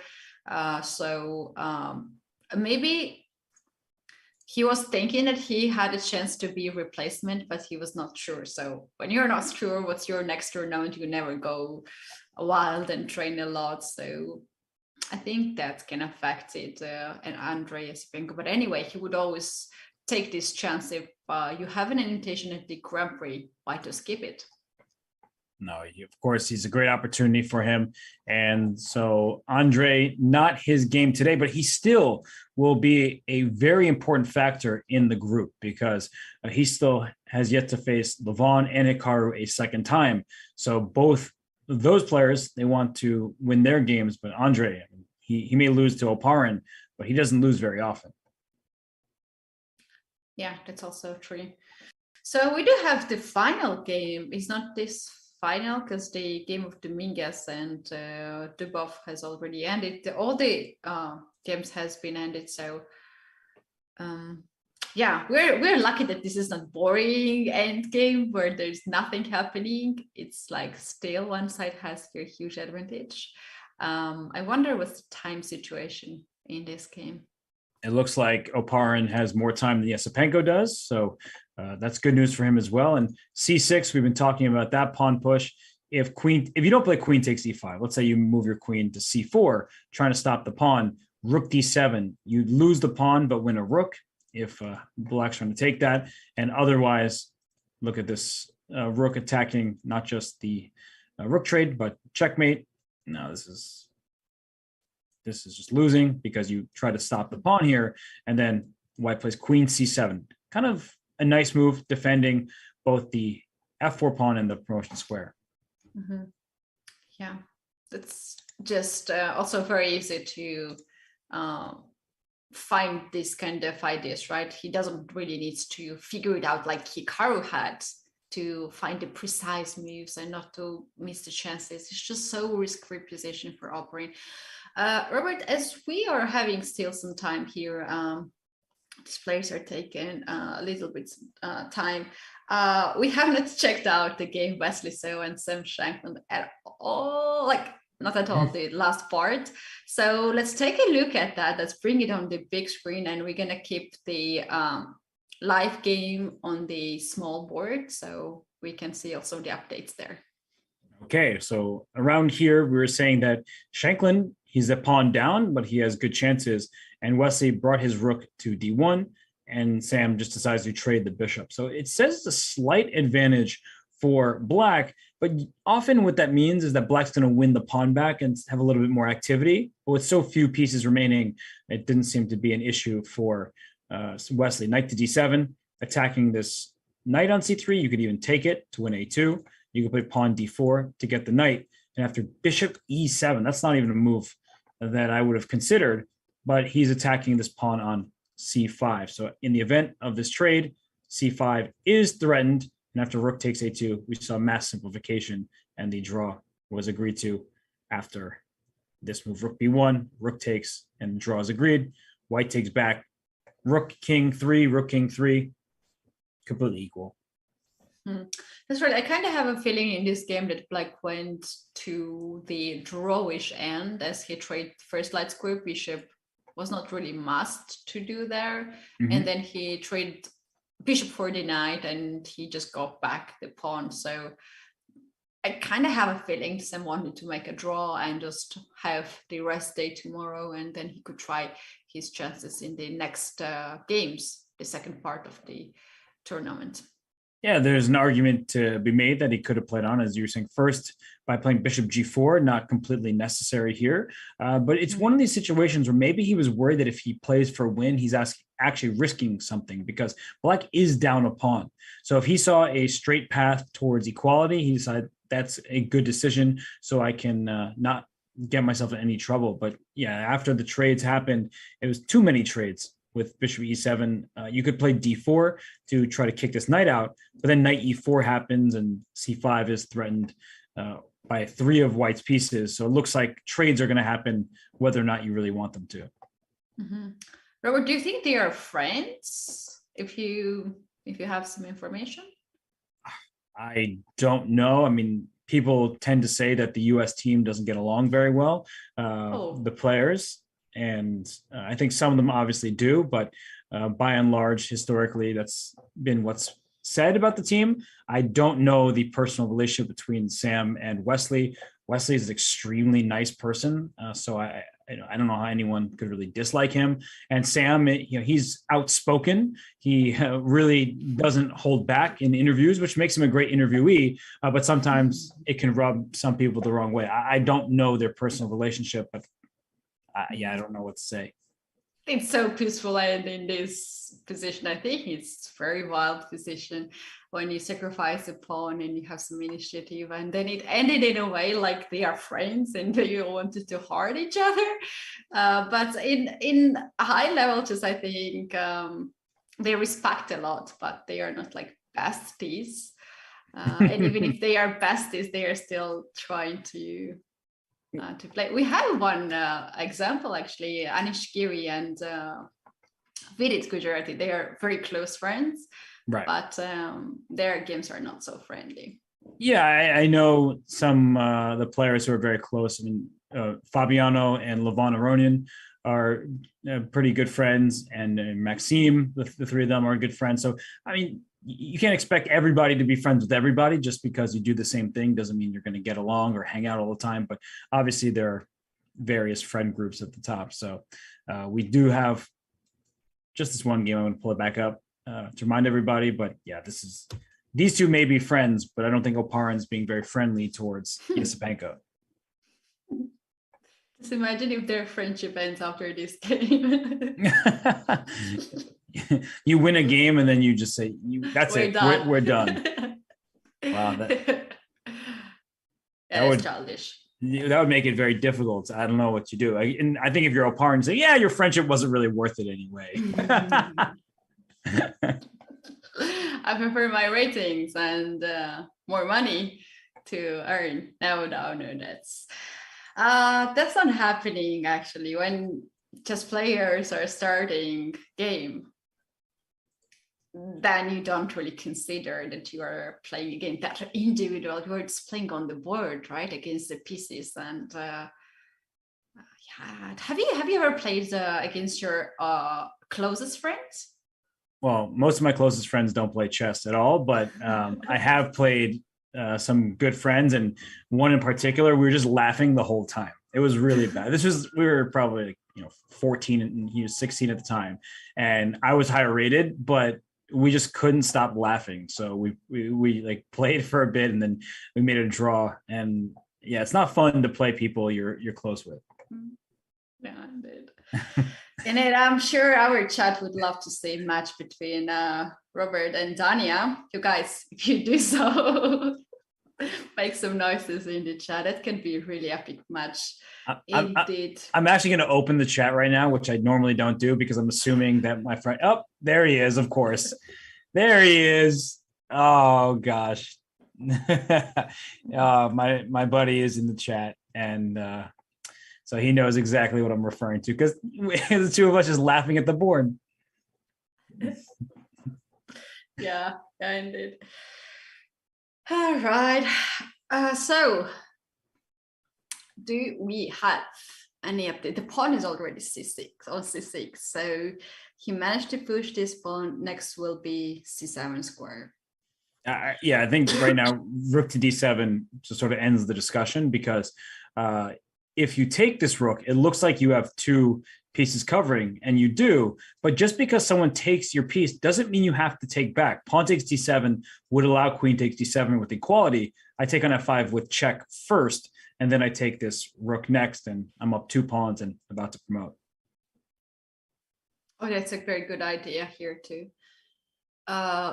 Give a rook for a moment and get a 5 pawn. And after rook D7, is there a way that black can avoid it? You can't avoid this because if you leave the rook from the 7th rank, we have seen already this checkmate, right, on G7.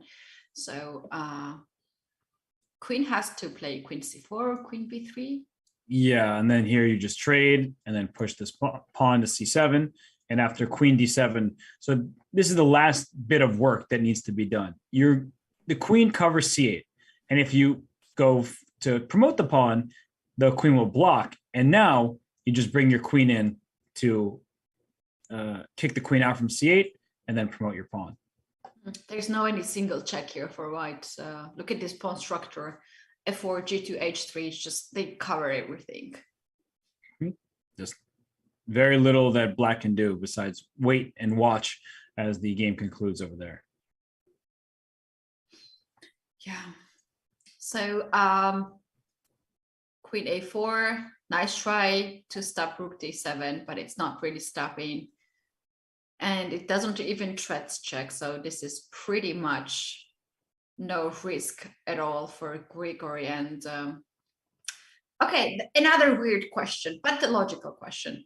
Mm-hmm. You're Grigory for now, you're winning position. Okay, it's your time to move. Maybe not now, but if your opponent spends a lot of time on the clock and not makes any move, what is the topic you are thinking during the game? Okay, it was the topic I'm thinking about during the game. And by the way, H4 is played. So same thing. Yeah. What am I thinking about during the game? Food. Usually because I don't eat during games. Do you eat during games? Do you snack while you're playing? Always, otherwise I can't survive. Yeah, I'm not a big snacker. So especially if I'm playing a 5-6 hour game, I get pretty hungry, but I also don't like to snack. So I just don't do it. So I'm definitely thinking about food. And then, yeah, the chess. Music, you're singing some music for sure. I know this for when sure. I'm playing, you think I'm singing music? Yes. No? In my head, maybe. Yeah, of course in your head. Yeah, because if I do it out loud, You're then not singing, right?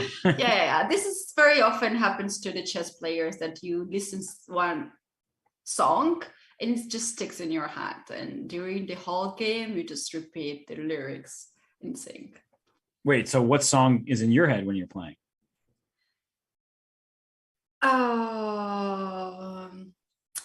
I remembered one tournament when I won. It was a very important tournament. I had in my head Scorpion song, Heavy Rock.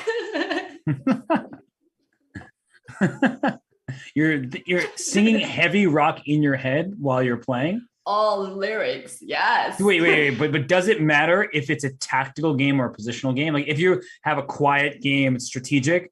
I'm guessing of course heavy it matters. But no, but you have to have winning position. You have to have winning position. Of course you don't. If you have losing position, you don't sing really.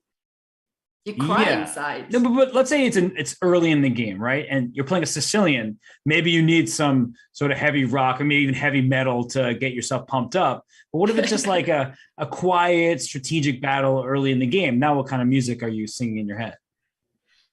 No. It's not like that. It's not about the position. It's about the situation, Robert. If you have winning, I think that's where you allow yourself to sing a little bit, or think about food, or think about tomorrow's game, or how you're going to spend the evening.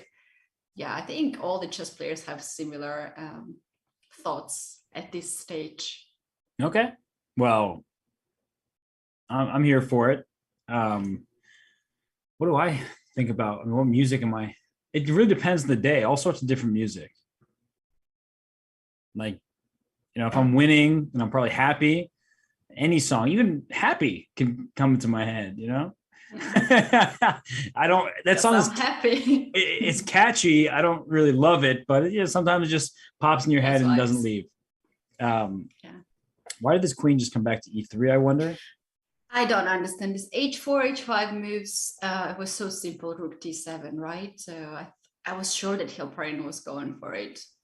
I think I know what he wants, though. I think he's going to put pressure on these pawns on the king side, because if this pawn goes to g6, then he'll have access to rook d7, forcing the trades. I think the reason he didn't go rook d7 was rook f6 is the one thing that made him a little bit nervous. It's clear with the engine that queen takes f6, queen f4 check. There's no draw or anything like that, because if the king comes to g1 and we get this check, the king can start running away. But one of the issues is this rook can't easily block because the rook is needed to pin this pawn on g7. But after queen to f4 check, king goes to e2, we get a bunch of checks. And I guess the king, or is it? To me, it looks draw, to be honest. The check here, the king d2, check, king c3, you check, the king runs away. So maybe the king does just snake up the board somehow, but I can understand why Oparin didn't want to deal with this stuff. Oh, this is a good example, Robert, how humans are thinking and evaluating the position, how engine does. Engine says here it's winning for white and goes for all these lines. But for a human's perspective, when you see queen takes f4 and there are checks and you don't see the cover for the king, you just leave that variation and you switch to the other. Right. And this seems pretty simple because now this pawn's under attack with check. If the king tries to run away, you can give this check because now the rook has to block. And once the rook blocks, you can trade rooks, or you can go back to the winning rook and pawn endgame that we were highlighting earlier in the show. So g6 played by Yasipenko, but now that this pawn's on g6, the queen can come back towards e5 and queen e3 was played, and rook d7 now will force the rooks off the board. Right, that was a smart decision then from Opera to play H4 for call for some weaknesses. Now 7th rank is weakened, and Rook D7 here makes even more sense. Just honestly, a very well played game by Oparin. Ever since he's been up a pawn, he's never let the advantage go, and in fact, he's only increased it. So Queen E5 also threatens Rook D8 to go for checkmate if Rook D7 ideas weren't enough. And I wonder if Queen D4, just trade here and Rook D7 next. Oh, wow. I want this position to have in every game with white.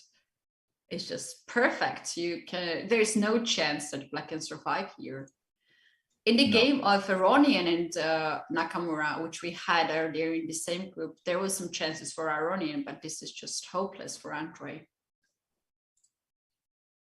Really nice game by Oparin. And we made this comment earlier, just that when you look at the group, you look at the players rated above 2,700. So Levon, Hikaru, and Yesepenko. And before Yesepenko was supposed to be Andreikin. But Oparin is going to be leading this group, Ketty. And the pressure is kind of off him. Everyone is thinking that he's not going to win the group. And now that he's going to have 2.5 out of 4.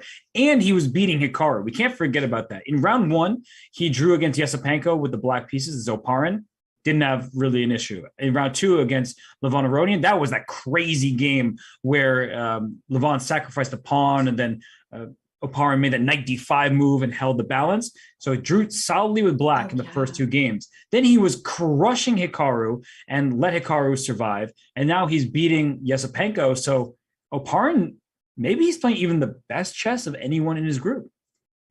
That's a good point. I've never thought of this way, like you put it, like all the games together. And yeah, this is a player who held the position against Aronian by knight d5, which was the only move there to survive. And it was so hard to spot it from long perspective. And then we had the game against Hikaru. That was also nicely played. Yeah, well, it was until it wasn't, right? It was completely crushing, and then he didn't win. And that's going to be deflating. And for a lot of people, honestly, they come into the next day feeling off because you're like, I'm not playing my best chess. I missed an easy win. And he came back and said, yesterday, that's forever ago. It seems so far away. And now he is taking it. That was a lyrics from the song. That's what I actually mean. You caught it. You caught it. Robert, we do have here, just like below your video, head-to-head result, these two players. They are in the same age, almost in the same age. 24 years old, Oparin, 20 years old, Andre. And they are both high-rated players. And here we have the results, and they obviously played a lot of games.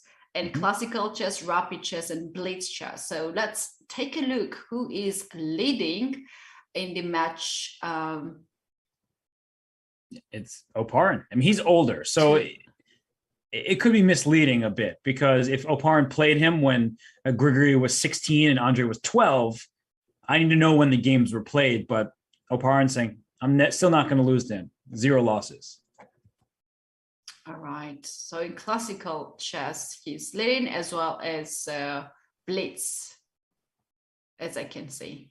Yes, and I'm sure they played each other many times online, in addition to those games over the board. And I'm actually looking it up right now. So Oparin beat Yesepenko in 2017 in the higher league. So Andre was 15 and Grigory was about 19.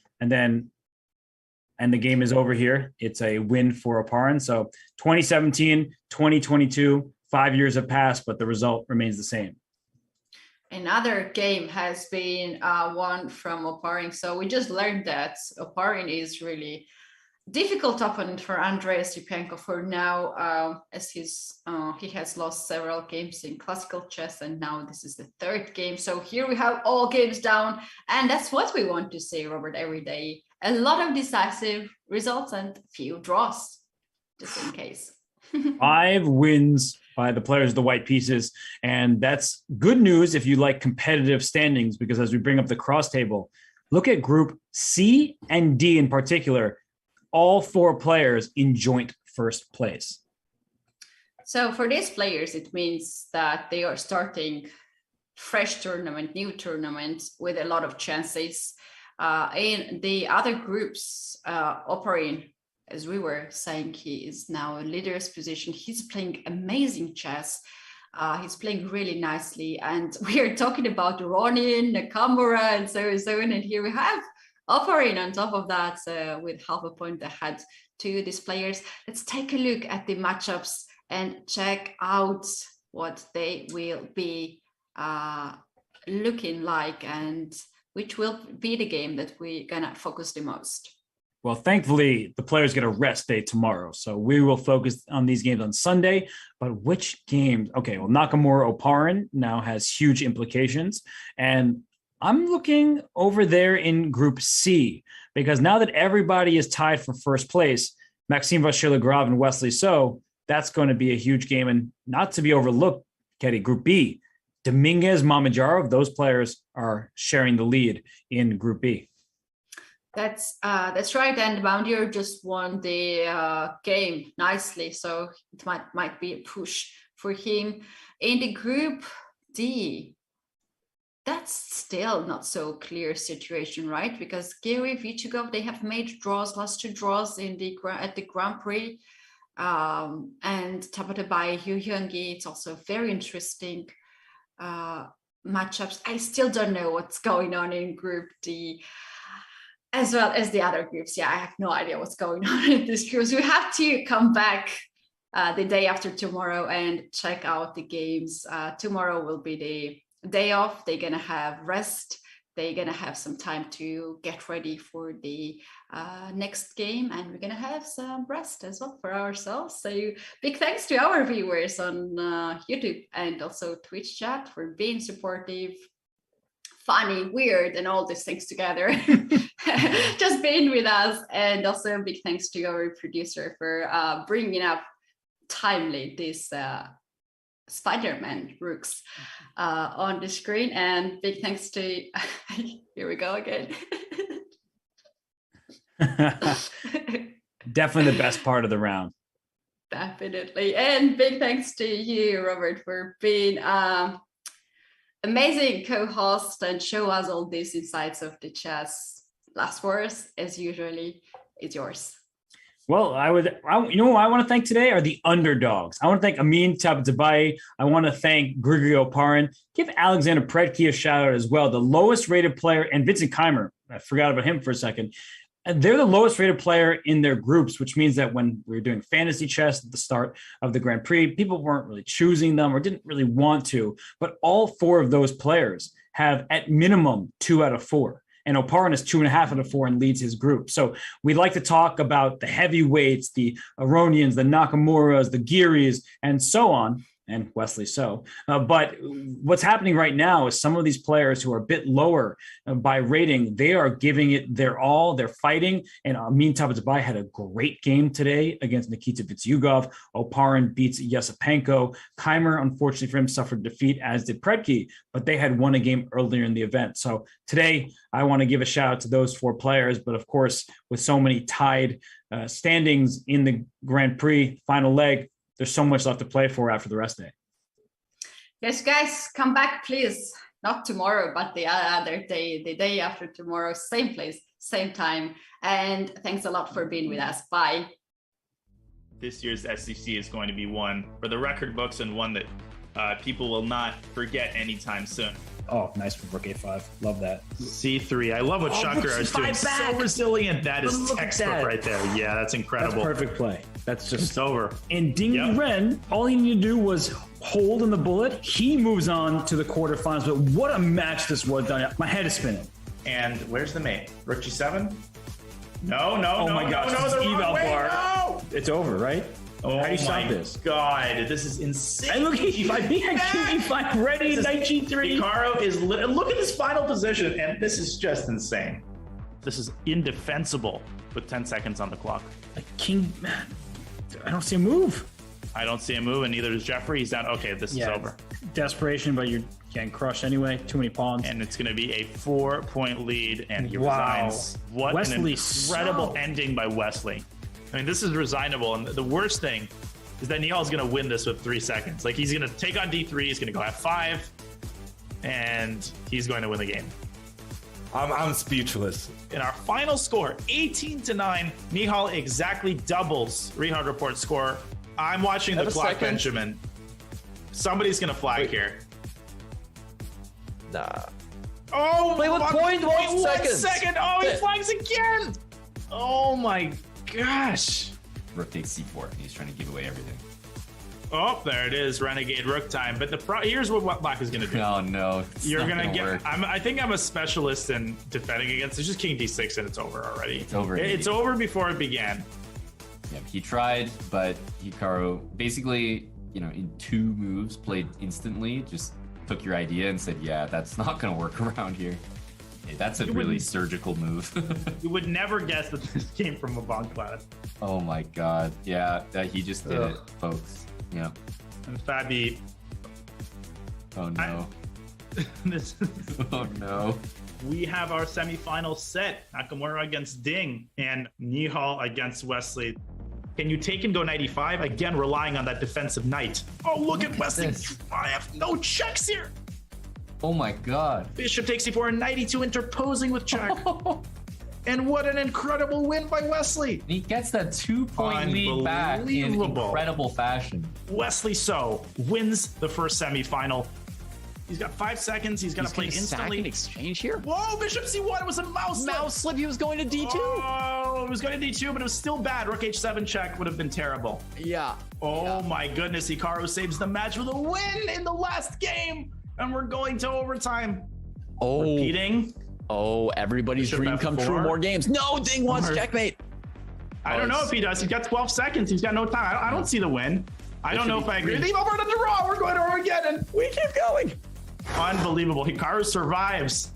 Will Ding C97 and B6? That is his only chance to keep this end game going. Time. He has The time, but he misses it. He misses it and he collapses. Rook B7, King F7, King E6. Yeah. Oh my goodness. But Rook A5.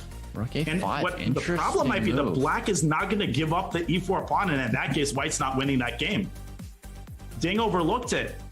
Ding missing that tactical shot, which would have given him the chances, and now he doesn't see a move. Hikaru might pull this one out. I mean, Ding has to give up the pawn and then move the knight around. Hikaru's not losing this game. He's got more time on the clock, and Ding sitting back, basically admitting defeat.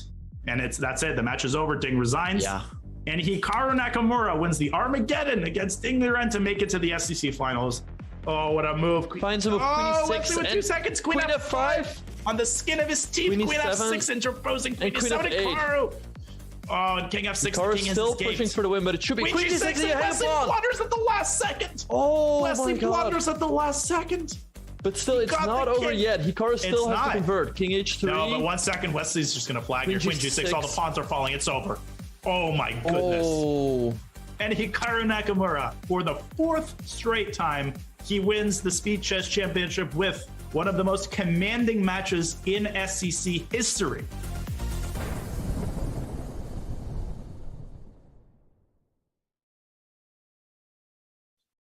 And you thought I was just going to let you go. No, no, no. I have to remind you that the Rapid Chess Championship, it is tomorrow. So you will not want to miss the RCC, as all of these top players, they get a rest day in the Grand Prix. Maybe they'll show their face in the Rapid Chess Championship, but even if not for them, Fabiano Caruana and many other top players will take part. But for now, I will say goodbye for real. It's been fun. See you on Sunday for more from the FIDE Grand Prix.